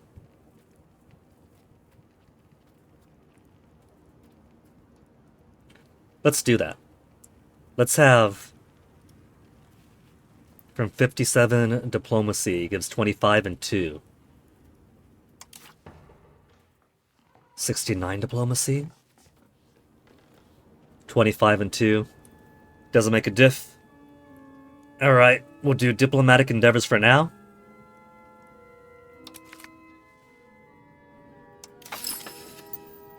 Cabinet been assigned to diplomatic endeavors. And then you will do stability.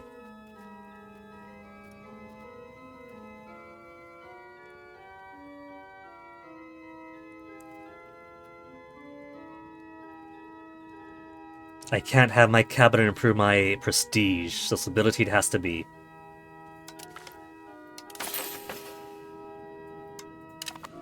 .1 per month, wow. I haven't looked too much at all these other tabs just yet. Values, we're a decentralized, traditional, spiritual, aristocratic, slightly serfdom, conciliatory, not too belligerent. Quality over quantity with our troops. Offensive. Land-focused military. Traditional economy. Is more expensive buildings. Better raw material output. Better population capacity and food production. Still. And very communalism. We could revoke privileges cheaper. Pops don't migrate as much. Pop joins rebel threshold down. Do I want it down? It can never be lower than 5%. Okay, so we have a mission tree. Let's see what missions they want from us.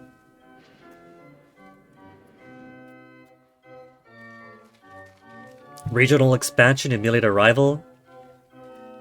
Capable cabinet, estate cooperation, progress and literacy, vassal ties. Develop capital economy, infrastructure efforts, development of trade and traditional economy.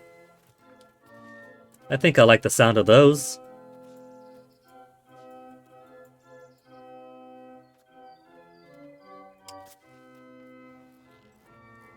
Gain profit dividends for 20 years, trade efficiency and trade income. 7 administrative ability, 7 diplomatic ability, 7 military. Should I wait for this then until King Robert kicks it? And we put these extra points onto his kid. Consolidated trade for 10 years, trade efficiency up. Traditional economy, designated location gain great rural center for 20 years, production efficiency up.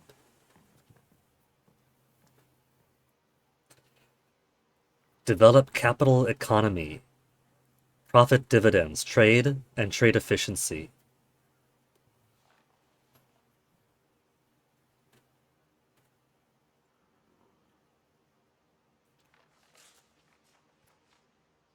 Or should I go for traditional?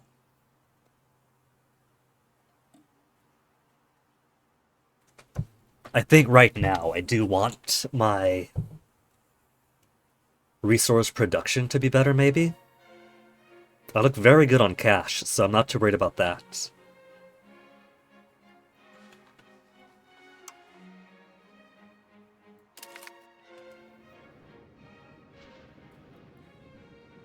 Embrace the values and systems of a traditional, stable economy. Do I gotta lock myself fully in? We're already very deep into traditional anyway.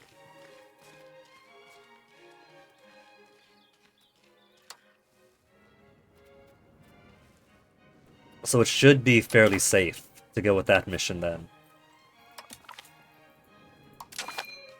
Be nice to know what a mission actually has in store before committing to it, but what do I know?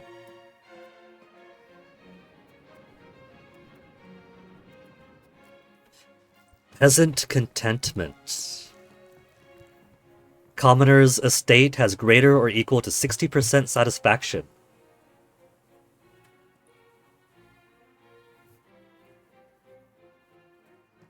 Grant new privileges, bribe an estate, lower taxes.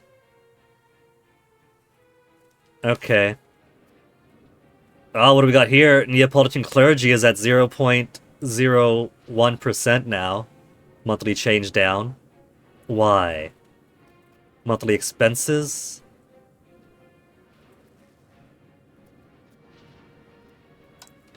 Commoners are at 50%. We could give them privileges. Autonomous village. I'm not ready for people to straight up hate me, though. A lot of these drops are pretty big. Nobility especially hates any extra power to the commoners.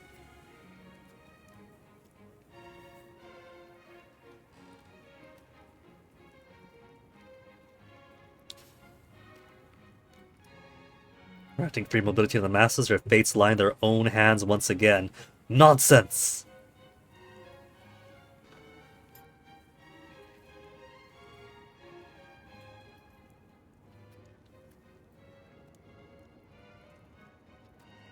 No labor on Sunday. The clergy doesn't like no labor on Sunday.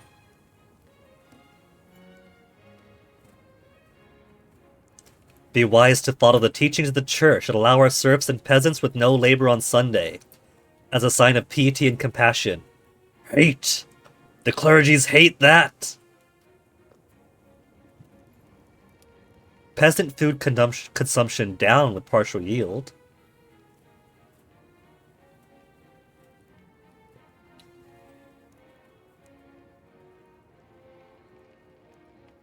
This gives no happiness up. Representation in Parliament, nobility really hates it.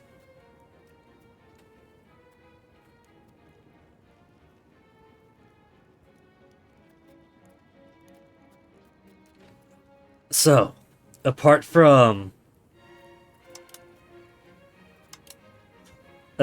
granting them more privileges and making people hate me for granting them more privileges, if I were to bribe the estate, 300 monies for estate satisfaction.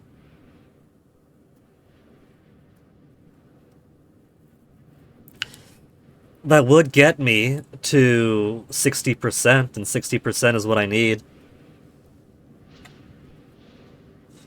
It's a lot of cash, but I'm not going to war right now anyway.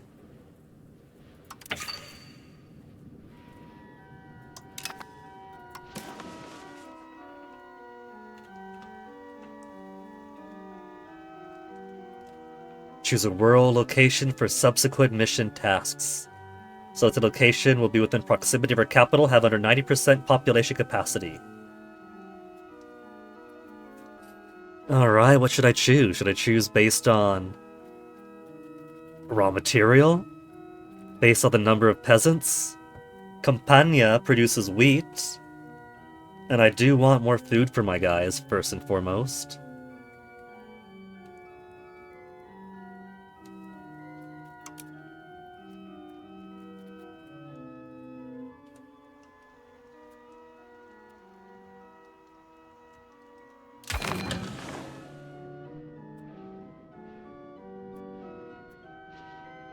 We have managed to achieve the task. Wheat and Campania now. Alright.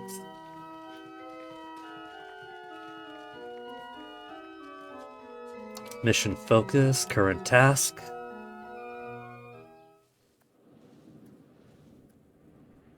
Distance to the owner's capital greater or equal than 58.36%. X means you don't do this, right?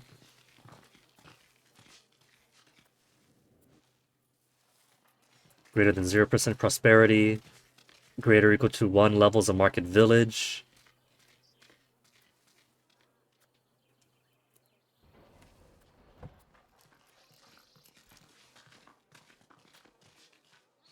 Okay, let's start with road then. Go to capital, click the build road button, click the location I want to build the road. We're doing tutorializing now. I don't see why this invalidates achievements. Earthquake zone, volcano present. Oh boy. A volcano may or may not erupt. Tectonics are unstable here, may experience earthquakes.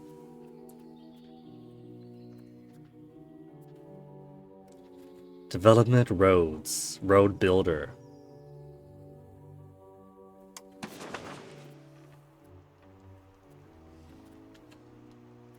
Alright, we'll build a road to Campania first.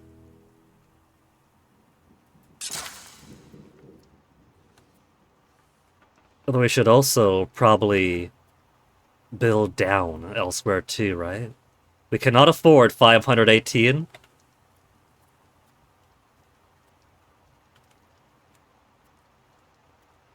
Already putting gravel road. Alright. So that's being done then. I guess we just wait.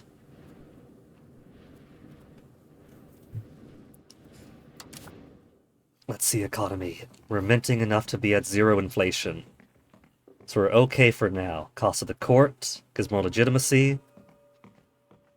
Army maintenance costs us money. We're not at war yet.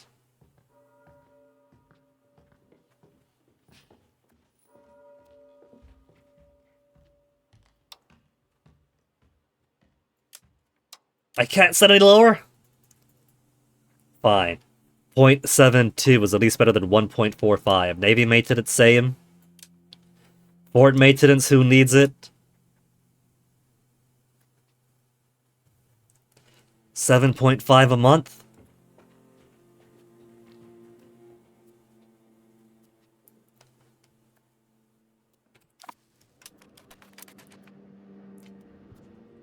Am I confident enough to unpause? Do I want to unpause right now?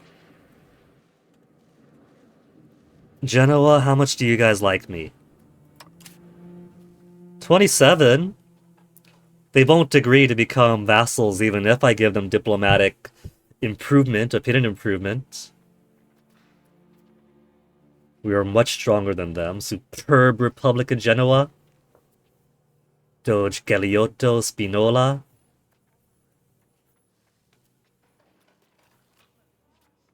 We don't have spies, do we? We don't.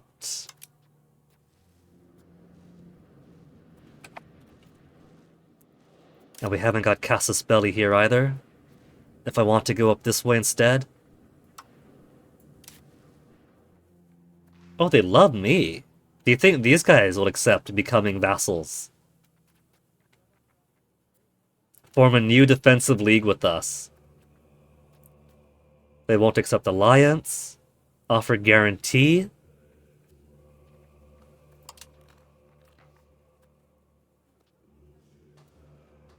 Minus 31. They need to be at 150 opinion of us, and they're currently at 89. Let's see. I've got 2 more diplomacy points. But I want to try to take these guys over diplomatically, just make vassal, vassal, vassal, vassal, vassal. There's a whole lot of them.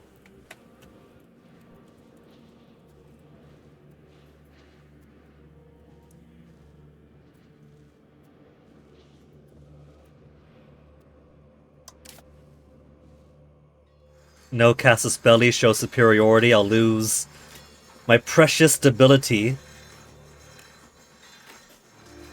We can't start a war anyway. We have a timeout period before it's allowed.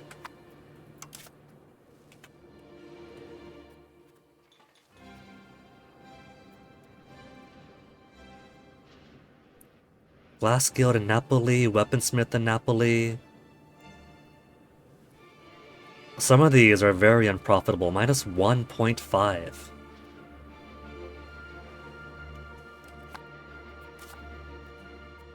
My dudes, why are we so unprofitable?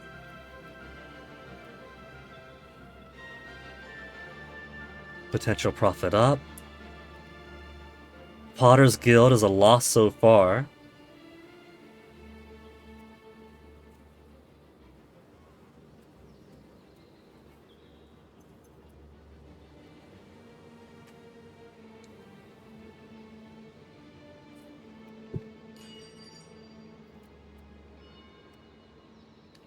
Glass Guild.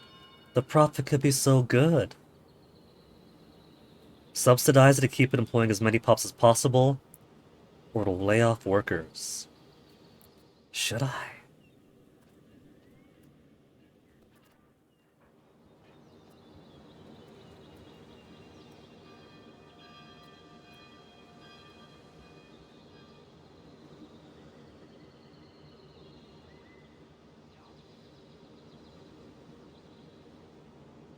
Lasham Alum and Lead Glass Guild sells for 8.7 in Napoli.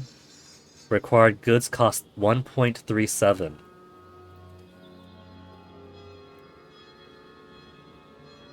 So, the trouble with this business venture is that the inputs are just more expensive than the outputs.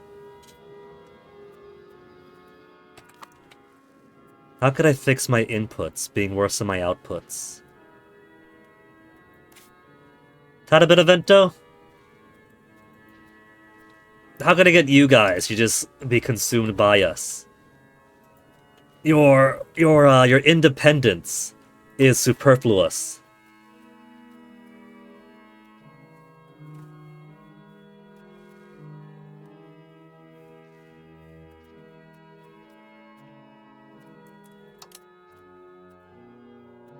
Do we already have spies on them? Do I have a place to check my spies? Because see here, spy network.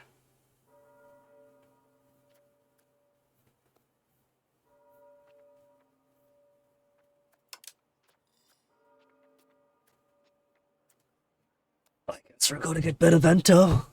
You're gonna be our war tutorial?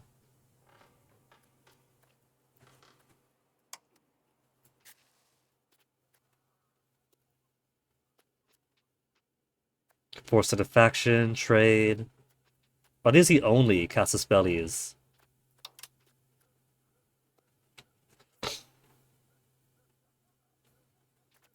Create Casus Belli, anti-piracy, disrupt trade, excommunication, force into faction, trade conflict. That's it? That's all we could create on them? Create Casus Belli? That's it.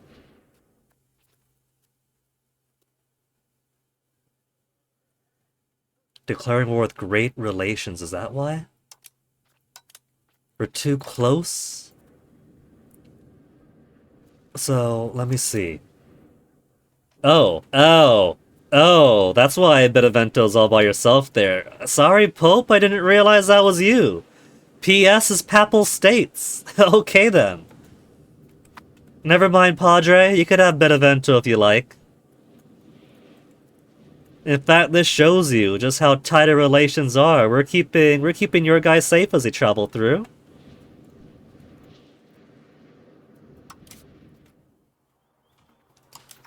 Works of art. Saint Louis of Toulouse crowning his brother Robert of Anjou.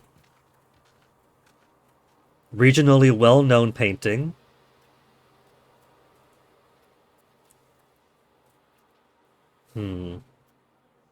Requirements not met to hire artist. We have less than one artist. We could invest in culture.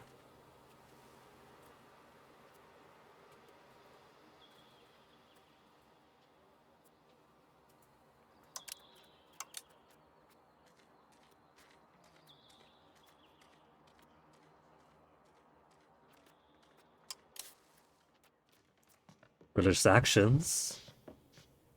We lack 30. What is this icon? Religious influence? Currently at 0.1.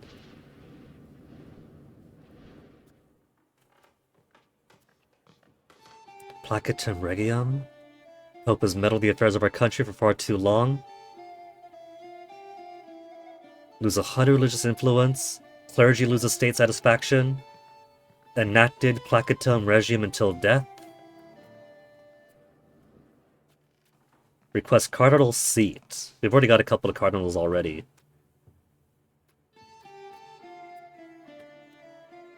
Gain 0.29 each month. Could accumulate 1,000 religious influence.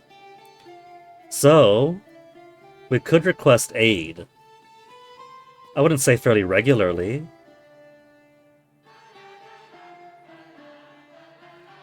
Requirements not met. Have the military order government reform. Do I need that? I guess so, if it's an X.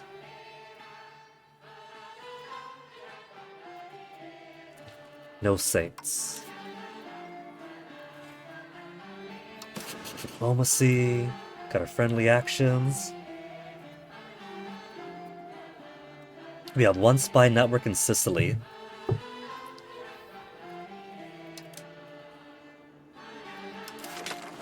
Alright, military, what else can we do with you? We can recruit regulars. Expected to have an army of 2,487 regulars. There are no regulars in progress. I've got these guys here, you can see how maxed out their stars are. That's only 250, but I don't know the scale.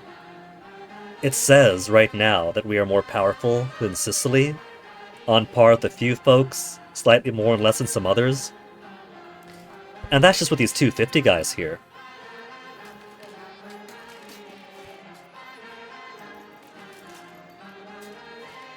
Regular regiment recruited manually by country, using most commonly manpower and ducats. They form the standing armies, limited in number.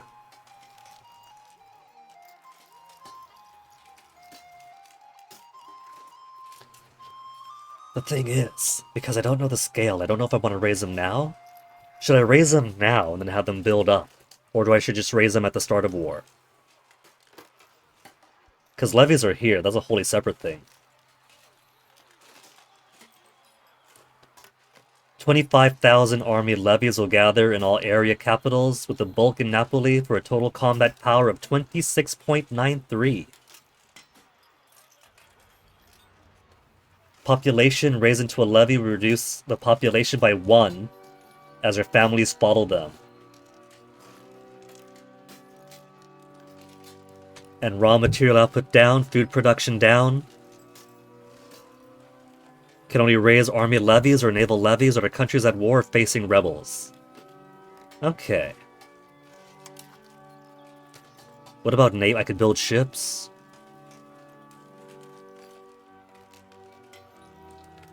Expected to have a navy of 78.84 ships due to coastal population. What do you represent? 2 boats? 2 boats? I guess I could build some more boats then. There's naval levies too, though.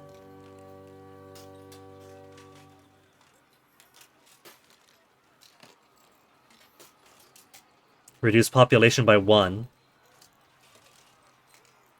And also reduces output. So maybe I don't want naval levies.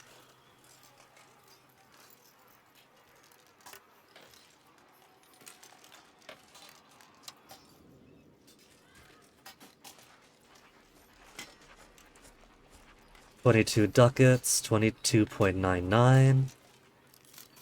Sailor building costs. I'm sure it's worth it. Do I want cogs more than traditional galleys? 3 cannons. 8 cannons. Whole size, whole size. Maybe cannons are better. We got more whole size for less cannons on the cog.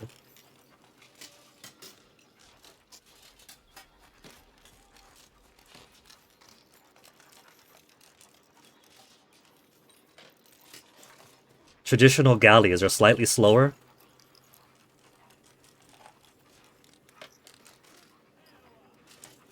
Logistics. Amount of food that it carries with him is much less. So it's slightly slower, more cannons. Larger the hull size, the less damage a ship takes. The more cannons, the more damage they can do. So for slightly better damage reduction, it's over half the offensive weakness. So, I don't know. Frontage of 0.75 compared to frontage of 1. Initiative 1, flanking ability 100%. Initiative 1, is not a difference there. I think I'll just go for the galleys then.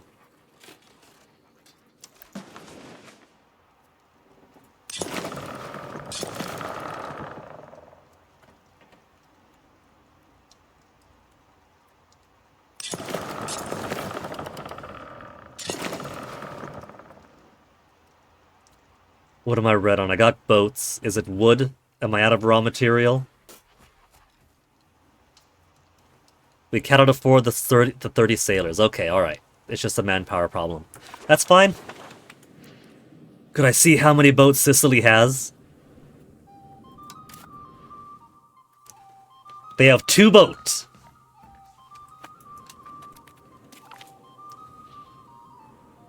Hold on, we now have claim throne Casus Belli on Albania.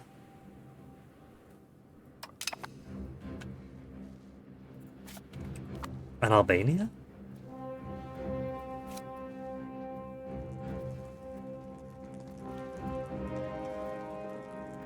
We have Achaia and Albania. Yeah, we have Albania as a loyal subject.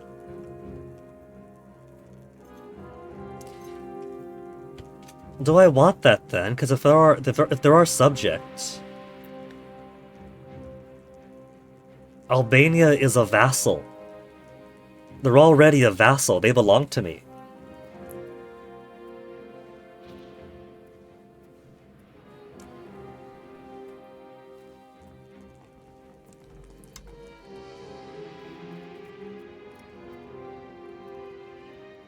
In 10 years' time, we could annex them?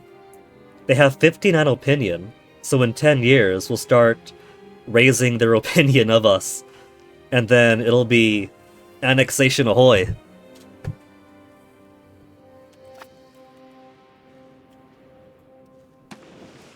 I don't need that. Byzantine Empire declared us their rival. Oh boy, I gotta worry about them now. If they're declaring me a rival, they have their eyes on me.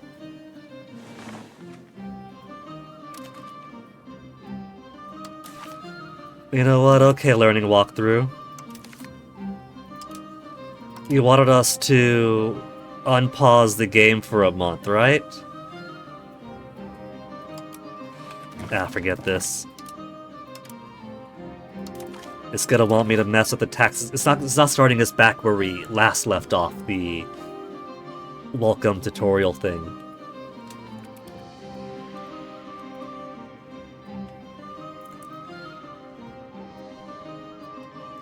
We got hours of the day to go with our passing of time now, too.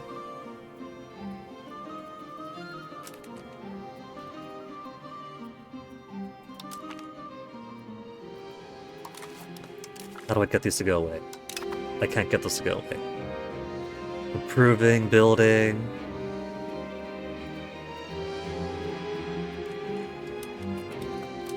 Could I do these things concurrently? Gain high era for 5 years. Maximum tax, prosperity up. Pops elected to the state, the blonde our cultural religion across our country. Gain 5 pop satisfaction.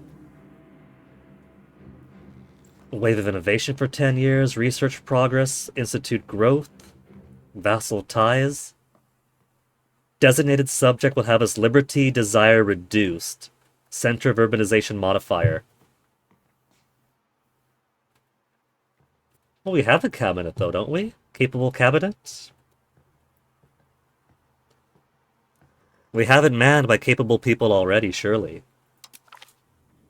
Okay, so they can't be concurrent missions. Had to check.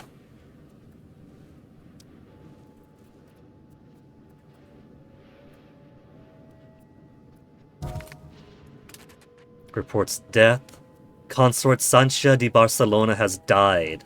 Our ruler's wife and consort. Oh, fell down a set of stairs to her death. That sounds cheap. Speaking of which, what could I do with... I have 3 kids. Died 8 years ago at 30. Died 27 years ago at age 9. And now we have little Elena Angio. Consort in the county of Thopia. Our daughter. Who's your spouse? Our sole kid is married to some little count. Cute kid. Our grandson's adorable, but we got nothing. Marry a lowborn, marry a noble. We're only 61 years old. We're a spring chicken. At the peak of our life.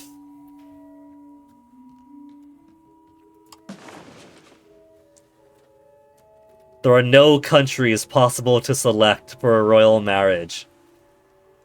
Nobody wants this this hot bachelor?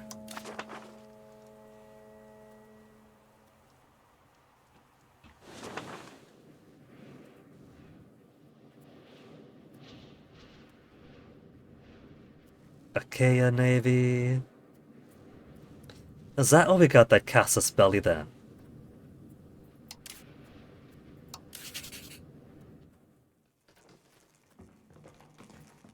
Casus Belli against Albania.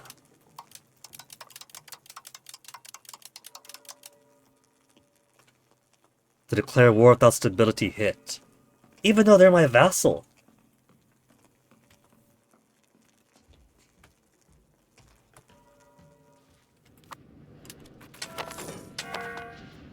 Now what have we here?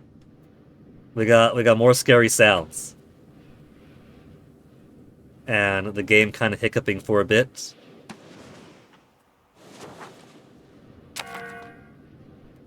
Situation. Unhappy estates, the burghers have dipped below 50. Rebel movements, orthodox zealots. Building missing inputs.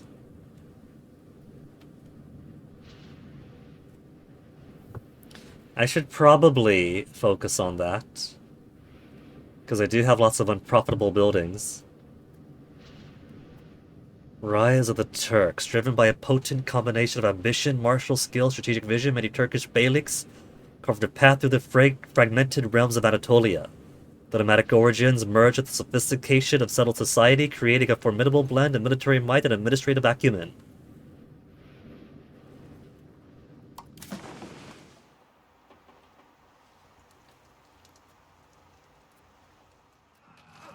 Alright.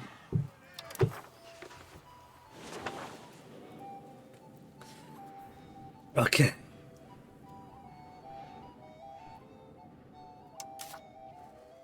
Monthly rebel growth of 0.1.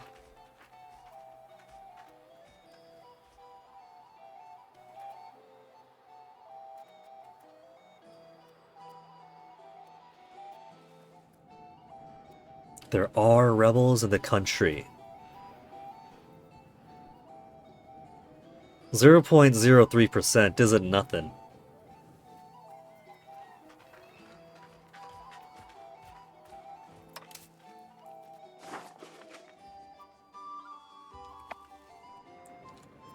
But let's see. Buildings missing input. What could I do to satisfy? Because I do have where to be under. I do have clay somewhere. Yeah, I got clay. I have a loom. They're just not getting to where they need to be.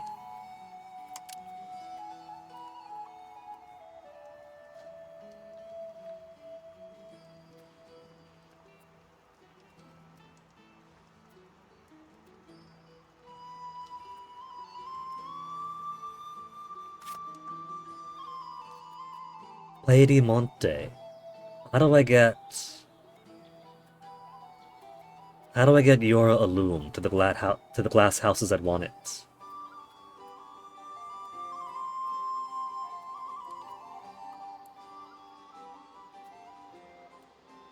Clerics, nobles... 0 laborers of 2,000. No, it says 2,000 laborers live there. 26,000.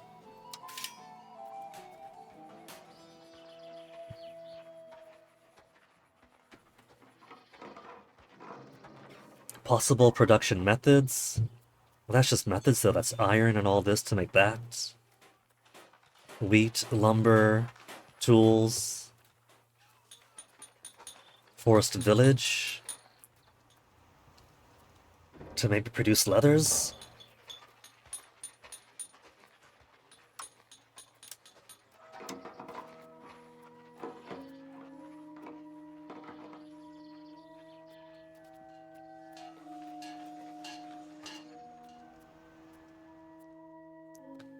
Play to masonry. What I need is to find a way to get the materials there, not where they gotta go to. Bailiff!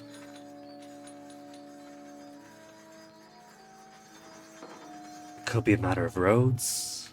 Maybe just have to make more roads. Select the market to import from. Okay. Is there an easier way to do import-export stuff?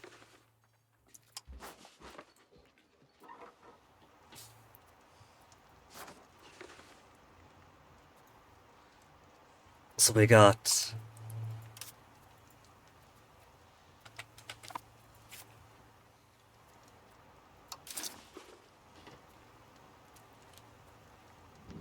Should be stuff coming in, yeah?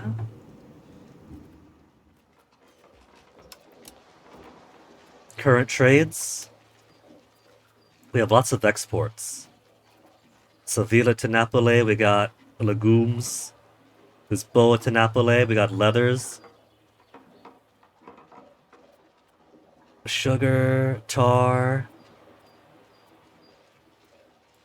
Profit per trade capacity of 0.05. We're actually losing money on this. But it's not a whole lot.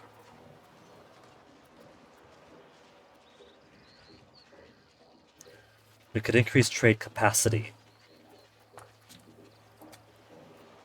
Suggested trade for government needs. Can't expand on that. For building needs.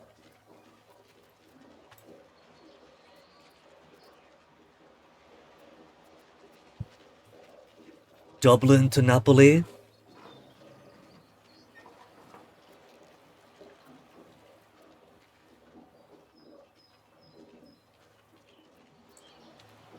Goods demand is 5 with a minus on it.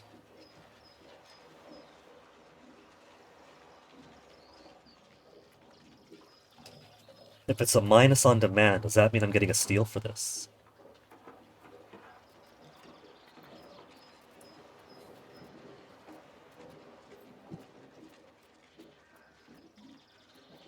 Suggested trade for population needs.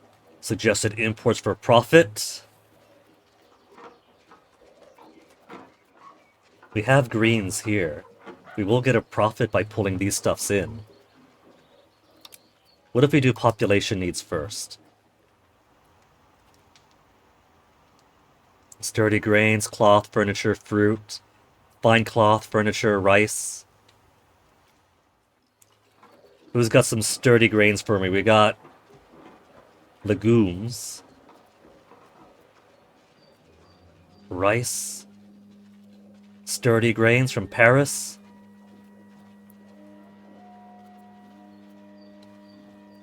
Alright, get us those sturdy grains then.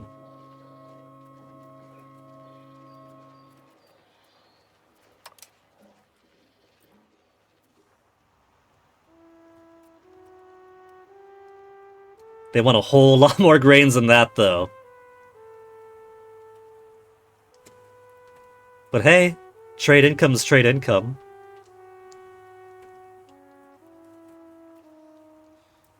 Okay, what market? Saw Napoli market. And I got some unhappy people down below. Where would I... Rebels!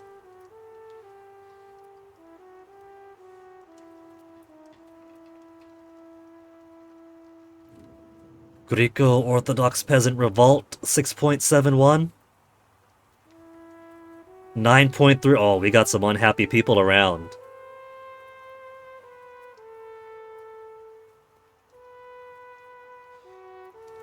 That's just percentage of the population, right?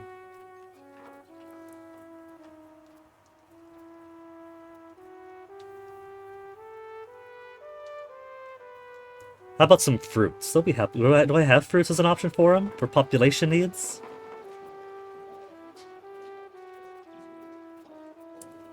I don't see the furniture and things they want.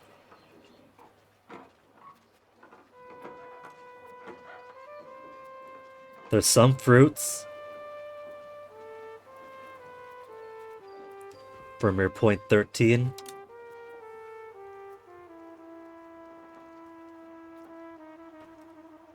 Burgers unhappy.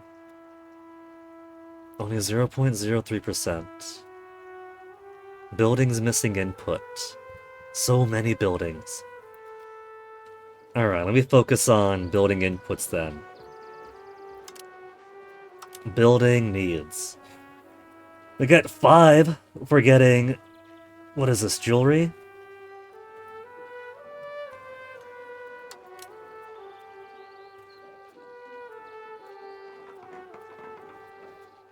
Is there a limit? Can I just get as much as I want just clicking on down?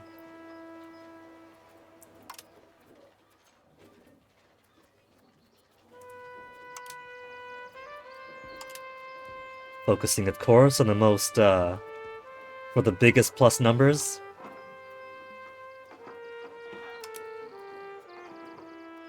What do you, books? Books! I've aligned my people to have books!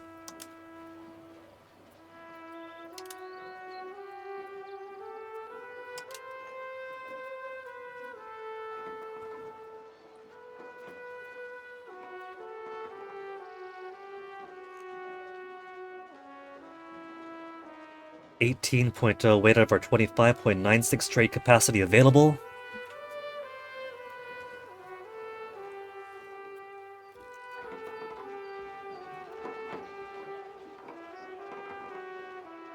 Wharf, marketplace, wharf.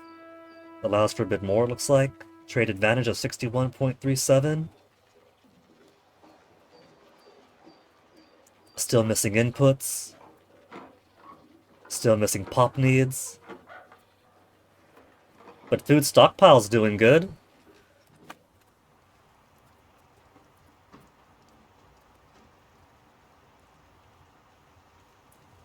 The unprofitables are getting a little bit smaller.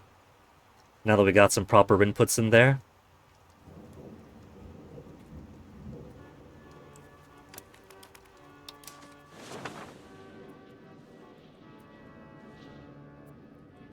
Actually unpausing, how exciting is that? Though, the minuses, these actual red minuses on these guys is kinda a little bit worrisome. How we looking, Aragon? 36.94, we haven't raised you up enough to make allies?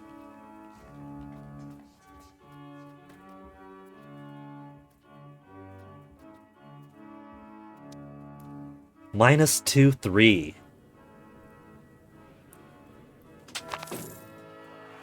Political landscape of Italy. Let's do one at a time. You came in first. Alba has joined the Guelphs. Isn't... Okay, Alba's over there. In my head, I think Alba, I think Scotland. So I was like, wait a minute, why would Scotland care? Different Alba, different Alba.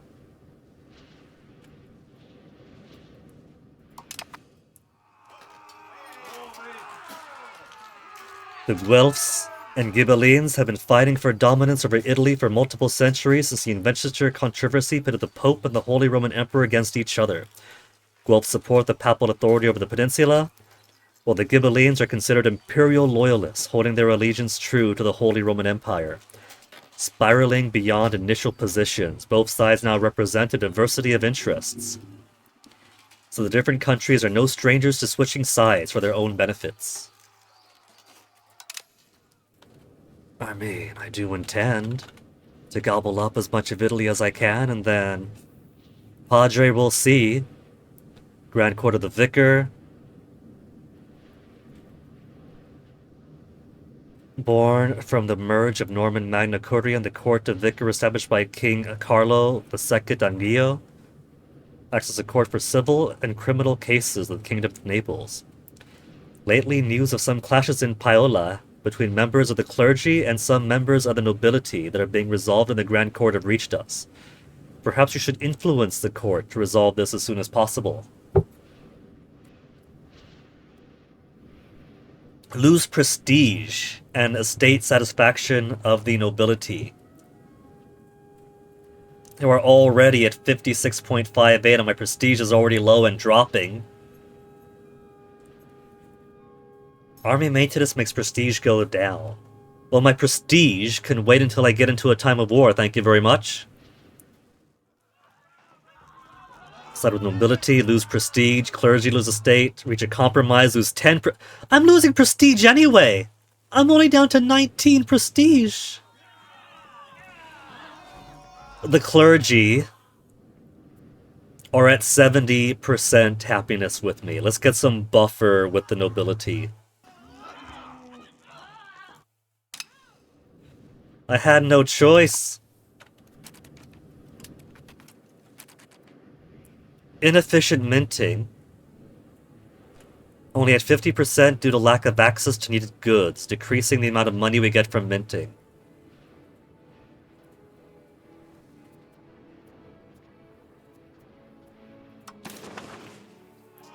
So, what can we do with our situation? We could... So our two belligerents here, Pope Benedictus and Ludwig IV, huh? There's end requirements.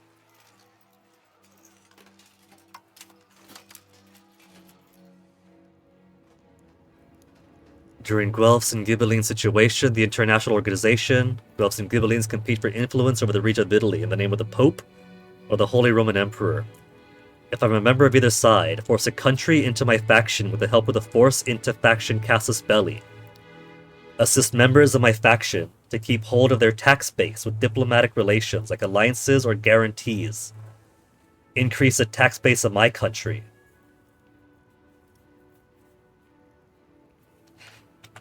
So, we're this nice color here, and they're this egg yolk color there, huh? This overboiled egg yolk color.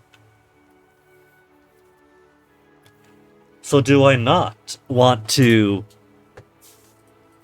conquer those of my own faction who are of a deliciously smaller size?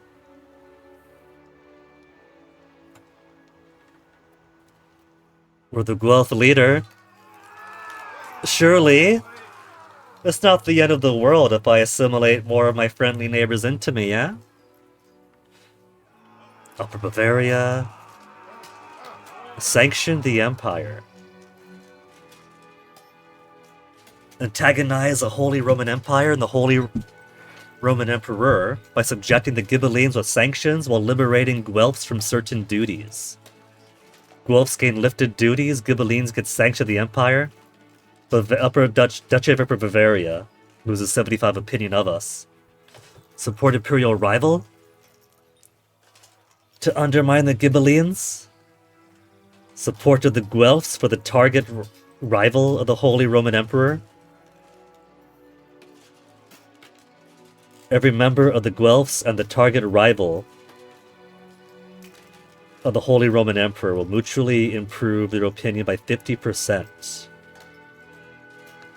Who is his rival? Does he have rivals? Not you. You, I mean. Current ruler, Duchy Upper Bavaria.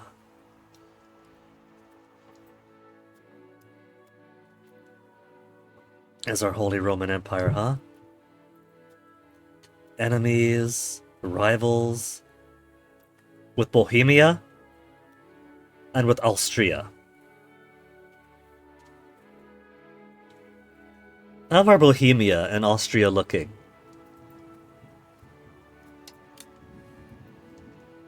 They're pretty fond of us, Duchy of Austria.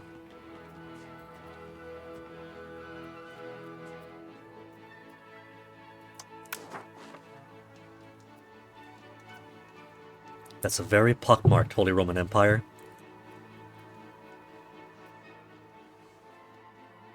Ask to join. We are a neighbor of? No.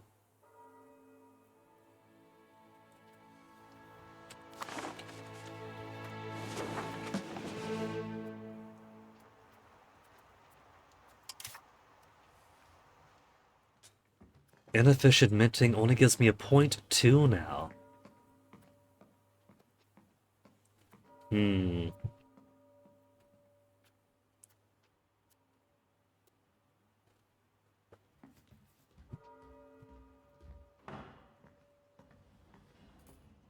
Combined to stability.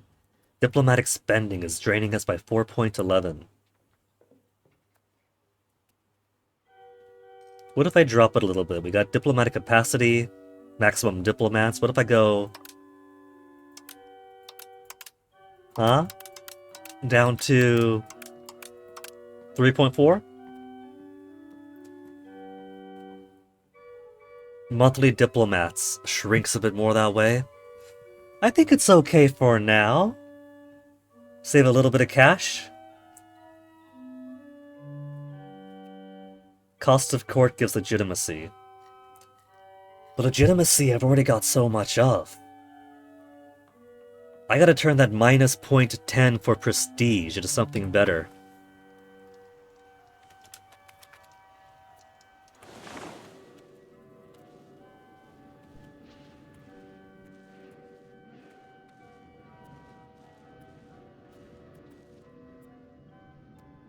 Less than a year to go for my galleys. Voting Spy Network, read all of one. Great. What is customary for each important family to be aligned to either the Guelphs or the Ghibellines? It is not unheard of that particularly opportunistic individuals switch from one side to the other and attempt to convince the other states, either by force to diplomatic cunning, to stand up for their rightful side, or maybe the side with more to gain. We're currently with the Pope, so this option shouldn't do anything with it.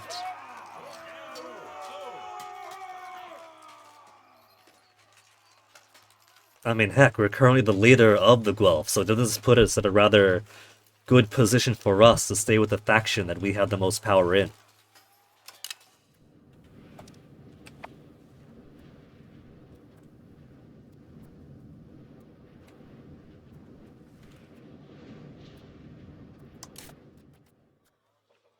11.24% for organized religion.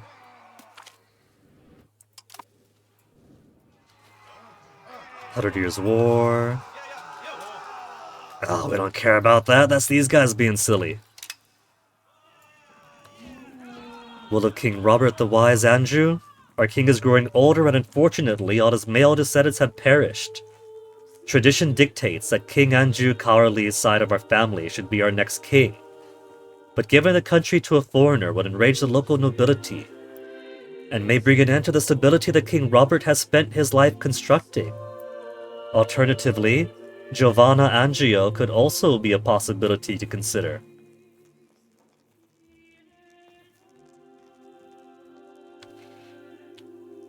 So let's see, what are these options here? Respect tradition, King Andrew Cowardly would inherit.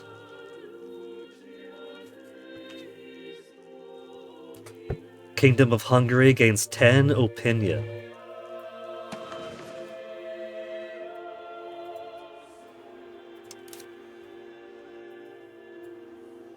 You, Cowardly?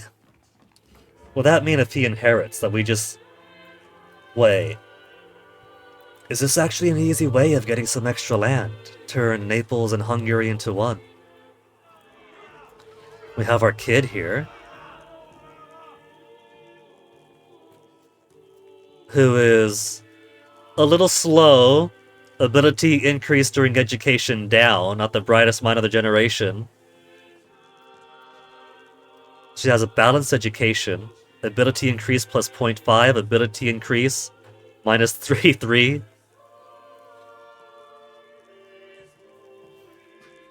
Heir to Mondovi, Province, Prado. So, I mean, heck, man. Heir to Province? That could help unite our lands even further.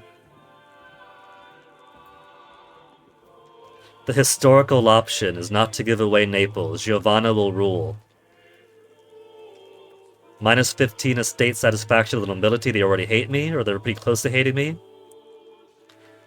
Change succession law to cognatic primogeniture. Lose 25 opinion from Hungary. Well, how you feeling, Hungary? 37.5? They already like me enough.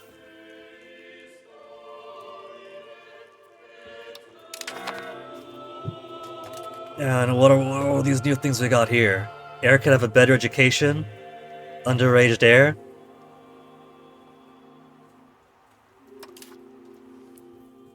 So, balanced education. She's already got balanced education, though.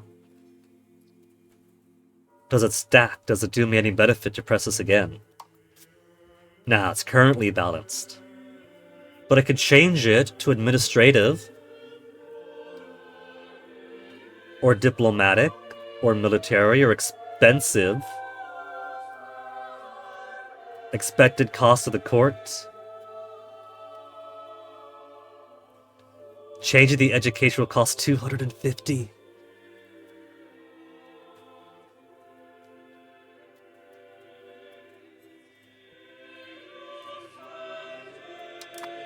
Okay, for comparison's sake, let me look at myself. What do these give me, these different abilities? Crown Power from Administrative 61, Administrative Cabinet Action Bonus, Higher Advisor, Building Cost.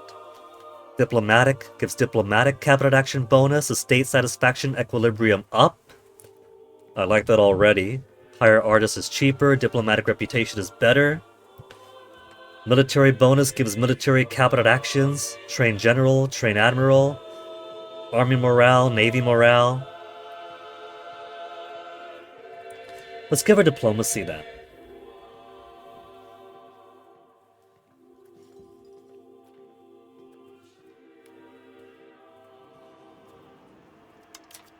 We'll give her a Diplomatic Education. Expensive Court plus 2%. What's the expensive court now? Is 5.51. Would it be the end of the world if I gave her an expensive education? Ability increase plus 0.75.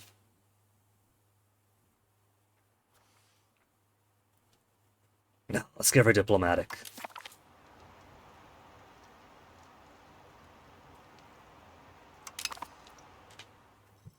She's already at 30, 36, 25, so...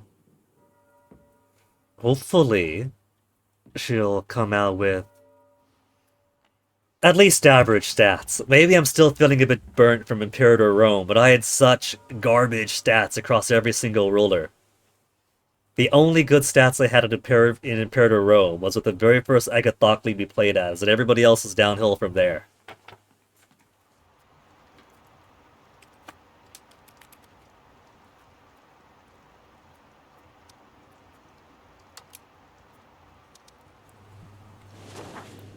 What you got going on, Aragon? You're not going to war, are you? Alliance... with Province. Hey, Province is one of ours! If he's willing to ally with them, why not with us? Minus 21. Active spy network. In Navarre.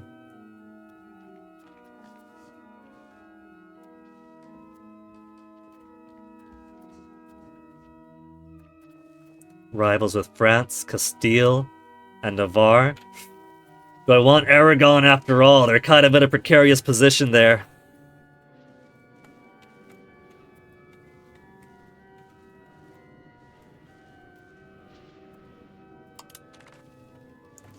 Let's get the game speed a bit higher.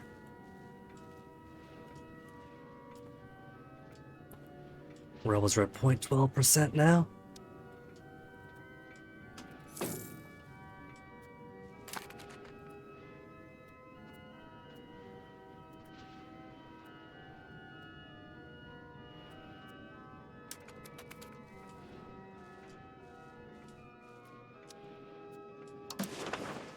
Sicily.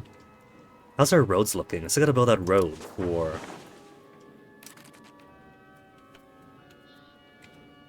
this little spaghetti line there is our road, right? Or roads in general. So we got one to Salerno. Still building this road over here. 28th November. It's coming up then. Road's gotta be done. Or is that just a road to...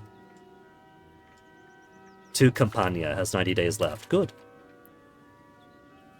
Already joined the Guelphs. Good, good, good.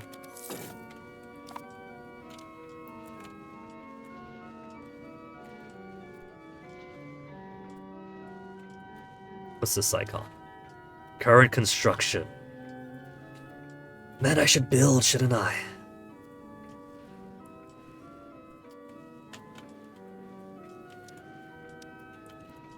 As one could guess, I'm kinda playing a little bit inefficiently here.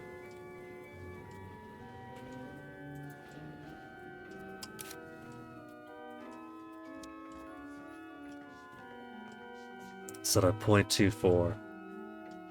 He's got opinion, he likes us. You're not dropping even further, are you? We need to pay to maintain the relation -3. He's gone and gotten himself some extra diplomatic relationships that'll make it inconvenient to maintain relations with me. He was supposed to be my guy.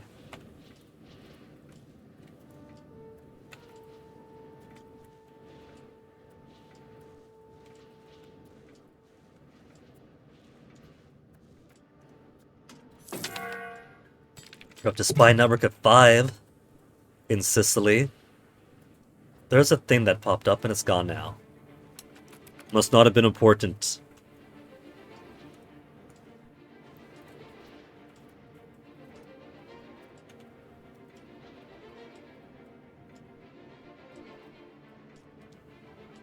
Improvement possible is plus 143. Opinions improved by plus 13 so far. It's alright. We got time after all until Sicily becomes an option.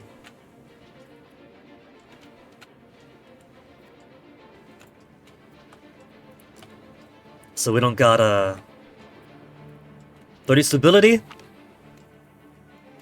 Disagreeing advisor? Niccolo Acciaioli, member of our cabinet, has been a faithful servant so far, but now seems to have let his prominence get to his head. and has become insolent. His lordship dares to denounce our great King Robert the Wise Andrew's policies, and recently did so in public, in front of foreign ambassadors. Even if there might be some grounds for these criticisms, they should not let open disparagement of the king become habit. It was a good point, lose 10 legitimacy. We're at 78 legitimacy. At 78, we get 7.8 crown power. Pop lead rebels threshold. Great power score. And I gain 0.29 each month. Legitimacy is itself a currency. I could let him. If I kill him now off with his head, wouldn't that... He's a member of the nobility, isn't he? Yeah. He's of the noble estate. If I executed him for criticizing me, what would it drop to? 47?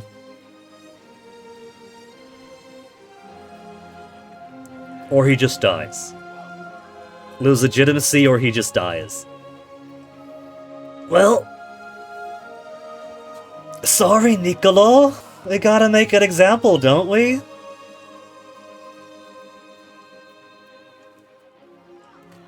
I don't see any negative. Here it shows a negative, we lose legitimacy. What if it's hidden? What if it's, I click this now because I think it's bad, I lose a pretty decent cabinet member, and then next event, you fucker, you messed up, the nobles now hate you. Sad news, Niccolo Accioli has died at the age of 28. He was beheaded. Well, he insulted me in front of our foreign guests, alright? Really, whose fault is that? Appointed character costs gold. Alright, so, hey. 40, 30, 76. His whole thing was... Actually, 27, 43, 67. Luigi Angio, representing the crown. The power of the government itself, the power not granted to the estates.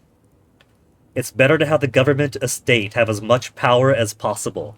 Yes, please. What's this guy got? What's the crown? Righteous? Monthly legitimacy up. That's if he's a ruler, though. Felipe de Barcelona.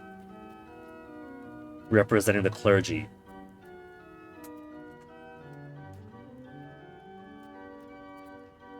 Okay, Luigi.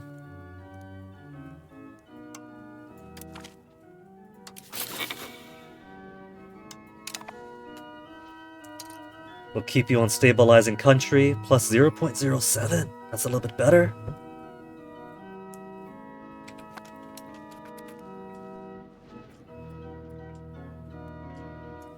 Wait, it's January now, so that road should be done, right? We got the road to Campania. Where's that mission we were doing?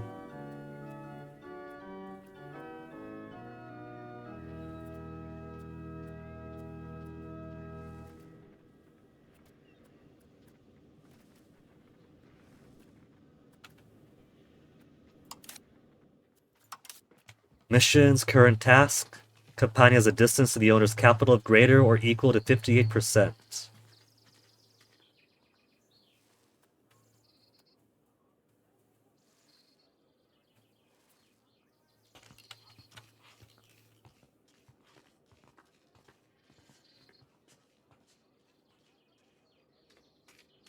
Should I have picked a more distant area then? Because I guess it's not far enough.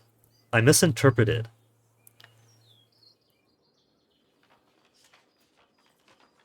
Has greater or equal to 1 levels in Market Village. So, Market Village. Market Village. Infrastructure.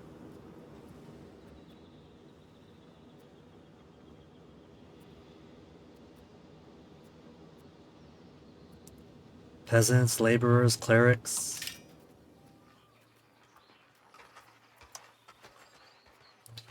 Got a farming village. Market village. Local peasant power down, food capacity up. I should probably build more food capacity things in places that lack food capacity.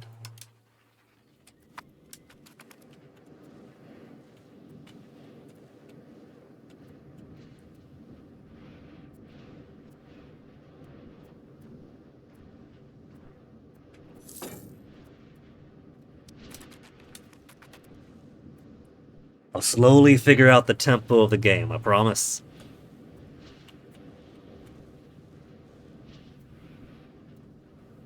Spy network strength is 7. Which means we can't fabricate Casus Belli yet, can't we? Create Casus Belli. Claim on province needs 20. Dubious claim needs 20, so the cost is the same.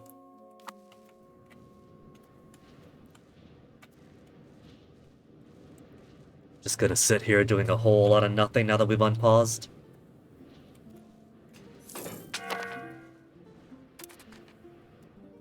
Oh, our navies are built.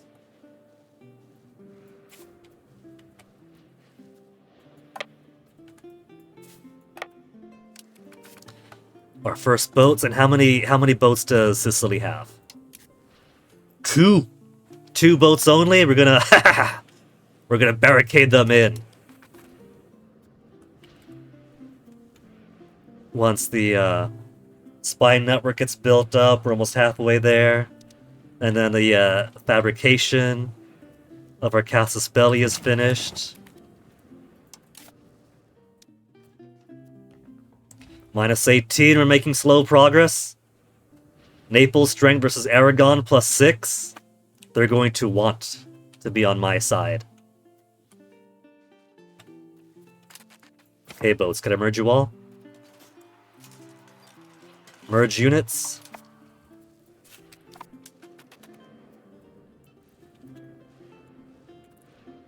-1 sailor. Oh, it's because of Navy maintenance.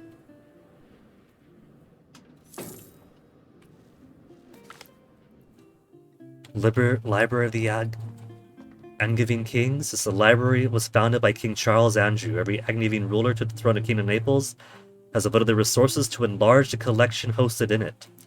Scholars from all across the realm and abroad have been paid to translate the ancient Greek and Roman texts. Library should never stop getting bigger. 10 research points for just 68. I'm not spending a whole lot of my money. I probably should.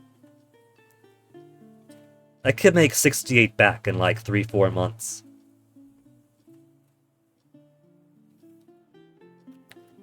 Dead people have nothing to teach us. Lose my prestige to 3. 3 will be so bad.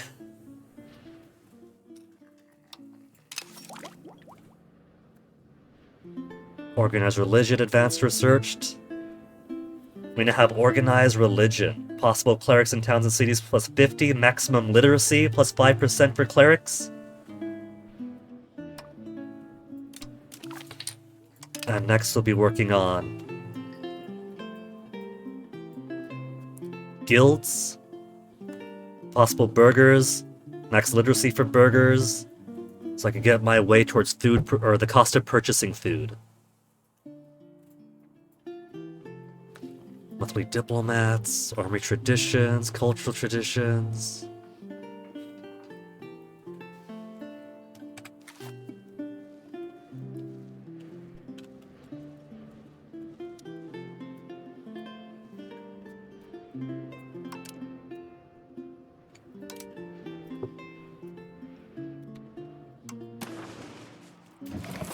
We have some negatives here for province food.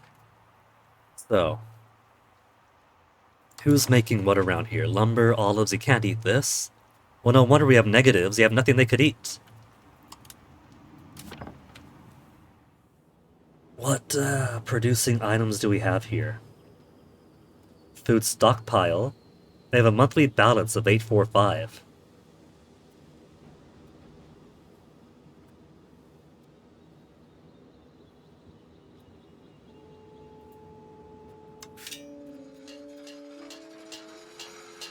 Food capacity, food production by 4%.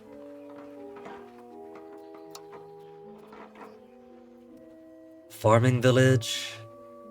Peasant power 25%. Possible laborers, possible soldiers.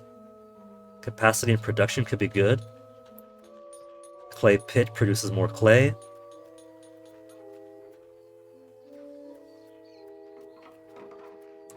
Could make a castle. I could make the castle even bigger.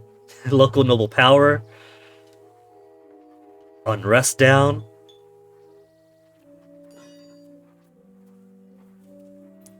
What if control is what I want for these areas that might have more rebels popping up? These rebels are already at plus 0.05%.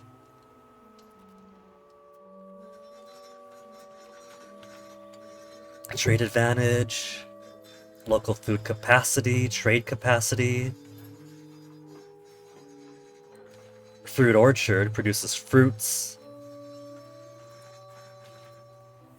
See, I don't know what's the most ideal, right? We got wheat.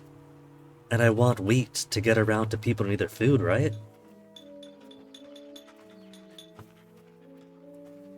If I build a farming village, it'll be 0.19.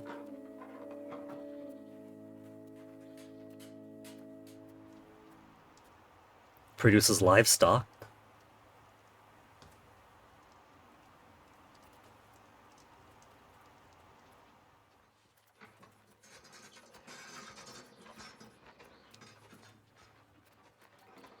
And that's for farming village. Could also do fishing village. Produces fish of low demand.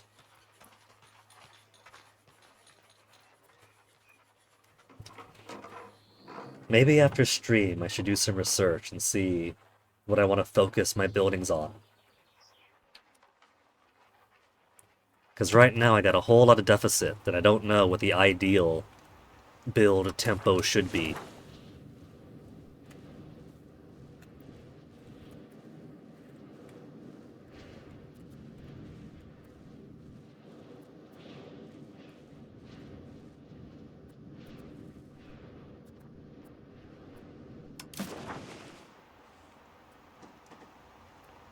Genoa's against us, Pisa's against us, Milan. I'm assuming our allies are the Papal States. Pitigliano, Siena would allow us to pass through them. We could take Pisa. Oh, my neighbors on my borders have swapped over.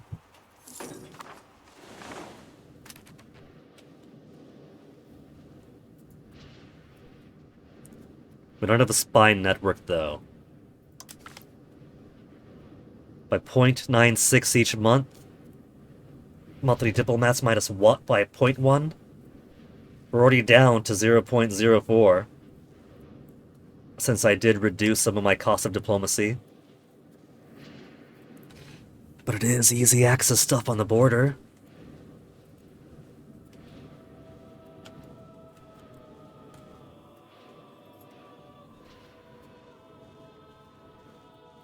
We'll make a finer crown. Crawling up the back way. Going straight for Pisa.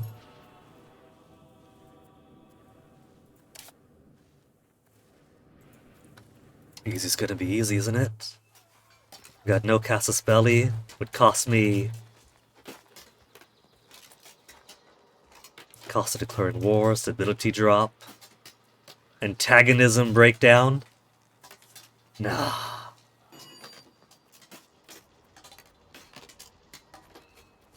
They're easy pickings, but we're not barbarians. We gotta find a legalistic reason to declare war on them.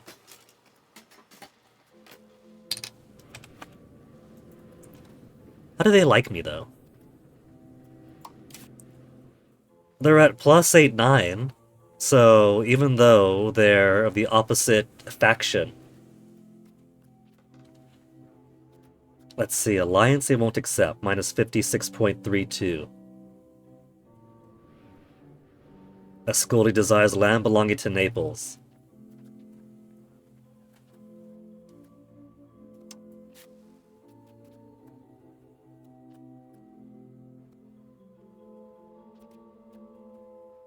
Forcing the faction also.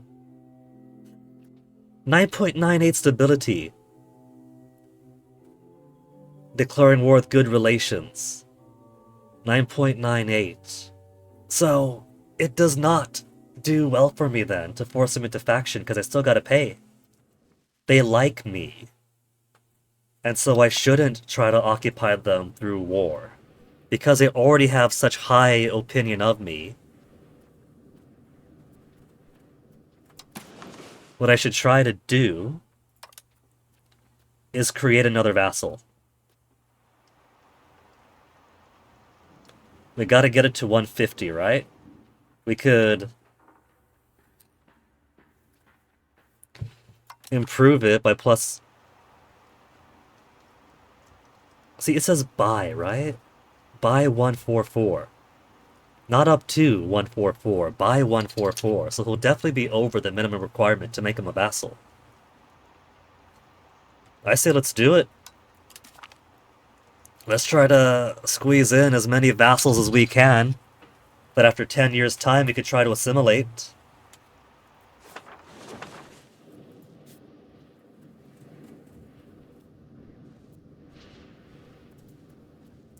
Opinion 4-6.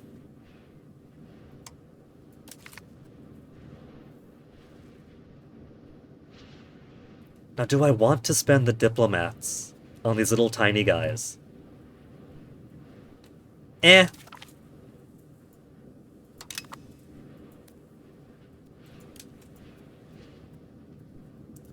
Plus 8-1. Oh, these will be easy pickings, but oh well.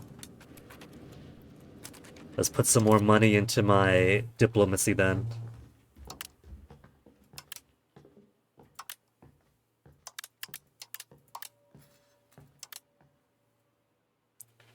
Diplomatic spending was originally at 15% loyalty subjects.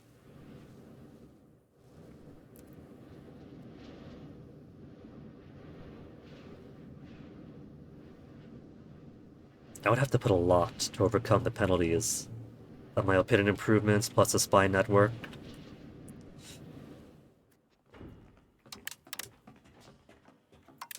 Zero.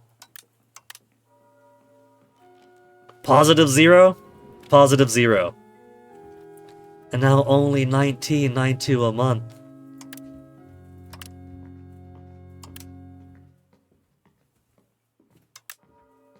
There. 0.01.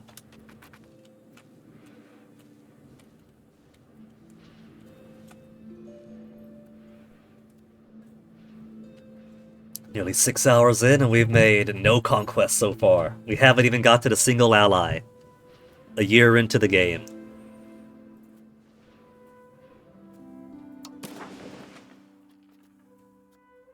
Minus 18. Come on, man, we're getting closer. 18's not that far away.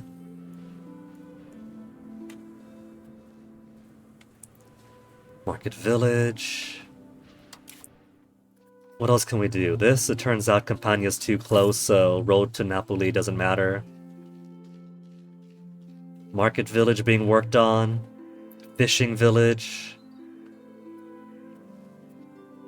Greater than or equal to 1 Mason.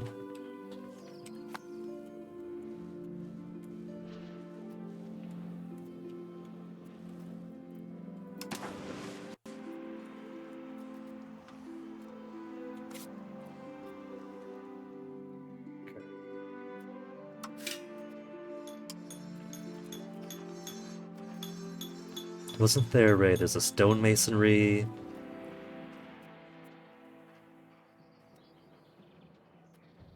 Transform clay to masonry now.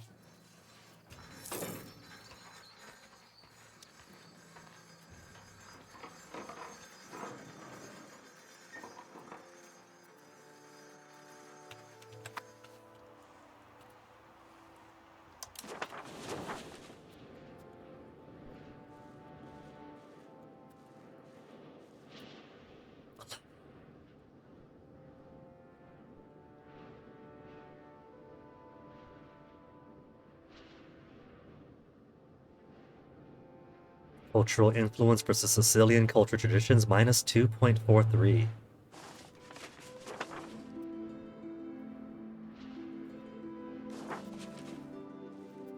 Can I check on that to see what their cultural traditions are here? We're much stronger. We just don't have the opportunity to make use of that.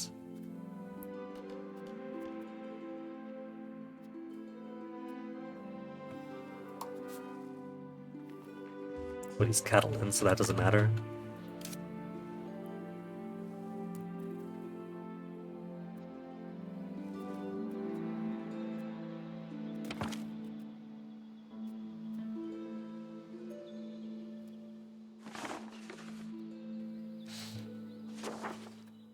$39.94 cultural tradition.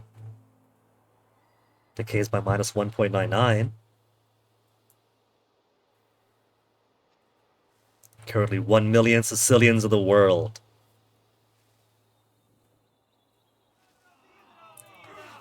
Okay, noble birth. Many of the families of the nobility gained their current positions due to the actions of a forefather who served the state in times of war. For most of their sons, a life in the military is therefore the only imaginable career. With the modernization of the army, however, common officers are no longer entirely unusual. Members of the nobility have now approached us, asking that we guarantee what they feel is a right of their class. No man should be able to serve as commander in the Neapolitan armies, who was not of noble birth. Well, lucky for them. We've already got nobles leading the armies because we didn't have any other decent commander types but for the nobility. Guarantee their right to command our armies?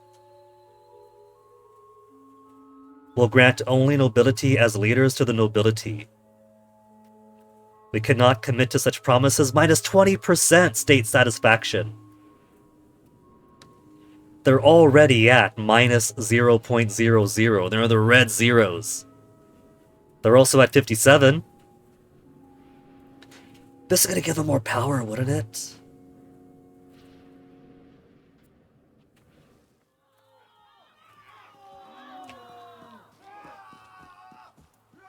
I think for now I can't really antagonize them. If I make the nobility for commanders anyway, would that give us a quality over quantity sort of military value? Either way, it's only the 14th century. It's 1338. If I give them these rights now, we could take them away over time as the game becomes more modern.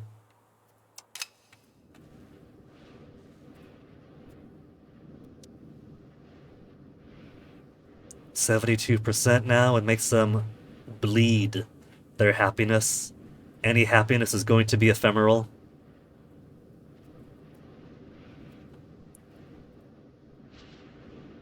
The 50% for the burgers is draining a little bit. I don't like that. Possible religious actions. Placatum regium will lose a religious influence, and the clergy lose a state satisfaction. What would it do? Crown power gets higher until death. Papal relations hits the gutter. Religious influence gets a penalty, but the crown gets a little bit better in the calculus. I don't know about that. I think we'll not use Placatum Regium, especially considering it's for life, right? It's for the rest of his life. He is 62 years old. I don't know how long he's going to live. I got a little granddaughter that I got a... Oh, little Tanushtopia.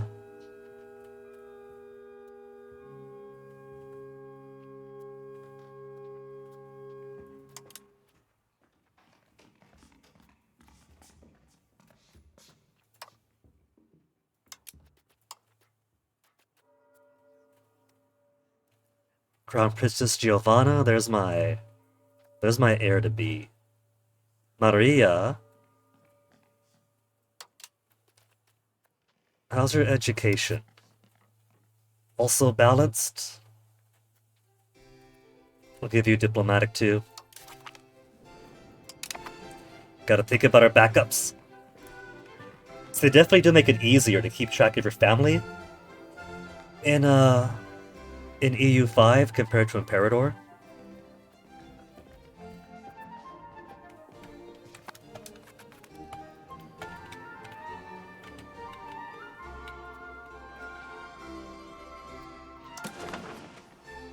Cultural, we got some low numbers. Let me see. This building is almost done. Just 1 month to go. Estate construction, they're doing some building of their own, since they have the money to do it.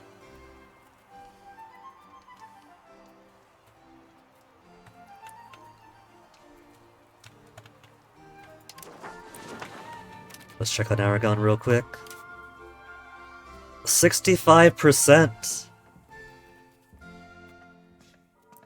17, we're down one whole integer. We're gonna get this alliance eventually. Does Sicily have alliances? Don't tell me they do. They have enemies. They have rivals. They have subjects. I gotta worry about Athens, Salona di Sicily, Neopatria. They're guaranteeing... Sicily is guaranteed by the Papal States. And Aragon. No! Come on! I haven't even finished building my spy network! And they're guaranteed by the Pope and by Aragon, who I wanted to make an ally.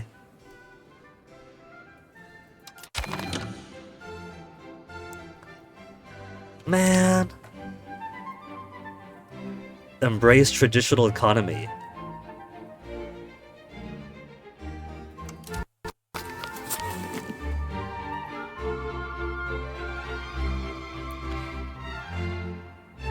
Alright, we're embracing the traditional economy now.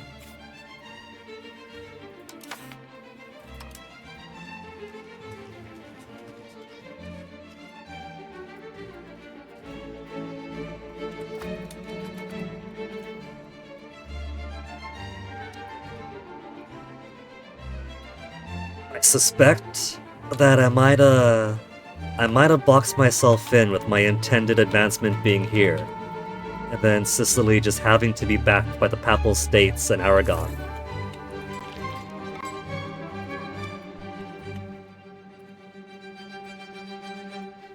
At least we'll get province eventually, when my kid inherits both.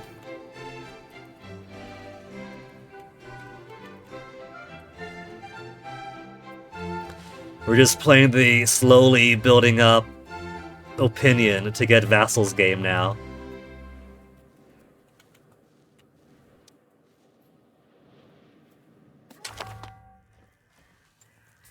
Oh, we got plague time. It's December of 1338. The people of Napoli despair as their families and neighbors succumb to the relentless outbreak of measles. It was not the plague yet. Currently spreading throughout the area. Neighborhoods once bustling with activity now echo with worry and uncertainty. There's little we can do to stop the spread of the disease into our territory. Not good.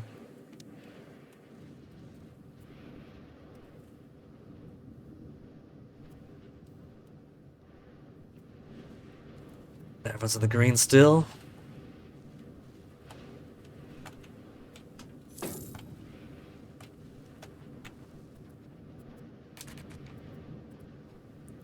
Disease affecting our country. Build disease-resistant buildings.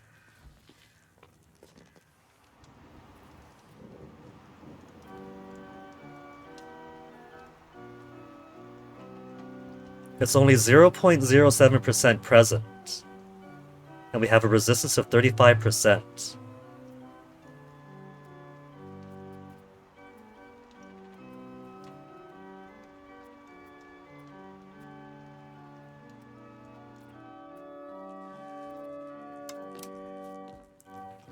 Present in one own location. It's killed 0 of our people so far. Typhus.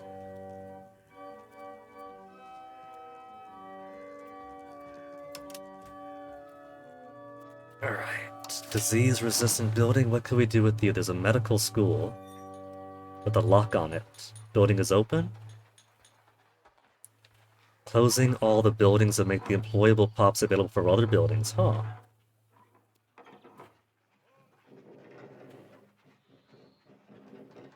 Cannot build any building of this type. Really?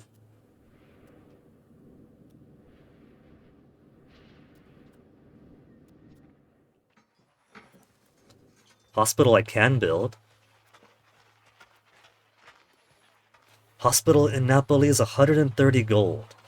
I'm not really doing much else with my gold, so costs a year to build.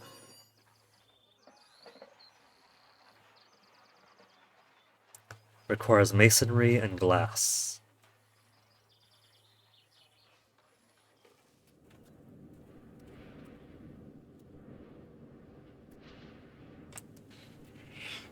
Well, why not? Gotta give myself something to do. Hospital. And now to wait for a year's time for it. We're getting so many buildings in Napoli.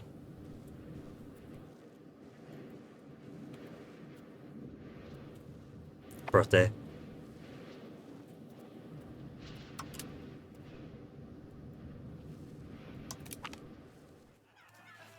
Opposing military schools. The occasional hostilities that erupt between our opposing military schools have become more frequent as of late. If we do not intervene soon, we risk further disunity within our armed forces. Attack is best. Societal value towards offensive. Currently 20. Must always defend our own first. The best of both schools will naturally emerge through debate. More tradition, less stability. No, give me my stability. We're already 20 towards offense, so let's keep leaning into it. Not that our armies are using any of that offense.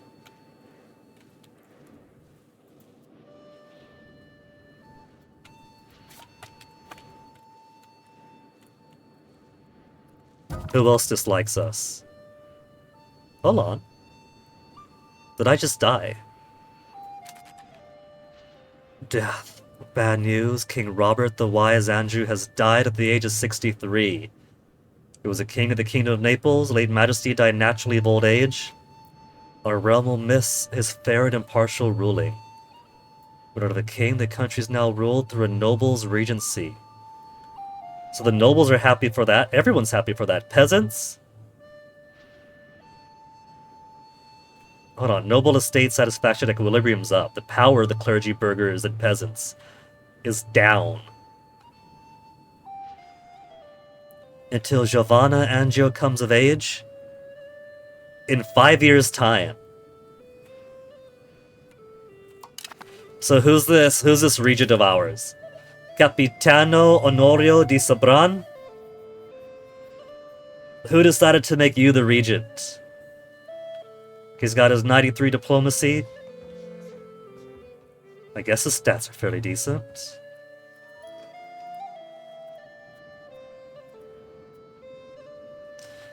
Alright, I think dying gives us a good enough spot to get another BRB for the night. We'll probably make it the last one for. And then we'll see if I can get enough man, if I can get enough anything to take some action. I was gonna go for Sicily, but now they got guarantees. And I haven't even got to an alliance out of Aragon. So we'll see what I can do with this first day stream of the game.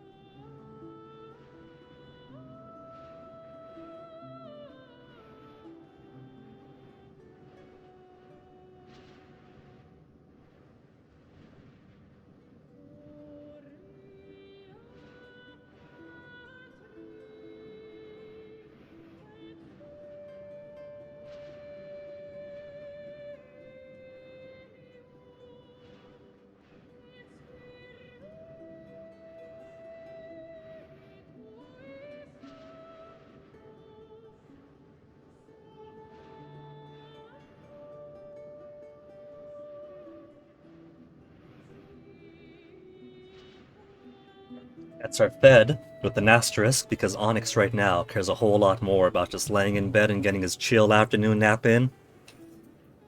Andrew the Wise is dead, and we have 5 years until my granddaughter takes the throne, so we get to explore what Regency is like.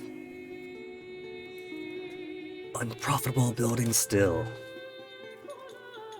Employment system is first come, first serve.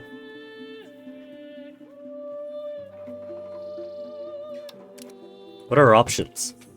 Equality? Employment system to become equality? Monthly progress to communalism? First come, first serve? Buildings are filled in the order that they were built. Huh. Most profitable first. Cost me 10 stability to do it. Set the employment system in our country. Currently is first, alright? Buildings filled in the order which makes the most profit, I think. Sounds really good to me. Infrastructure, then most profitable. Also sounds pretty damn good. Because infrastructure makes the profitable stuff more profitable, does it not?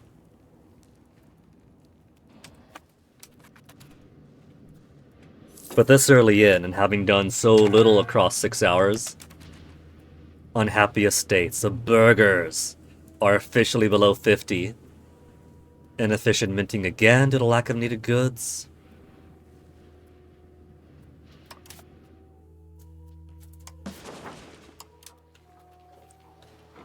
Let's see, we're losing money on some of these trades. Onyx, what you want? If you want your food, Onyx, already put your food away. Your food's in your dish. Do you want to actually eat now, Onyx? Now that you're up, you want to eat? You couldn't have gone to your food during BRB when I poured your food out, but now that I'm back and playing, you want me to open the door for you? Come on, Onyx. Come on.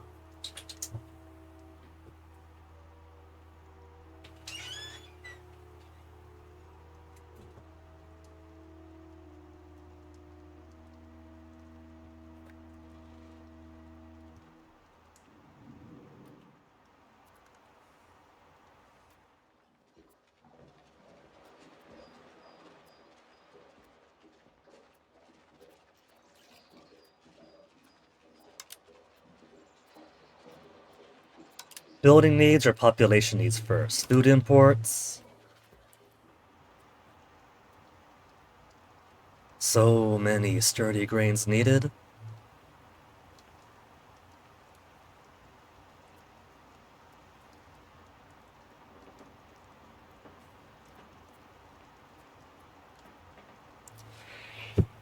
Alright. Do I do food imports first? Imports for profit? Exports for profit? Alright, how about we do? We'll do building needs first. And that also gives us some nice green numbers.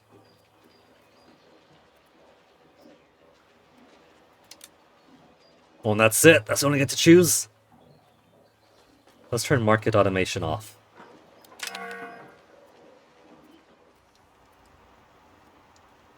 Or is that on? My bad?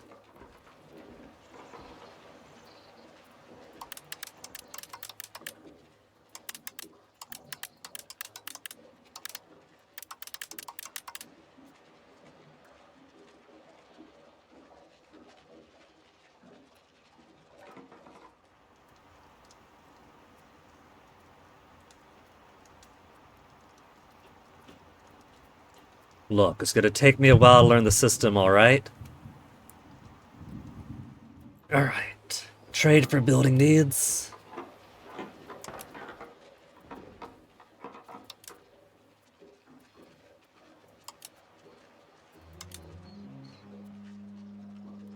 Wheat. And there you go. Is that still unprofitable buildings? Buildings with missing input. 2.96, 1.46, then decimals. I think I'm alright with decimals.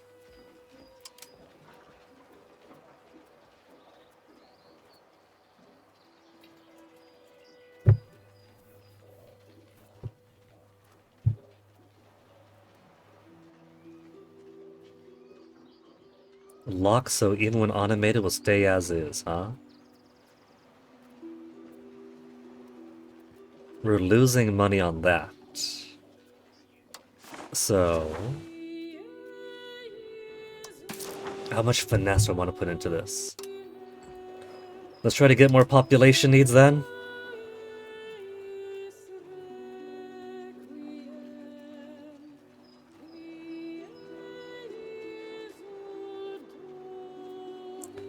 For population needs, from Bruges.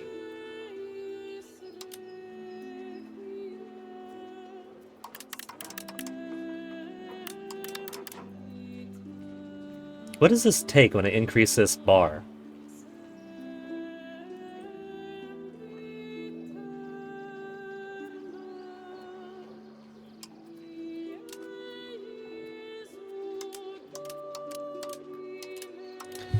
Well, trading as much as I can, and I still got my deficits. Though the unprofitability of my buildings are only down to decimals now instead of whole integers.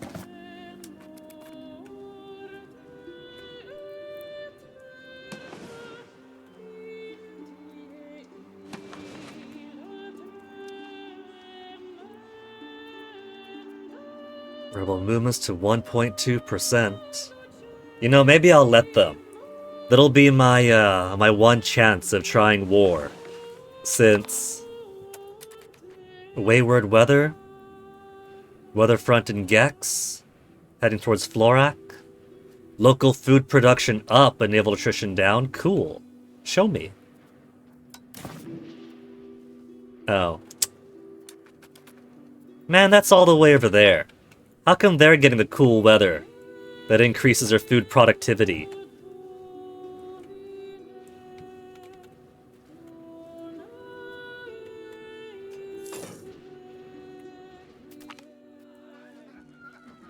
Giovanni Boccaccio's family debt. With a heavy heart and a hardened spirit, Giovanni Boccaccio, a very talented artist at our court, has been compelled to depart abruptly, leaving behind his beloved Naples to Florence. His father's debts cast a shadow of financial turmoil, forcing him to relinquish the familiar embrace of home and embark on an uncertain journey, his pen serving as a bittersweet companion along the way. What can we do? Pay is it's only 94, that's it? We'll pay the 94. Stay with us. Guild before country. When aristocrats warned us of the secret societies that had supposedly infiltrated Neapolitan politics, we had chosen not to listen. They predicted that we might very well pay with our lives when this conspiracy turned against us. Nothing quite so dramatic has happened, but one of our close advisors, Luigi Angio, that's a crown power guy. It's to our benefit to have him here. Has made some very dubious decisions lately and eventually admitted these are the service of a secret society that he is indeed a part of. Other politicians are up in arms about this, and there's no avoiding a scandal. Disloyalty to Naples must be punished, lose 10 prestige and he dies. Diffuse the situation, lose 7 stability. I have more stability than prestige. Luigi, how is it that those in power inevitably end up with some secret ties like that?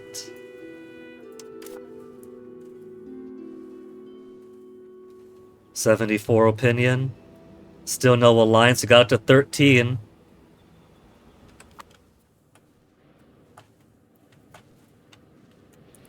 And how's our guys here? 103. 73.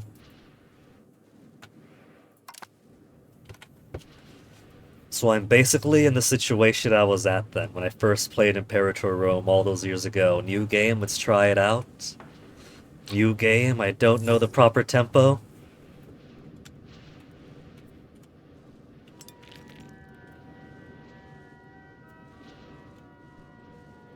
How many days left for 19 November of this year? It's coming up at least.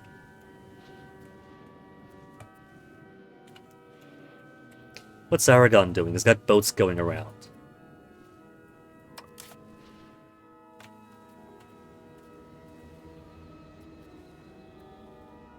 Spy network, alliances with province.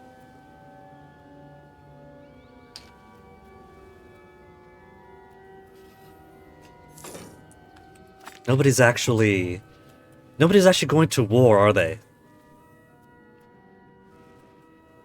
17 spy network strength.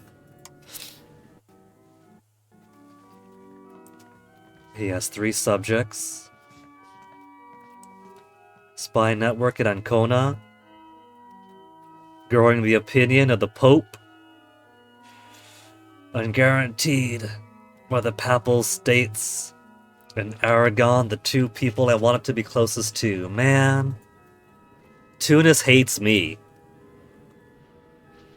Different primary culture. Tunisian view of Catholic -80. Antagonism 747.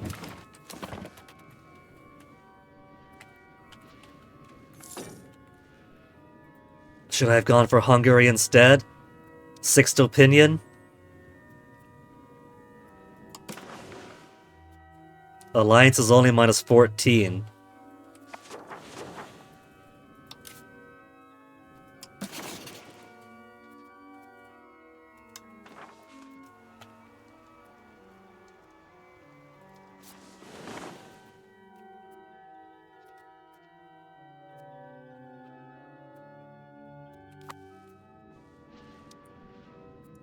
We gotta get more diplomat too. We don't have a lot of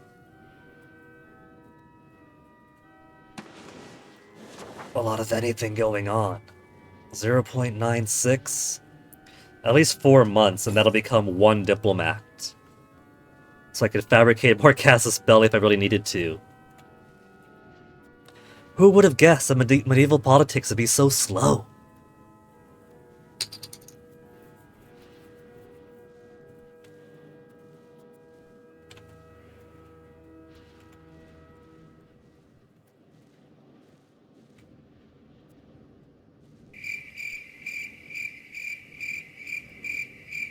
Burgers are getting lower. Come on, Neapolitan burgers, what you doing? Why are your satisfaction getting down to 39? Taxes they don't like? Only nobility as leaders they dislike? Now hold on. What about our mercenary captain? Or no, he's noble. I thought I put an admiral that... No, that's a regent. Here's the admiral. Yeah?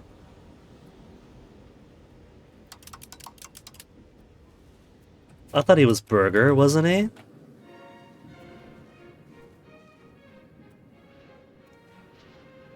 Estates enrichment they dislike, monthly expense they dislike. Everyone's going on to the, everyone's in the reds now.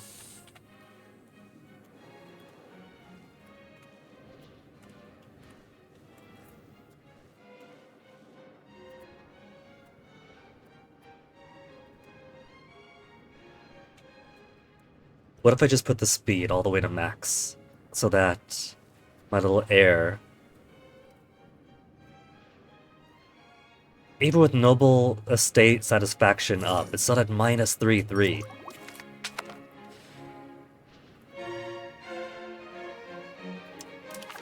Okay, that's more advances. What else should we get?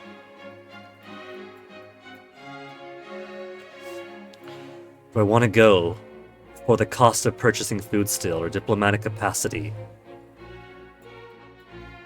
Institution growth, monthly diplomats of 0.05, cultural traditions, army tradition, stability investment.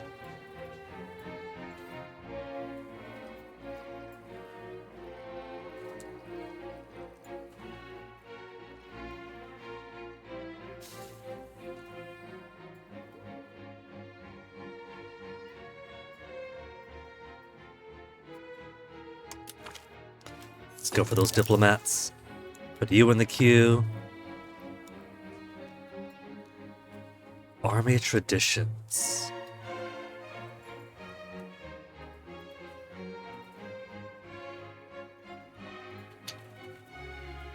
Let's go with culture tradition first. Queue you up for next. Then stability investment. Stability investment.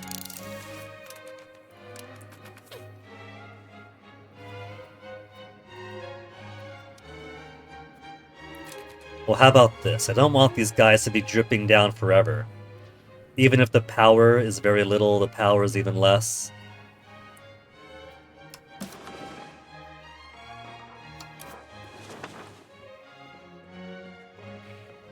Minting is still inefficient due to lack of access to needed goods. The nobles are at 66. Burghers and commoners are... Well, the commoners are my biggest source of taxation right now.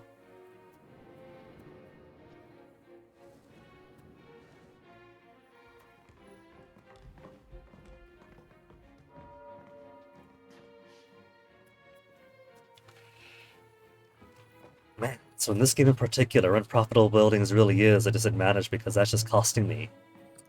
The buildings should be making me money, but now they're taking away.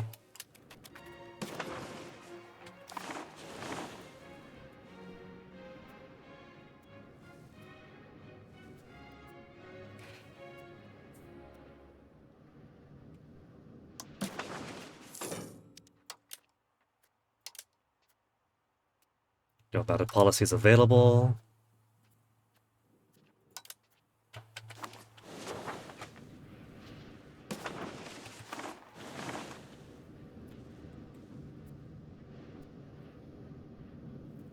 November. The embrace of the traditional economy is coming up at least.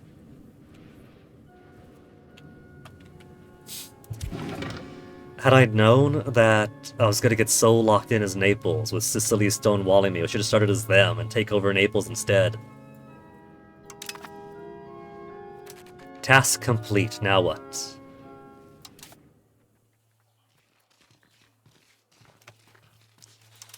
Mission focus.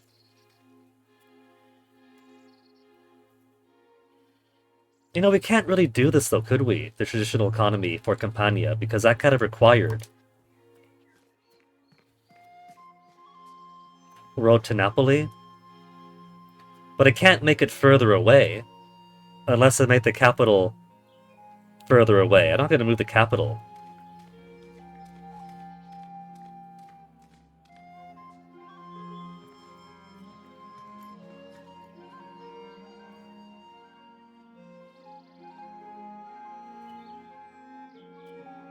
Distance to the owner's capital. Greater than 58%, but it's right next door, so I chose poorly, so now this is impossible, I think. RGO extraction fully expanded. Click on the RGO button to expand the resource gathering operation. Alright, tutorialize me on this. Where's that button?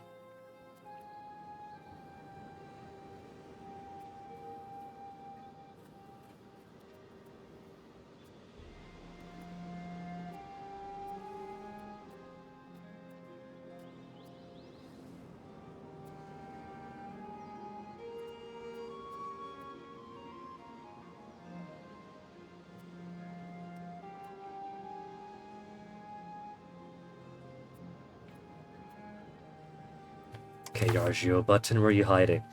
Click on the location. No, that's the wrong one. Click on the location to choose for your mission. Click on the RGO button.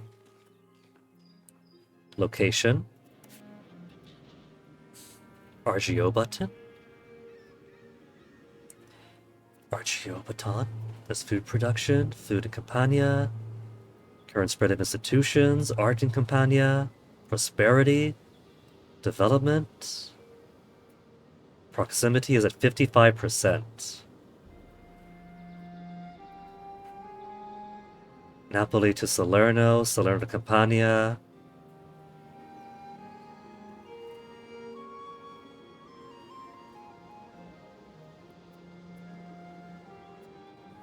Effective control.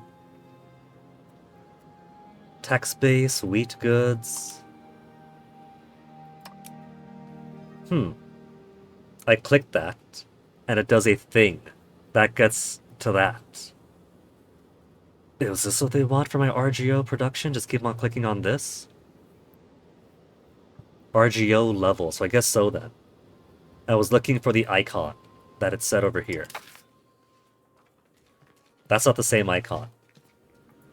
Hence my confusion, or is it? Expand RGO is 50.54. Alright. Requires for construction is lumber? Sure.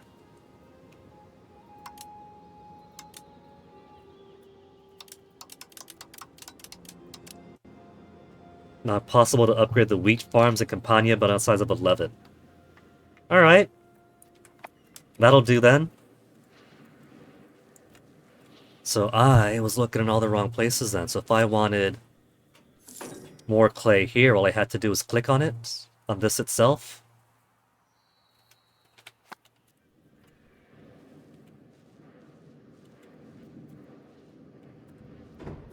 Though maxing out the wheat in Campania is probably a poor idea, given my whole lot of nothing going on here.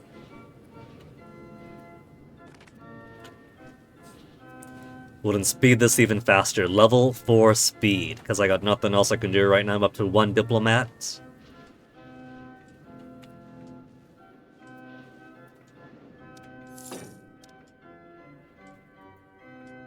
How do they like me here?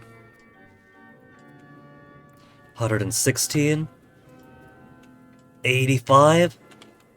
Hold on, don't I have 23 spies in Sicily now? Claymon Province. Give us a casus belli.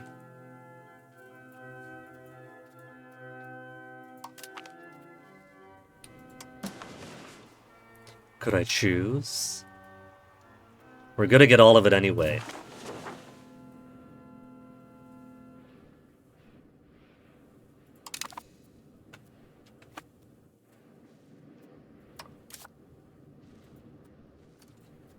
And now cancel the spy network building because they've already got the casus belli creation.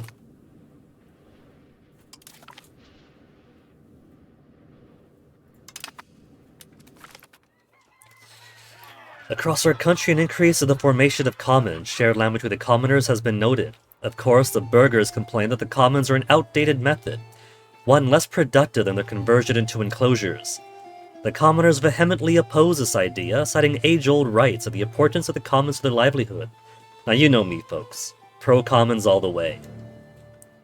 Should we uphold the tradition and allow the commons to flourish?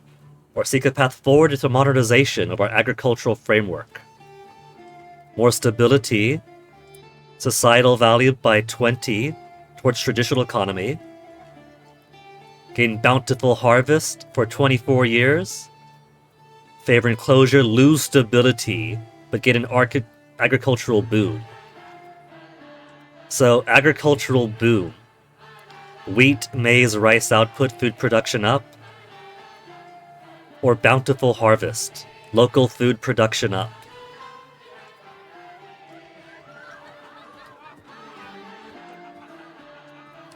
It looks to me like the option I like gives me the better benefit. Stability. We still get bountiful harvest.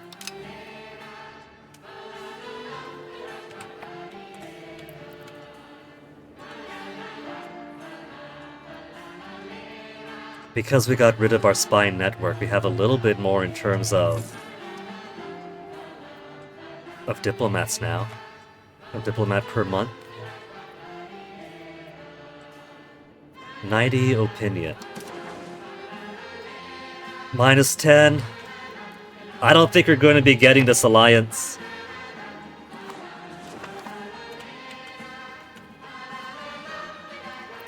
I think what's going to happen is I'm going to try to go to war with Sicily once I get the casus belli. And that's going to make the Papal States and Aragon jump on my back at the same time. I think this is a dead run, folks. I think I gotta practice this in my off time, I think.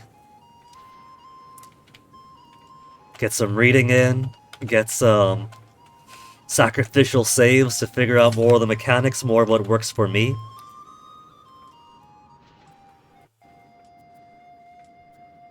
%46% commoners, but they've only got 3% power. 44% burghers, but they got 7%. 65's decent. 65's decent. Man, nobility is all the way up to 53% power. We have a vacancy in the high position of the church administration of Naples. There's a churchman from a rich family by the name of Leonello Abate who's made an enticing offer. If we approve and back his election to the position, we'll gain a large contribution to our coffers. Some more devout people claim this practice is a sin called simony. What did they know? We need the money.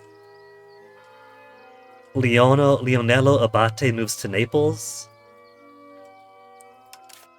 He does have 63 administration.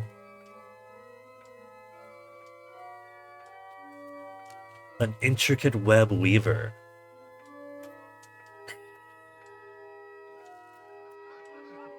Simony is a sin. More religious influence, more legitimacy. Papal state gains 20 opinion of Naples. $63 only. Pshaw. Now, I know that in the logic of the game, he has simply ceased to be a character, and that's what makes him die, right? But it's funny that it lists him as dying upon denying his request. We've stoned him to death for offering us money. RGO missing employees. They need more people in Campania. Senato is possible. Call estates to the Senato to resolve any parliamentary issue they may have. Given the opportunities to create a casus belli, raise taxes, gain larger army levies and naval levies.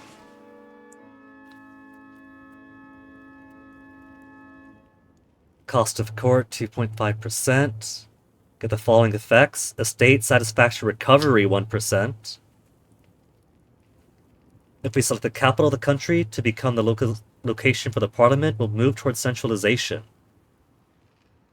And move towards decentralization if we pick any place else. Effective control.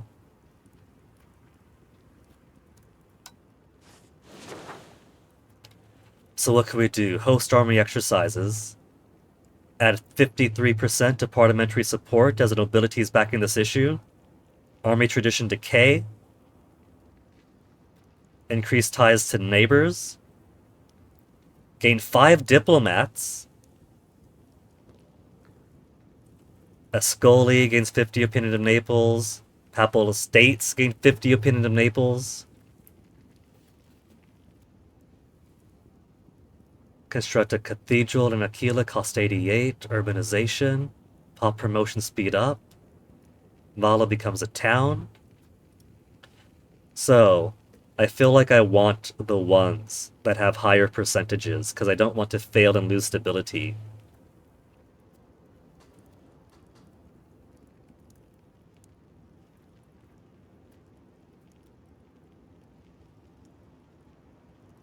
Issue that benefits the goal of the crown. There's no further support in Parliament from forwarding this issue. Population growth. If it passes, more stability. If we conduct a census, bolster government. Bolstered crown authority for 10 years. Revoke privileges cost cheaper. Crown power up.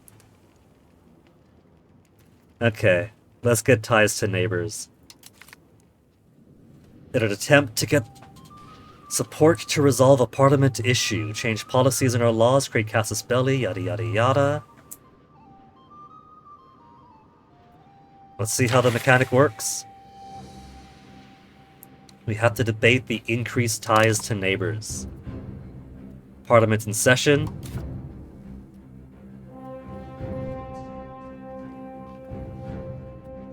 Parliamentary support at 63%. Parliament requests. Can spend Parliament support on to get through. Ask for a law change.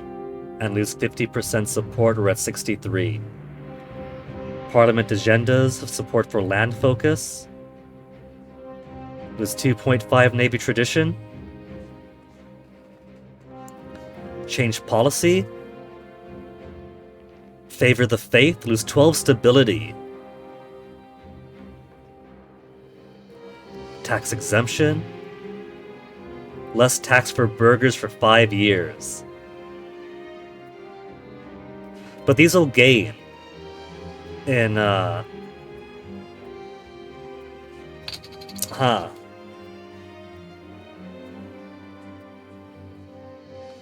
Parliament approved taxes for 1 year only. Maximum tax was 25%.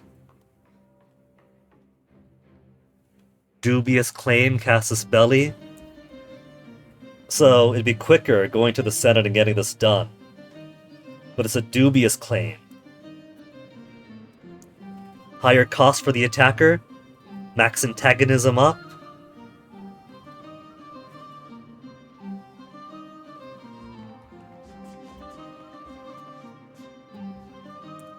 Select a law that the Senate will agree to change.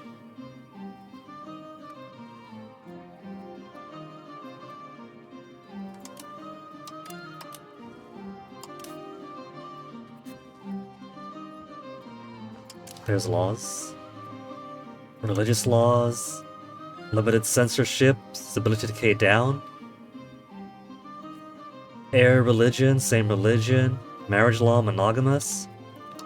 Military laws, peasant levies, protect trade routes.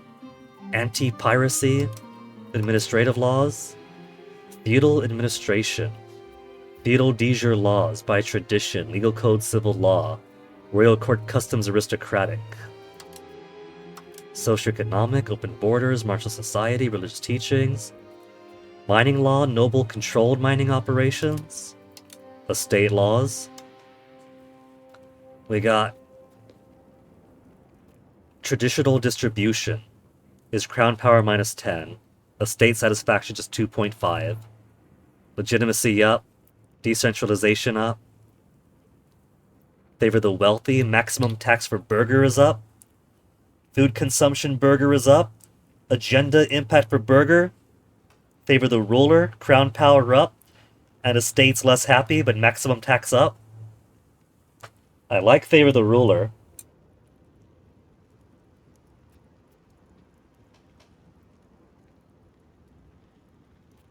Favor the common people for the distribution of power, maybe someday.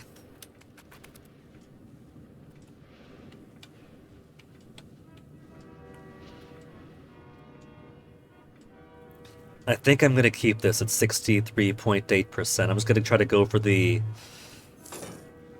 opinion boost, the extra diplomat if possible.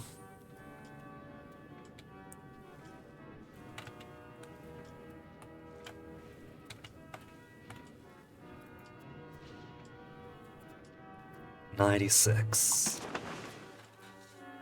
We're at 9.73. We're in the single digits now.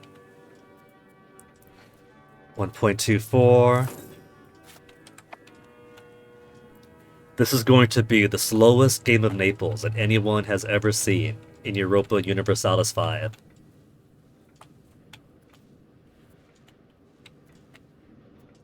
You know, if it was going to be this slow, maybe I should have started the Philippines after all. Then spread throughout the Pacific that way. That'd be pretty fun. Maybe for my lack of ability, we'd have an equal amount of progress.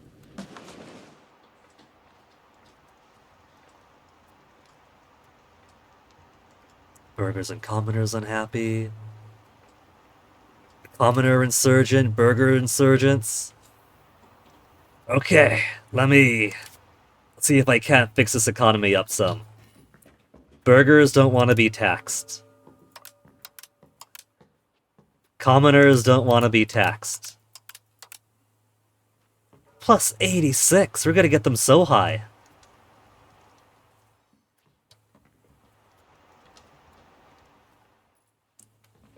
Minting.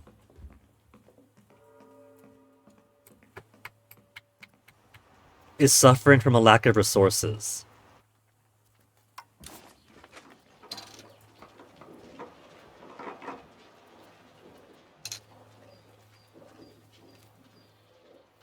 Food stockpile's doing good.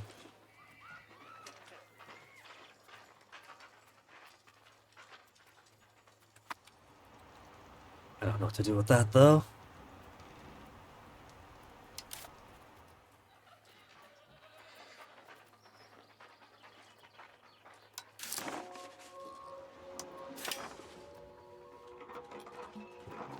Missing input demands.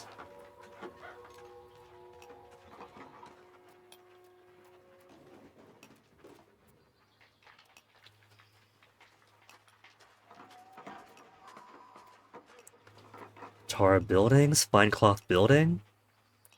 Highest profit per building level is 9.8. Is that telling me I should build a building into fine cloth?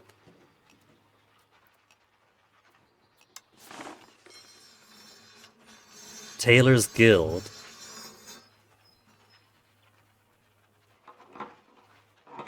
Would give 9.8, so I could use the extra money.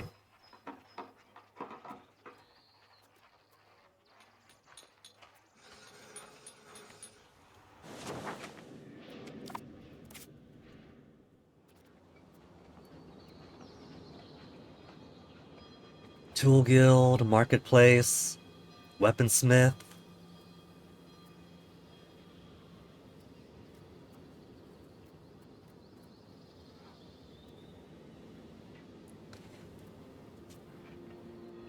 I could destroy these buildings, couldn't I? There's no burgers employed here.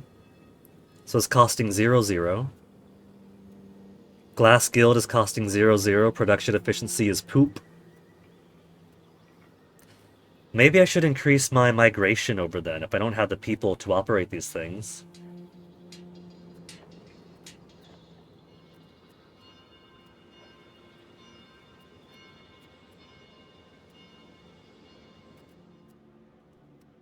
We do have a Tailor's Guild.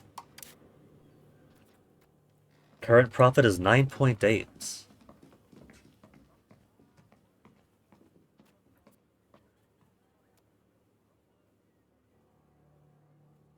Available burgers in Napoli is 3,300.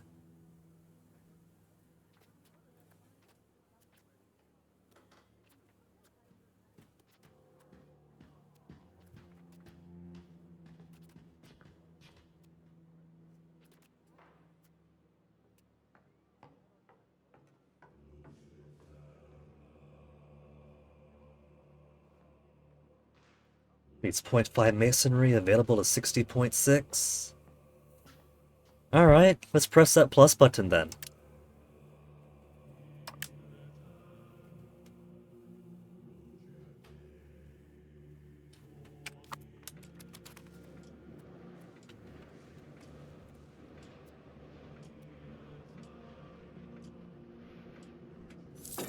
Prestige is getting so low, it's almost to the single digits. Burghers of Aquila. Senato members of Aquila hold an influential position in the Senato. They represent one of our economic centers. Their wealth holds much sway in the Senato, and unfortunately, they use it to lobby against our efforts. The fuckers! Lose 5%, that's it, just 5% support? We're up to 58.8. It's a coin flip, basically. Just a little bit better than a coin flip.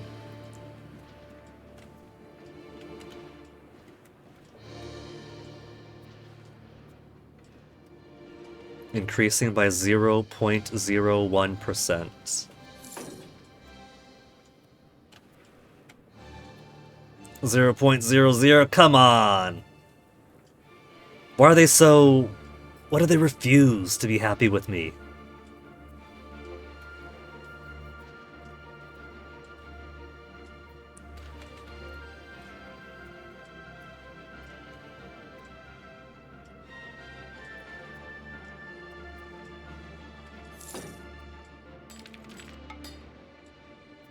%41% for a claim on Sicily, not that it matters, since my potential ally that I wanted is now one of their guarantors, and the Pope is the other guarantor.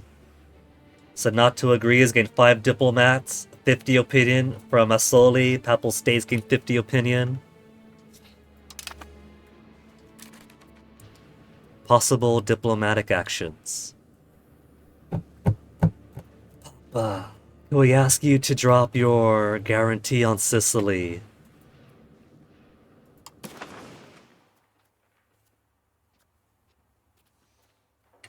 We could propose an alliance with the Pope. Naples' strength versus the Papal States. Papal trust towards Naples. We can't get the Papal State as an ally to attack the person they're guaranteeing, though. I can't imagine that'd be possible. 100. 8.2. I don't think we're gonna get this alliance. I keep trying to squeeze it down, it's just not happening.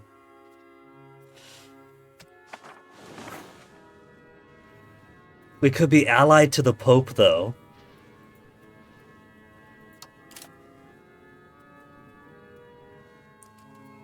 $200 opinion. Hey, Pope Bonifacius, if you're at 200 opinion, then you'll agree to become a vassal, right? The only subject action is to ask to become their vassal.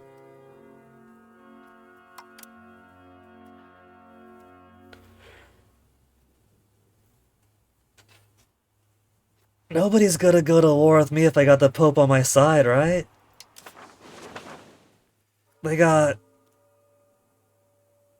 They could recruit the following regiments. They got at 65, 75 there. They got one boat. They can build a canoe. Oh, they got 1 million population.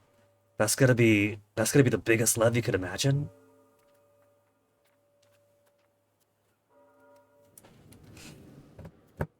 See, if I make an alliance with the Pope, though, what's that gonna take away from my alliance possibilities? And then if I possibly get Aragon down to +1, they'll be like, oh, actually, never mind. Now it's a -20 because you've already got an ally.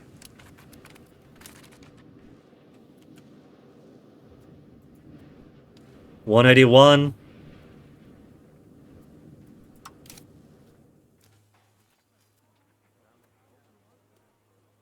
But they don't want to become a vassal. Reason to accept is -14. We got them at 181 opinion, and it's still -14. How come? Different government type, number of subjects with limited diplomacy. Don't worry about that.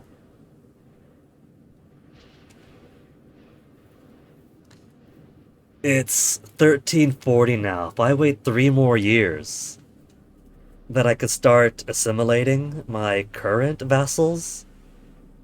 If I had them of a decent size. Or of a decent opinion, I mean. How's province looking? Improve opinion of 127.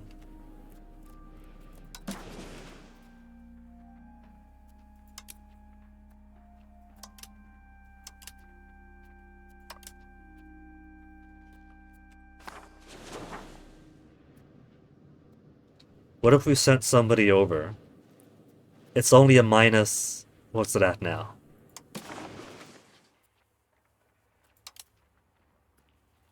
-14? What could I do to overcome the -14?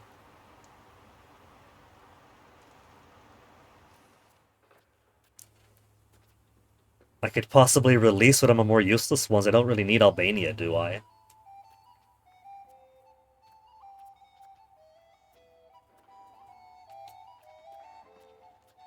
Profess trust?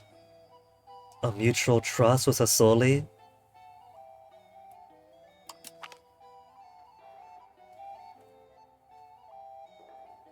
Increase mutual trust by 10%?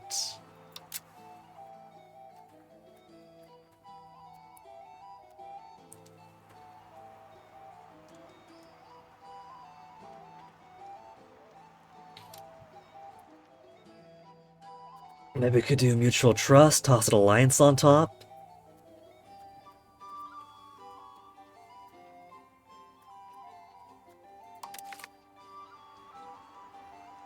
Goodbye to diplomatic reputation. But I want to sacrifice 2 diplomatic reputation though on this. My diplomatic reputation of 8.49.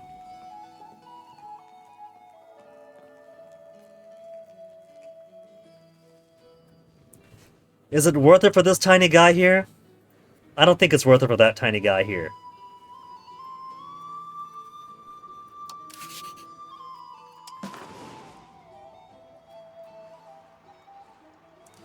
Achaia, Albania, what have you really been doing for me?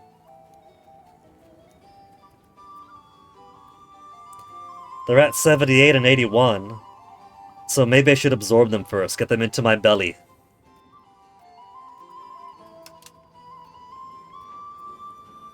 Improve opinion.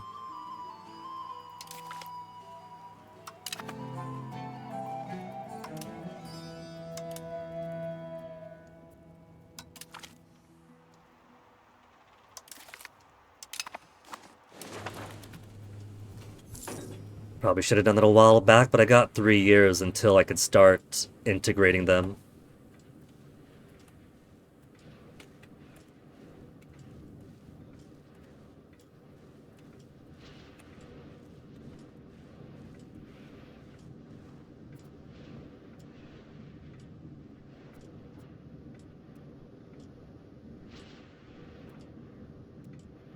Minting set at 50%.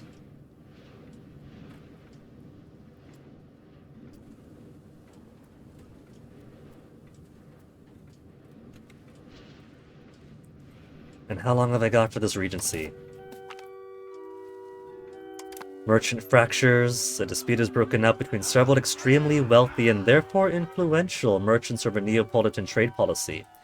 One group favors taking a mercantilist approach, calling for a kingdom to ensure that the wealth generated by trade within Naples goes mainly to Neapolitan traders and producers.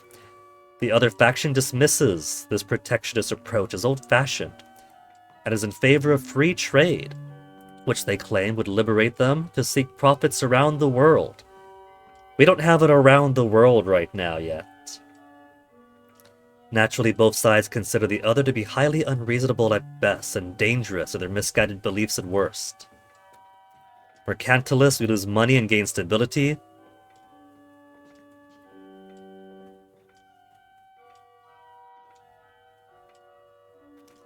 Free trade, we lose prestige to gain legitimacy. Legitimacy I have so much of. Prestige I have no way so far of raising. That's the worst option. There's 5 prestige. We could exchange burger satisfaction for prestige. We'll support mercantilism, lose some money, gain some stability.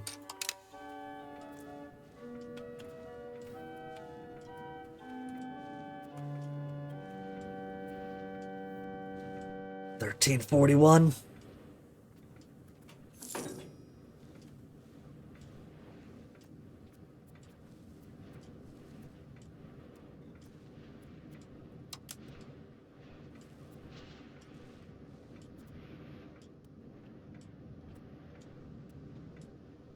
Byzantines are no longer a great power. While the mighty have fallen, Byzantines, you still want that rivalry? Advanced research, monthly diplomats up, yay. Okay, research, what else are we working for?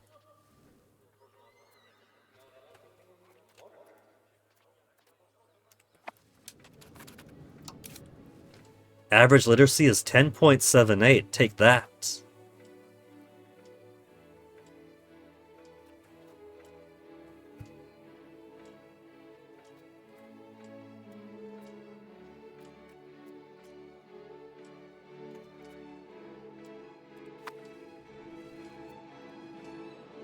Man, the Aragonese are just all over the place right now.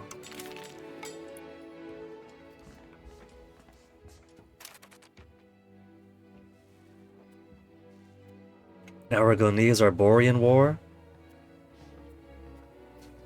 They still won't accept that alliance, will they? -8. Maybe they want to, Hold up, we got more numbers here we can do with the spy network. Infiltrate administration. Will lift the fog of war over their entire territory. For my neighbors in my immediate vicinity, I don't care about too much. Sabotage reputation. 50 opinion of the chosen country. Steal maps. Steal technology. Support rebels. It's only 5 to sabotage reputation. Maybe we could use that to destroy the guarantee they have with the Papal States or Aragon. Speaking of which, let's just get this old alliance.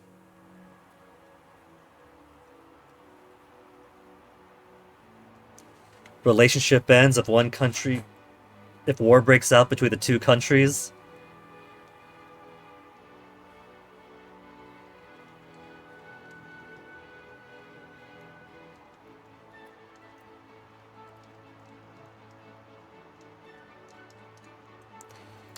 Alright, we're now allied to the Pope. How's this going to affect my chances with Aragon? Still -8. I don't have so many allies that it's going to be a problem with them.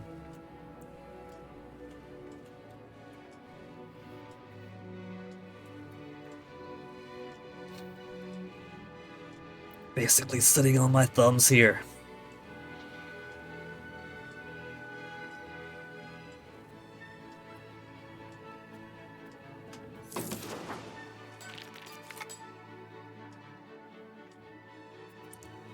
Destruction of Amalfi. A city in Salerno has just faced catastrophic blasts from the ocean. Triggered by a massive earthquake beneath the Tyrian Sea, a colossal wall of water crashed upon the unsuspecting town. Amid the deafening roar, buildings collapsed, ships were tossed, and lives were lost. The picturesque streets turned into a watery graveyard as the waters reshaped the landscape forever. Amalfi's vibrant maritime culture and bustling trade have been left in ruins, a stark reminder of the unforgiving power of nature. The scars of the 1341 catastrophe will forever echo through the town's history. God have mercy on them, lose prosperity, pops in some buildings. $38 only! Send help to the survivors now. It's only 38 ducats! The devastation will be lesser as we start the recovery sooner. I could afford that. I still got so much money I'm not using. Napoli depopulated too. It's not just Amalfi, it's all... Oh, man. Really took a bite out of me there.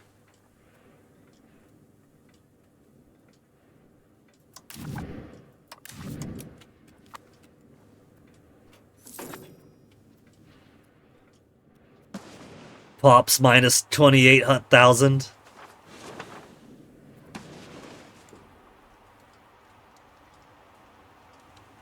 Look at those migration lines all feeding into the middle. I'm going to be depopulating the entire rest of the Kingdom of Naples.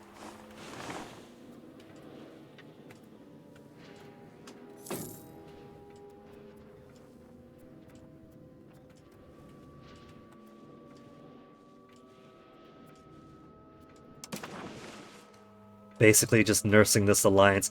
0.7 or -7? How's the... They're at 115. An improved relation is only going how far, though? To 145. I don't think it's gonna be enough. I think that Aragon is being very stubborn. And they've been foolish. They've been foolish in getting so many other diplomatic ties that aren't us.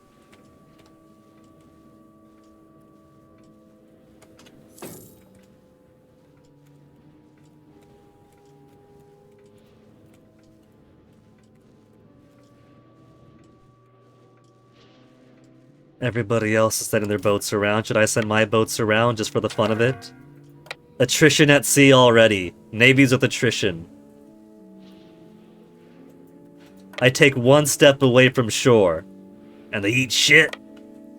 Well, in all fairness, I did kinda get rid of all of their funding, since we're not at war and can't get into war with anybody at this rate.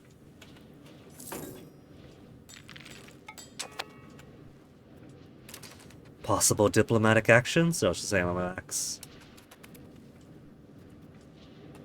There's nothing exciting going on there.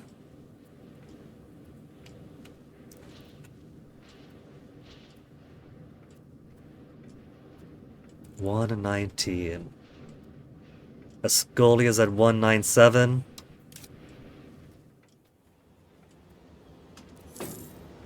And they're also stuck in the -8, -7. They just refuse to become a vassal of ours. It's only -7 now, right? What if I try the profess trust option for this tiny little piece of dirt? Diplomatic reputation -2. They've been convinced of our flattery, but our diplomatic reputation have suffered. And it's still X. It's gone from -7 to -9 now because of the drop of diplomatic reputation, I'm sure. I profess my trust, but I lost the currency that got me to the 7 in the first place. Aragon, does a drop from diplomatic reputation of 8 to 6 also infuriate you? Make you disgusted with me?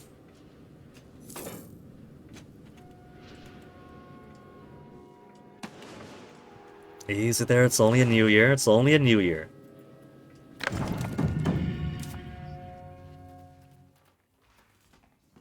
-1. At the very least, we are going to get that Crown of Aragon, not the Crown of Aragon, the Alliance with Aragon. Age of Renaissance.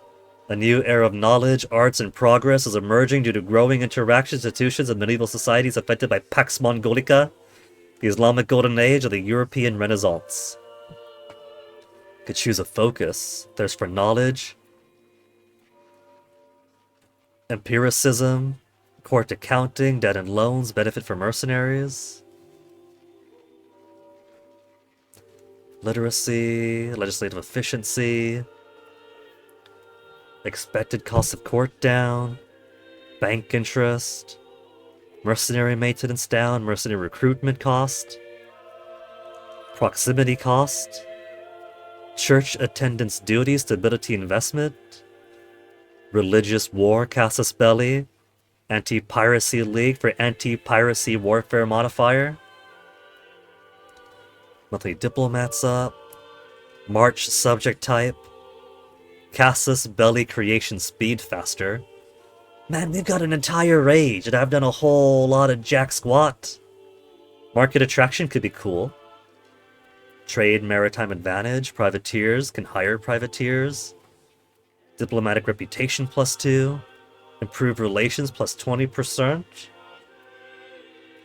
Subject income. War score costs cheap. We haven't got a war yet. AI Aragon has gone to war faster than I could. I should have started playing as them. Tolerance. Prestige from land battles doubled. Army tradition from battles doubled. Non-culture levy size. We can get a bit more army size from people who aren't of our culture. Levy size in general. You know what? Because we spent the past 7 hours sitting on our thumbs, building spy networks, trying to build alliances that haven't manifested, we're gonna go military focus. As soon as we're allowed to war, we're gonna hit them harder.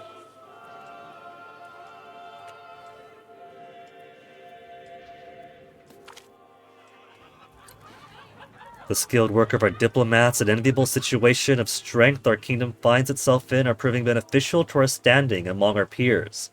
Our diplomats are capitalizing on those factors to achieve better results than usual in the negotiations. Appease the states for 5 years. Improve reputation.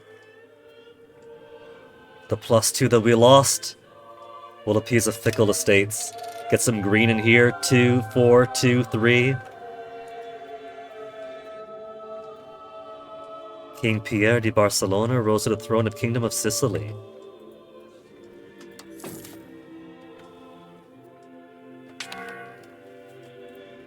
Minting's back to shit again.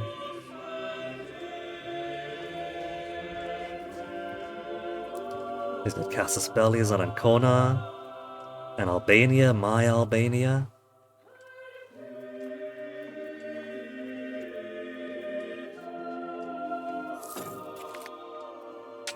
Being guaranteed by the following countries. We got a Casus Belli on him. So, at the very least,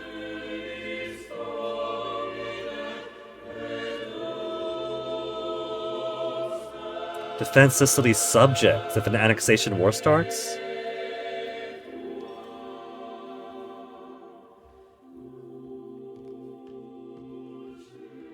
Defend Sicily's subjects. Why do I want to do that?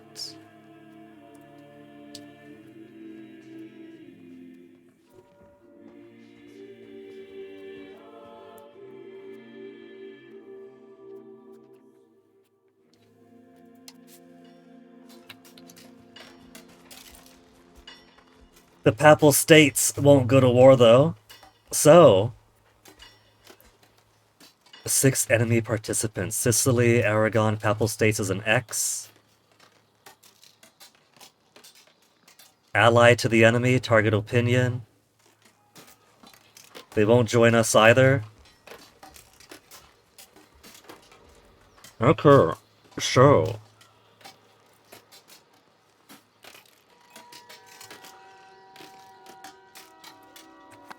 let me see about getting this alliance with Aragon, then. If I get this alliance with Aragon, maybe they won't join on either side of the war with Sicily. That's what I want to see. 0-0.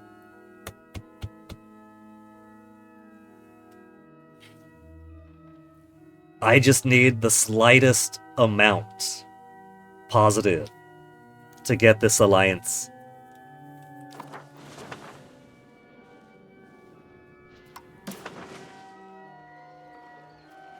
What am I looking for? Looking for... ballots. Let's get the army maintenance back up.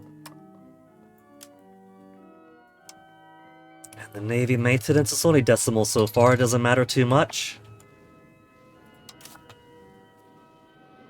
We still got the dotted line here, we could walk across to Messina.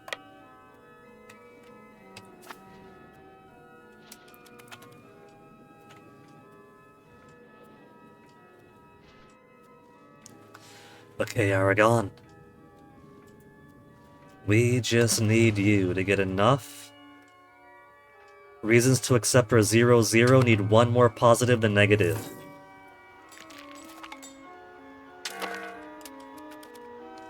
Can intervene in a war against one of our rivals, Sicilian and Conitian war against Sicily.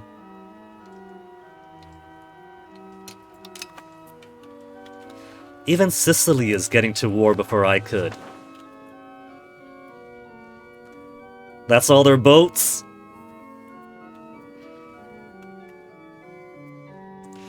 If I intervene, though, we're not powerful enough to intervene in wars at countries that are not our rivals.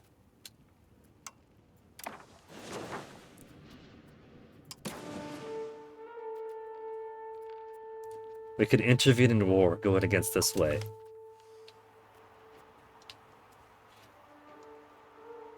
Kingdom of Sicily, +3.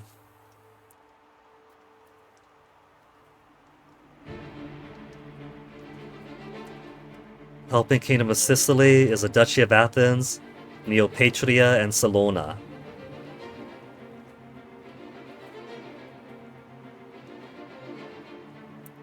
Do I commit to it the moment I press that button?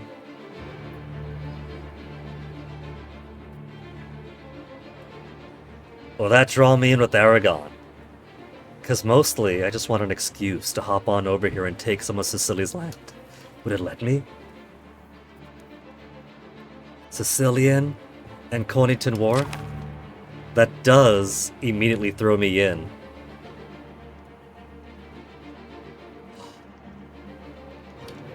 The claim on province against Sicily expires. So, they're not permanent, the casus bellis you could acquire. That's about 5 years to use it.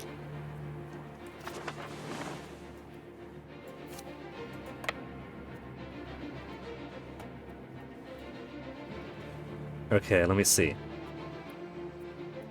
Unraised levies. I push the button.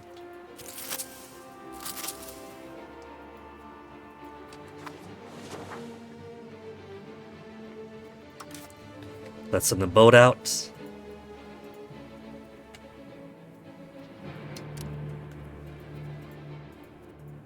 Boat? There we go, boat. I was like, why aren't you moving?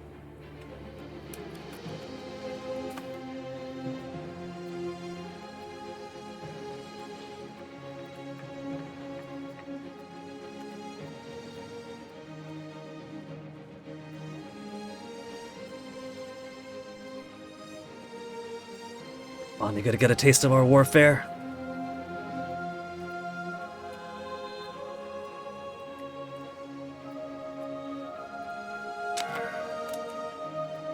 Navy's with attrition. Every time that skull pops up, it gets me so worried that something else has happened. Dong! And a skull showing up. It's just naval attrition, man. That's all it is.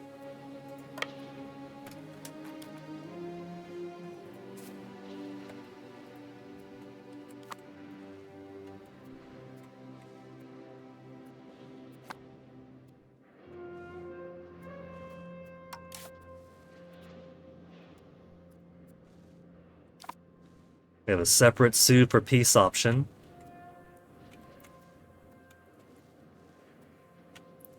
Now, where are those Sicilian armies? That one boat. Can't be the entirety of them.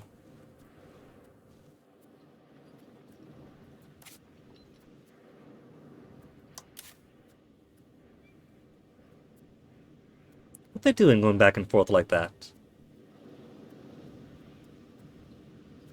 Messina, stay in Messina.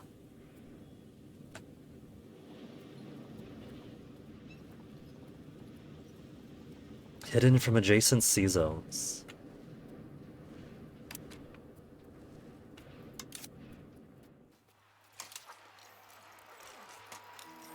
Oh. Now see, I thought I'd press a raise levy button. There were 0 zeros, we turned to 1 and 1, but then nothing happened.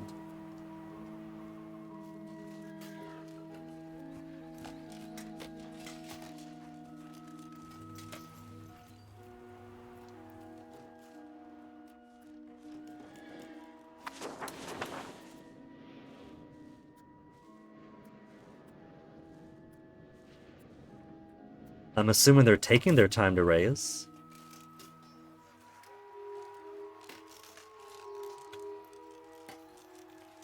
"12 days. Raising army, raising army. We could raise all levies with a right click.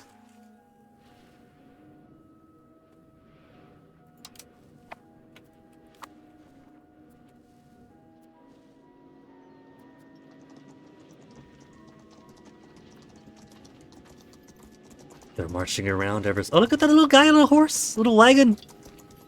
A loom trade!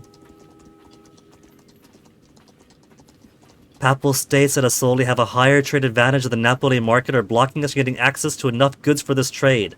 What? It's my own trade zone! I'm falling behind on my what advantage?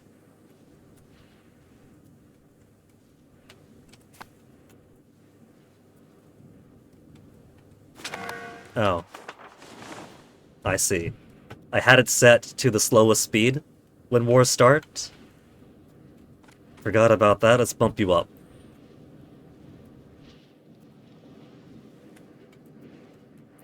I was wondering why this war was so lethargic. There's my troops. Let's bring you all down.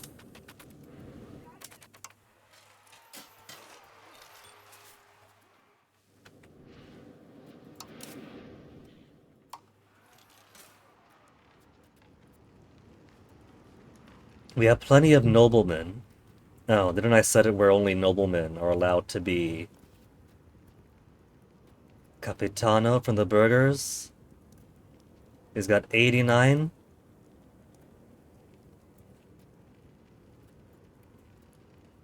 Burghers are forbidden from serving as military leaders in Naples. Damn it! Assault ability. Alrighty, Sabran. He's currently regent.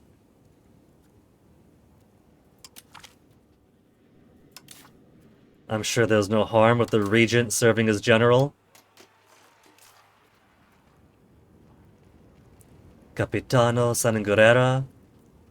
994. 72, 37, 54. See.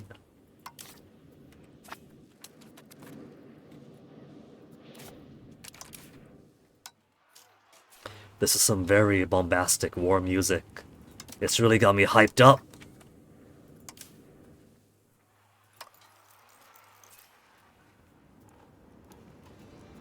Defensive planner, military tactics up.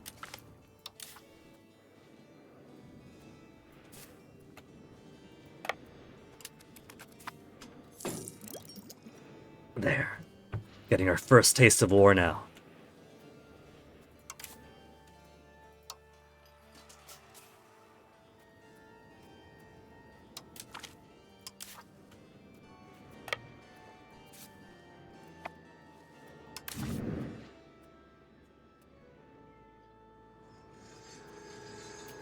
$84,000. Battle for the Gulf of Termini. They try to go after my boats?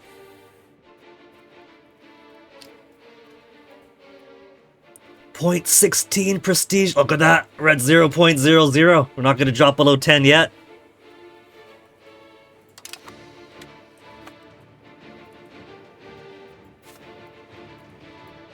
Do we blockade this port then?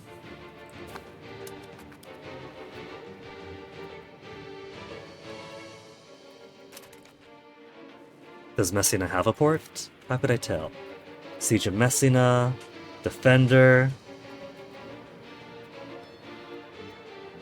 We're likely to fail an assault, I'm glad it tells me that. Coastal gives a 0.5.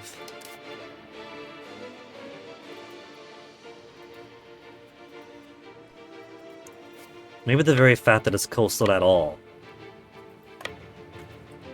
means that with it being bordered on two sides, I cannot effectively blockade it. Just spitballing. What if I split this? Is there a split button for the Navy? Detach unit, detach unit.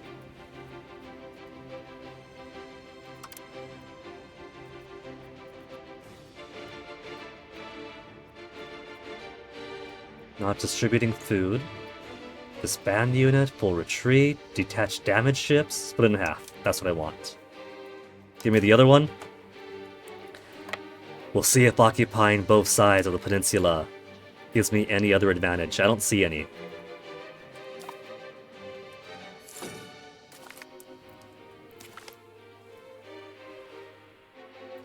Guelph's weekend. Aosta no longer in our Guelphs as a country has been annexed. Institution appeared in Parma, the Renaissance. Starting now, the 14th century, the wealthy and powerful in the Italian city-states have been patronizing artists and scholars willing to explore the old Roman and Greek societies of our forefathers. As a cultural movement, the Renaissance already encompasses most of the region and has a profound impact on literature, art, philosophy, and music. Humanist scholars are also analyzing the society in which they live, comparing it to the ideals of the classical philosophers. Renaissance humanism has grown into a more mature movement, ready to permeate all aspects of society. A new ideal for rulers as well as those who are ruled is spreading as quickly as the early printers can distribute copies of these new ideas. A true Renaissance humanist is an expert on everything from politics and philosophy to art, textual analysis, music, and architecture. The Renaissance is now ready to reshape the world to better fit its classical ideals. Cool.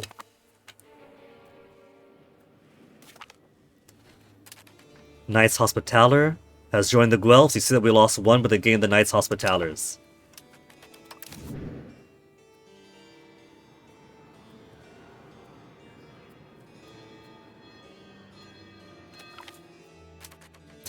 Battle for Eloy Islands.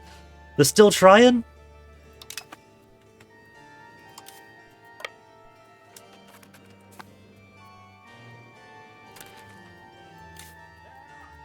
Where's my combine button? Merge.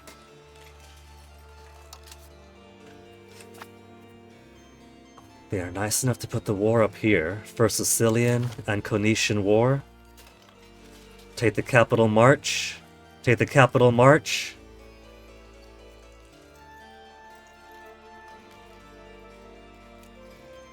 Damn, everyone coming out against Sicily here. I barely had to help out. Aragon. Minus 95, because I'm at war? Naples is at war minus 100. That's okay. That's alright, we'll work on it afterwards.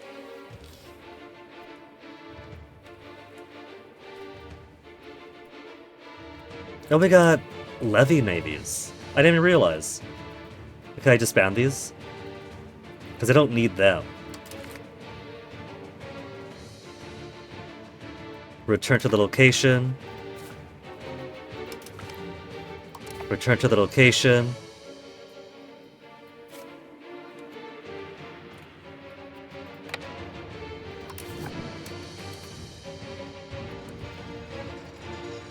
Likely to fail an assault still, even with all these dudes here.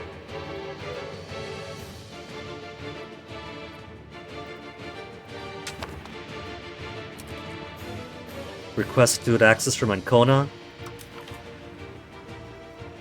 Food access. Allows army and navy to gather food from location of other countries. No.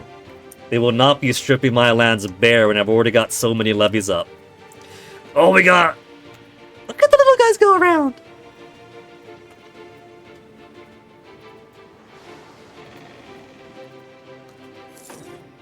They're trying to load all of them up into boats.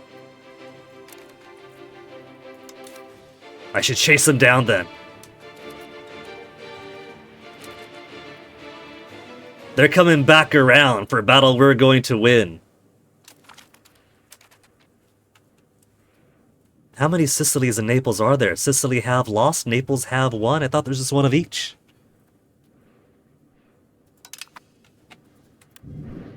You see the advantage in aiming for cannons instead of just hull size. For these measly starter boats, the hull size difference isn't too great, but losing 5 hull cannons for like what, 2 extra hull? Nuh-uh.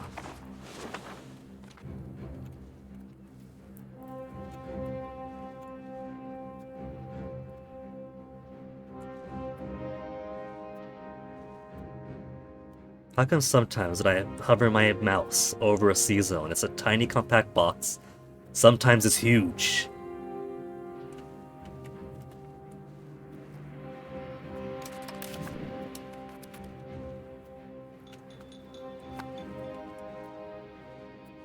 Still likely to fail the assault even with these guys helping. They got no other forts, right? Fortifications? Okay, they got here, and they got their capital smartly. What else have we got? Possible rivals. Unpressed Casus Belli on Sicily. Lack of commander, 6th army. I don't think anything else has risen.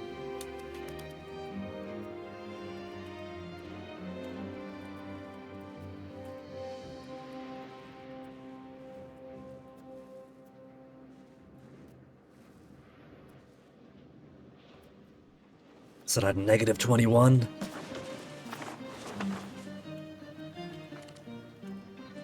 Or at 0%? Energies could only go up from here now.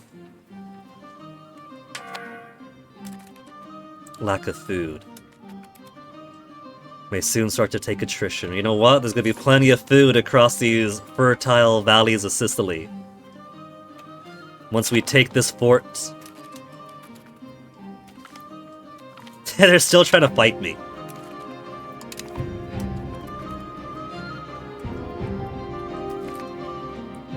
Giovanni Boccaccio loses fortune, our artist. Again? First, he wanted to go home because of his father's death, so we paid those off. Giovanni Boccaccio's been left penniless. As a member of our court, he has sent us a desperate plea that we give him some financial assistance to help him get back on his feet, lest he ends up living out his days of the street.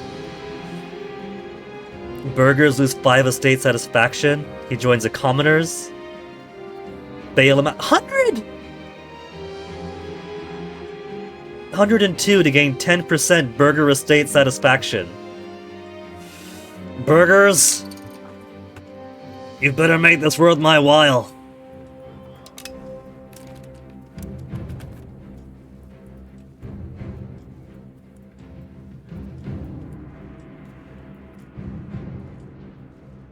I think what I'll do once this fort is taken, we'll send one party over to take the capital and the fort over there, while the smaller group would take this city, that city. Money lending has existed since metal-based coins appeared in antiquity. However, it depended on some individuals or their family groupings around the ancient states. A shift occurred in the Middle Ages, encouraged by the renewed growth of long-range commercial activities on the Eurasian continent and its peripheries. Specialized money lenders began to organize when Jewish communities started operating between the Christian and Islamic worlds. However, the boom of credit demand that followed the Crusades of the 12th century encouraged merchants in the Italian city-states to create larger structures for money lending, effectively founding the first banking institutions such as Peruzzi and Bardi houses. More instruments were developed, like bills of exchange and debt bonds, and banking dynasties such as the Medici, Fugger, and Welser soon became as powerful as states. Cool. Getting some history. 35%. Still set to fail an assault. Still likely to fail an assault.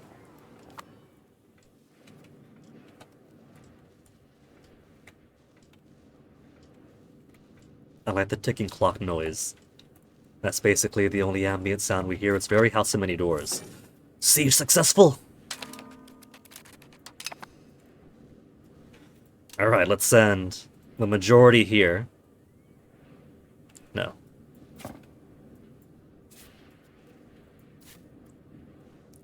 Send you lot out this way. Yeah, it's a whole army. How about who's small but not too small? Third army? First army with their 250. We'll send the 5th army.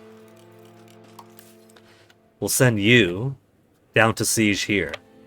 Before these 903s steal it from us. Battle of Patti. What, where? Nah. That must have been like our first guys that walked over before the rest of the army got there.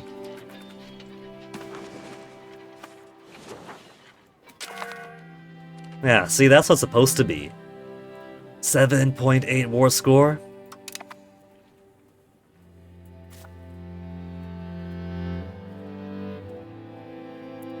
That was my first army. I thought I should have merged them.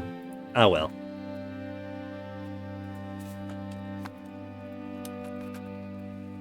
$100%.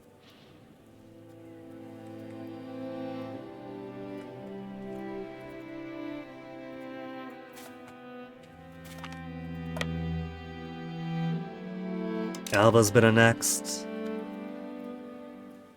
We're doing so good as the leading faction of the Guelphs, or the leading power in the Guelphs.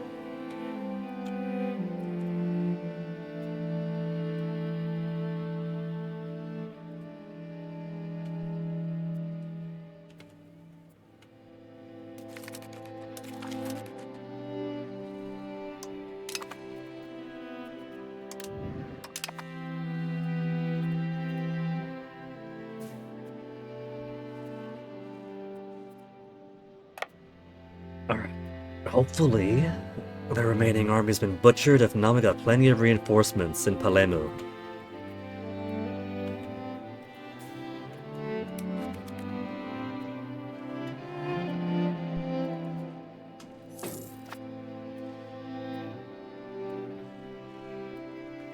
.47% war score. What's this? Lack of food. And they got boats trying to come out. Where are they going? They going down here? We're gonna catch up to them anyway. It's not gonna matter.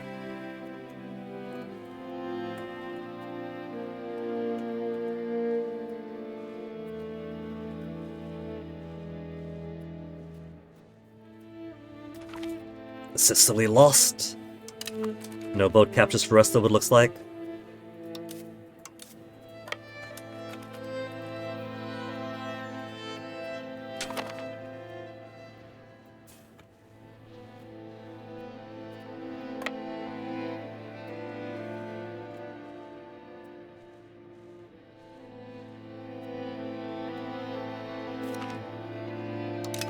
%64%. Now, because I'm intervening in this war, I'm still a participant. So if I were to... No, force is not a zone of control.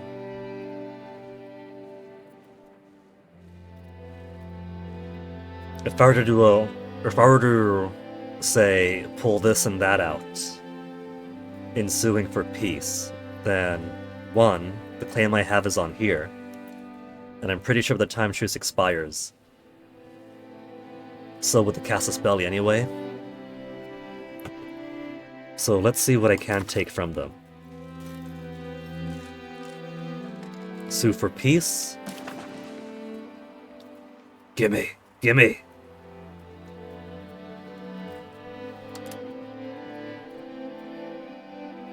Peace cost is 17. Antagonism 13%.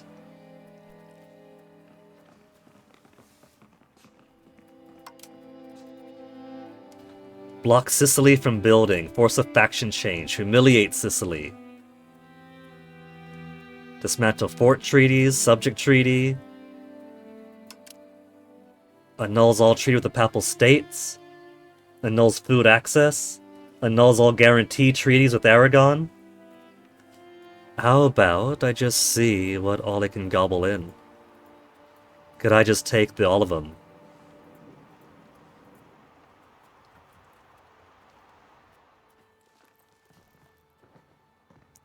We cannot to bet on our allies until 12 months have passed in the war.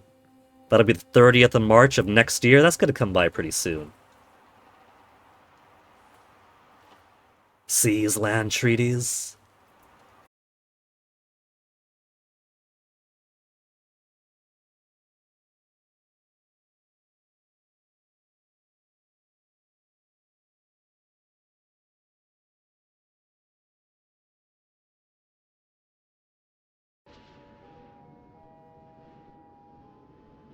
Sudden disconnection there, but to our benefit, I do have the disconnection protection on now. The frames are looking alright. I think that... Oh, there it goes. We got a little bit of drop there. Should I just call it here for now? Or no, it's going to be stable. Then 3,000 again. 3,000. I don't know.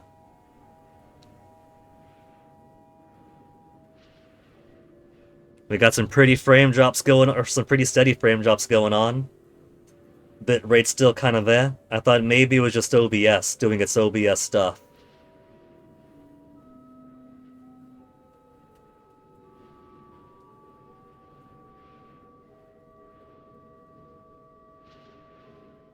$4,000, $5,000. That's more stable. We're gonna keep. No, then it's 700. It's no good. Twitch, what's going on? I know my internet's good. How about I give myself a speed test? Speed test.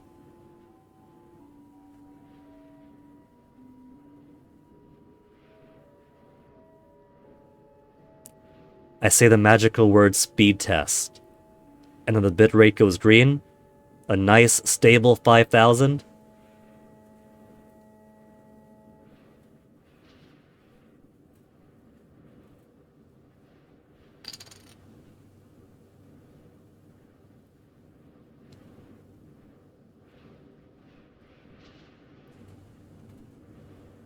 If it's no, there it goes then. Was just gonna say if it's good, I'll continue on from here.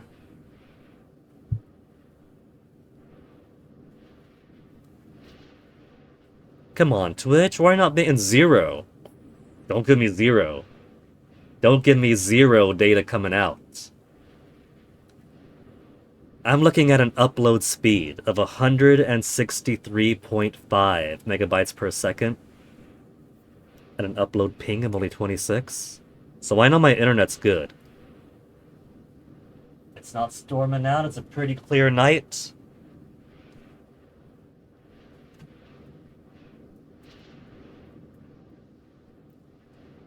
I assumed it was an OBS crash, so I tried closing and reopening OBS. I'd normally fix it if it's an OBS thing. I think then, Twitch being Twitch. Let's give it a bit. See if it starts dropping again or what.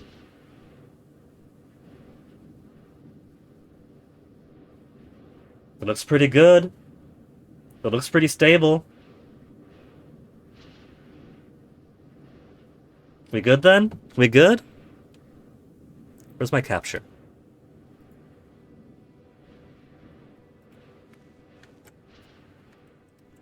There's my capture. Oh, and now I see the OBS has crashed warning. So I guess it was just OBS doing its thing when it tried to disconnect the first time.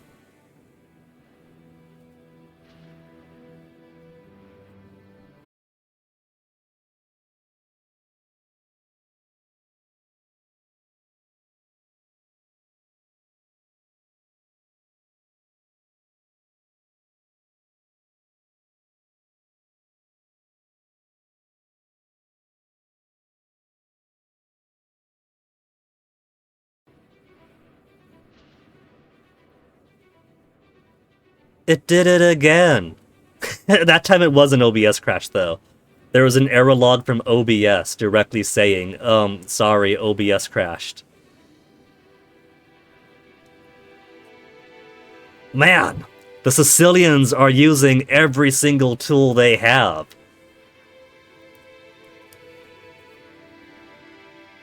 But you know, it's pretty exciting for me to see that the disconnection protection works so well.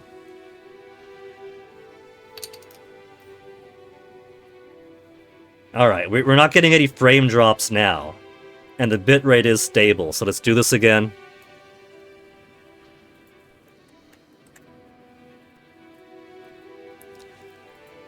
First, it was random disconnection. But luckily, disconnection protection. So, close out of OBS, just in case that was it. Reopened it, hit start stream, and there we go. But then, bitrate was completely garbage. So I think that was just being paired with a shitty server on Twitch's side. And then, luck of luck, we get an OBS crash right afterwards. Which seems to have given us a more stable server to sit on. 0 drop frames, full stability. You can't use such cheap tricks to take us down, Sicily.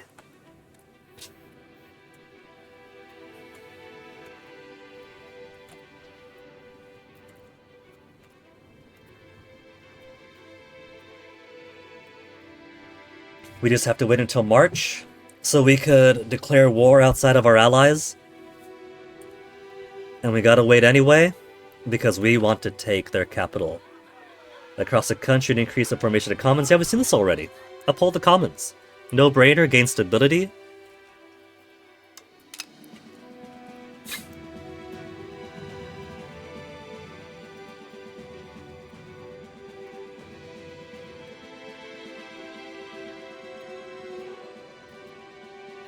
Gonna bump the speed a little.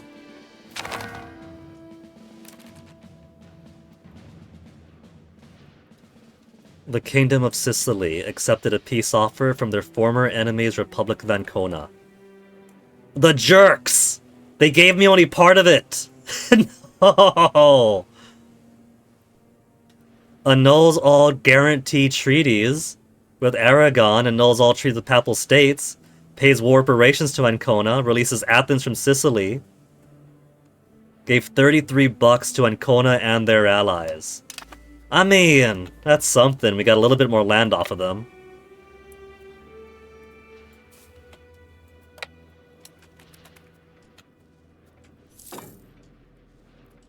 We got 2 of their cities. We have raised levies on peace. Could I lower them now, or do I have to return them to my lands first? Disband all levies? Okay. I guess that's good enough then to just press the button.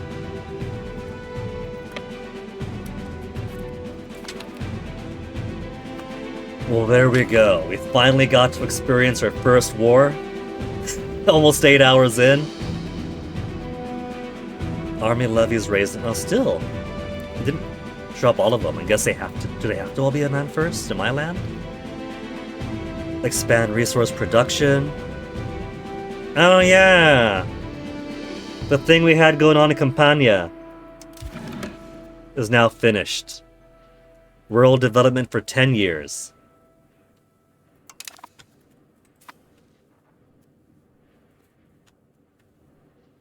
We have 4 years to press this Casus Belli on Sicily.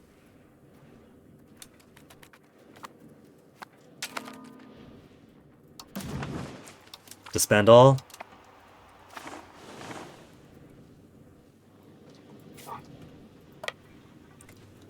Maybe if they stop moving, I can disband them. Sometimes Paradox likes to be like that. They don't want you to cheat the system. There. All disbanded, everyone can go home. After, well, I was doing a whole lot of talking, complaining, joking, reminiscing, pining. So maybe more like 6 hours? After about 6 hours, we finally got to enjoy one conquest.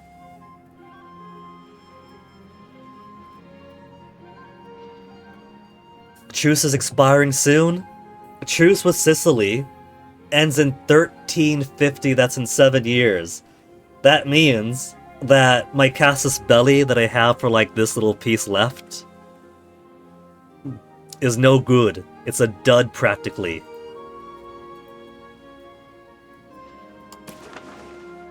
Declare war.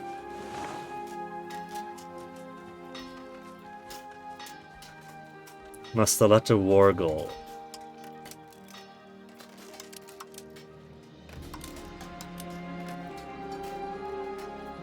No Casus Belli selected. We'll probably win this war, but we got no Casus Belli to use.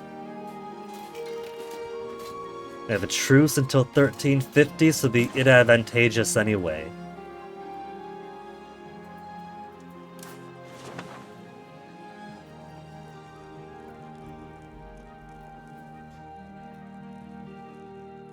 Byzantine Empire, what have I ever done to you? They're just upset that they're losing their world power status.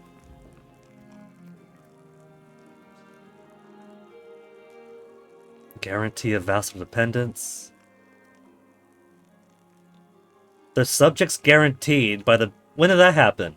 I thought they hated me. We're their enemies, but they're guaranteeing the independence of my vassals.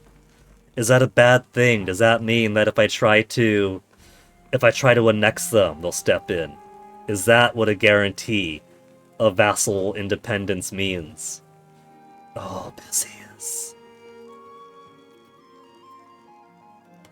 Casus Belli target. Thulpia? Thulpia, you're trying to bite bigger than you could chew. So we still have a Casus Belli on Sicily. For Sicilian Valdemi or Valdi de Mina. But that's going to expire 3 years before the truce does. Which means I'll need to start building up my spy network anew if I want to gobble up Sicily, and that's going to take time. But now that we're no longer in war, 143 opinion now. We still can't do alliance, -3. Naples' strength against Aragon still gives us an edge. Trust towards Naples give us an edge. Positive opinion. There's no max to that, is there? It's only -3 to go. Naples is a likely target of a coalition -10. I've only done one war in my entire life after 8 hours of playing. What do you mean, likely target of a coalition?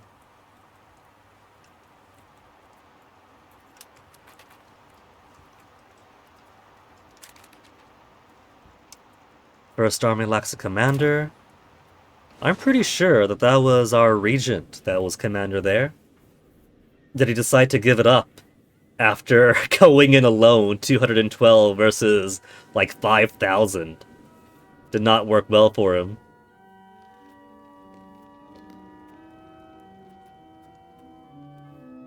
Our regent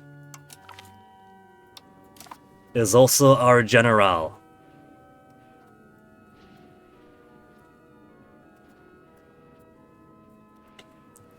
So here's what I think, right? It's been 8 hours a game. I really am amazed that the disconnection protection works so well. I wish I knew where the button was in Twitch a whole lot earlier, because all this time I thought it was like an OBS setting I just wasn't able to find. It was in Twitch. The disconnect to protect was on Twitch side.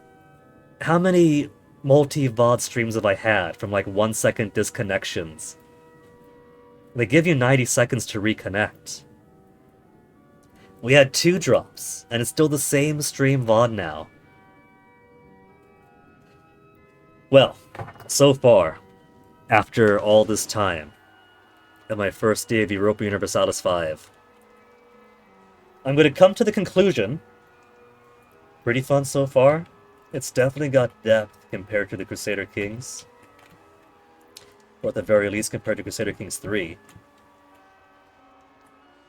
The granularity is something I have to chip away at for a while. I don't expect myself to become good at this game overnight, just by playing Naples over and over and over, day in, day out, trying to flounder in the dark, or okay, how about this? How about if I do that? Because after 6 hours, we got one war that wasn't even our war. We got the Papal States allied to us, which meant that Papal States can no longer guarantee Sicily. Good. For whatever reason, Aragon was not involved in Sicily's war for Ancona.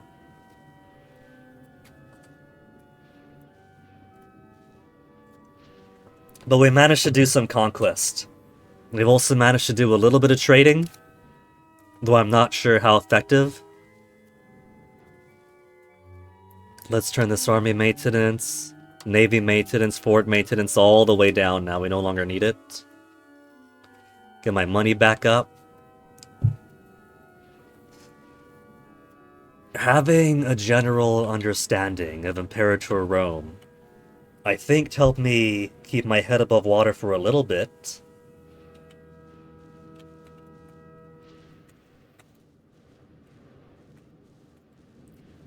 But I think I just need more study and more practice. Because I have my folks, right? We still have so many pop needs that aren't being satisfied. Buildings remain unprofitable because I don't think I could trade any further than I can. I've like maxed out the trade capacity here. And I can't trade anymore, so I can't get the things they need. I think that maybe if I simply boost more of the resources that I have, right? Like if I go to my Alum and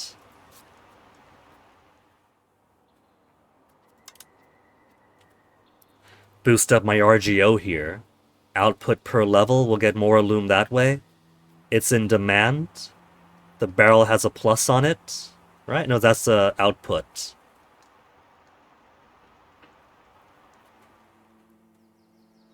So like Alum we need if I just press the button on the Alum, clay we need if I press the button on the clay.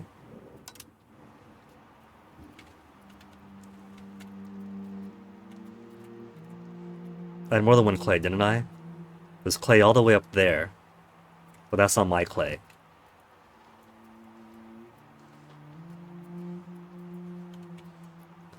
Lumber could always use more of, wheat use more of.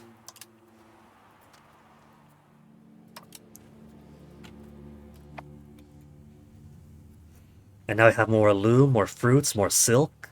We missed the clay again. So, you know, I gotta figure out my internal infrastructure to make all these, we lack these things go away. 1.71 or 1.98 wheat for 3 buildings missing.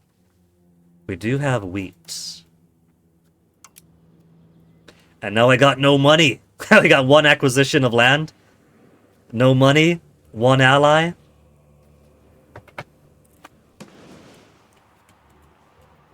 Now the question becomes, should I continue this? Doing a stream project of Europa Universalis 5, now that it's out? Or should I practice on my off time, and then come back another time once I have a better understanding of the game, and the means to more efficiently play it, and achieve the goals that I want?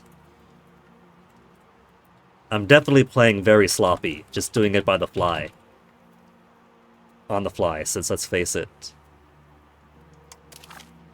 The learning walkthrough could be a little bit better, but I didn't do the entire thing, since it's not exactly the best thing to try when you just start the game, because it kind of goes on top of the game you're playing.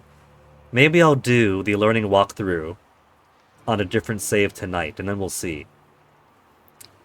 But I think that what it comes down to is I need more learning, I need more practice. Autosave, autosave, autosave. Change the name of my playthrough. All saves from this playthrough be attached to it. Inaugural Naples. I will name you Naples. Save. And now the music has come back now that I'm ending stream, sadly. But what could you expect after 8 hours?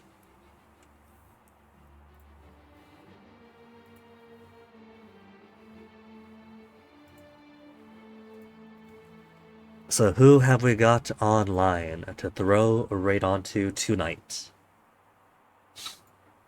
Schubert's on? Doom achievements for the PS1? Jinx is on? Is anybody playing Europa Universalis 5 tonight?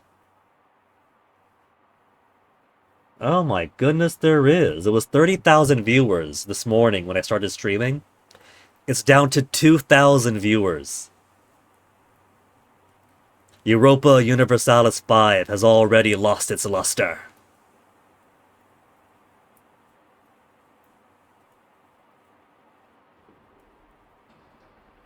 But that's gonna be it, folks. Thanks for hanging out. I'll catch you guys all next time.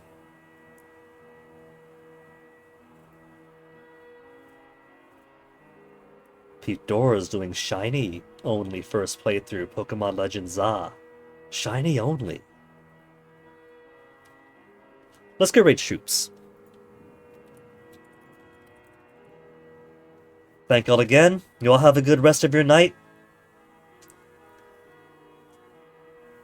And I'll catch you guys next time. Take care of yourselves.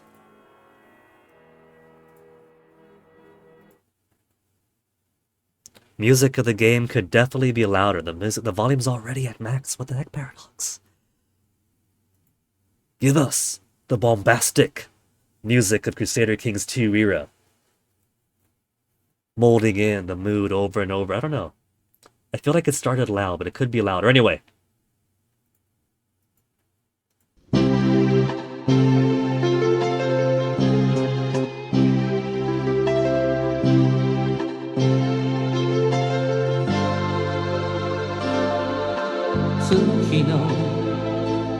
シャワーを優しく浴びると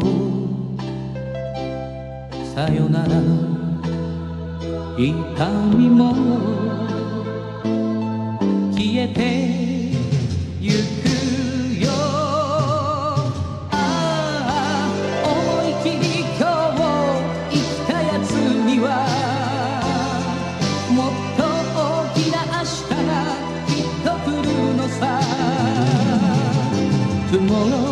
走ろう新しく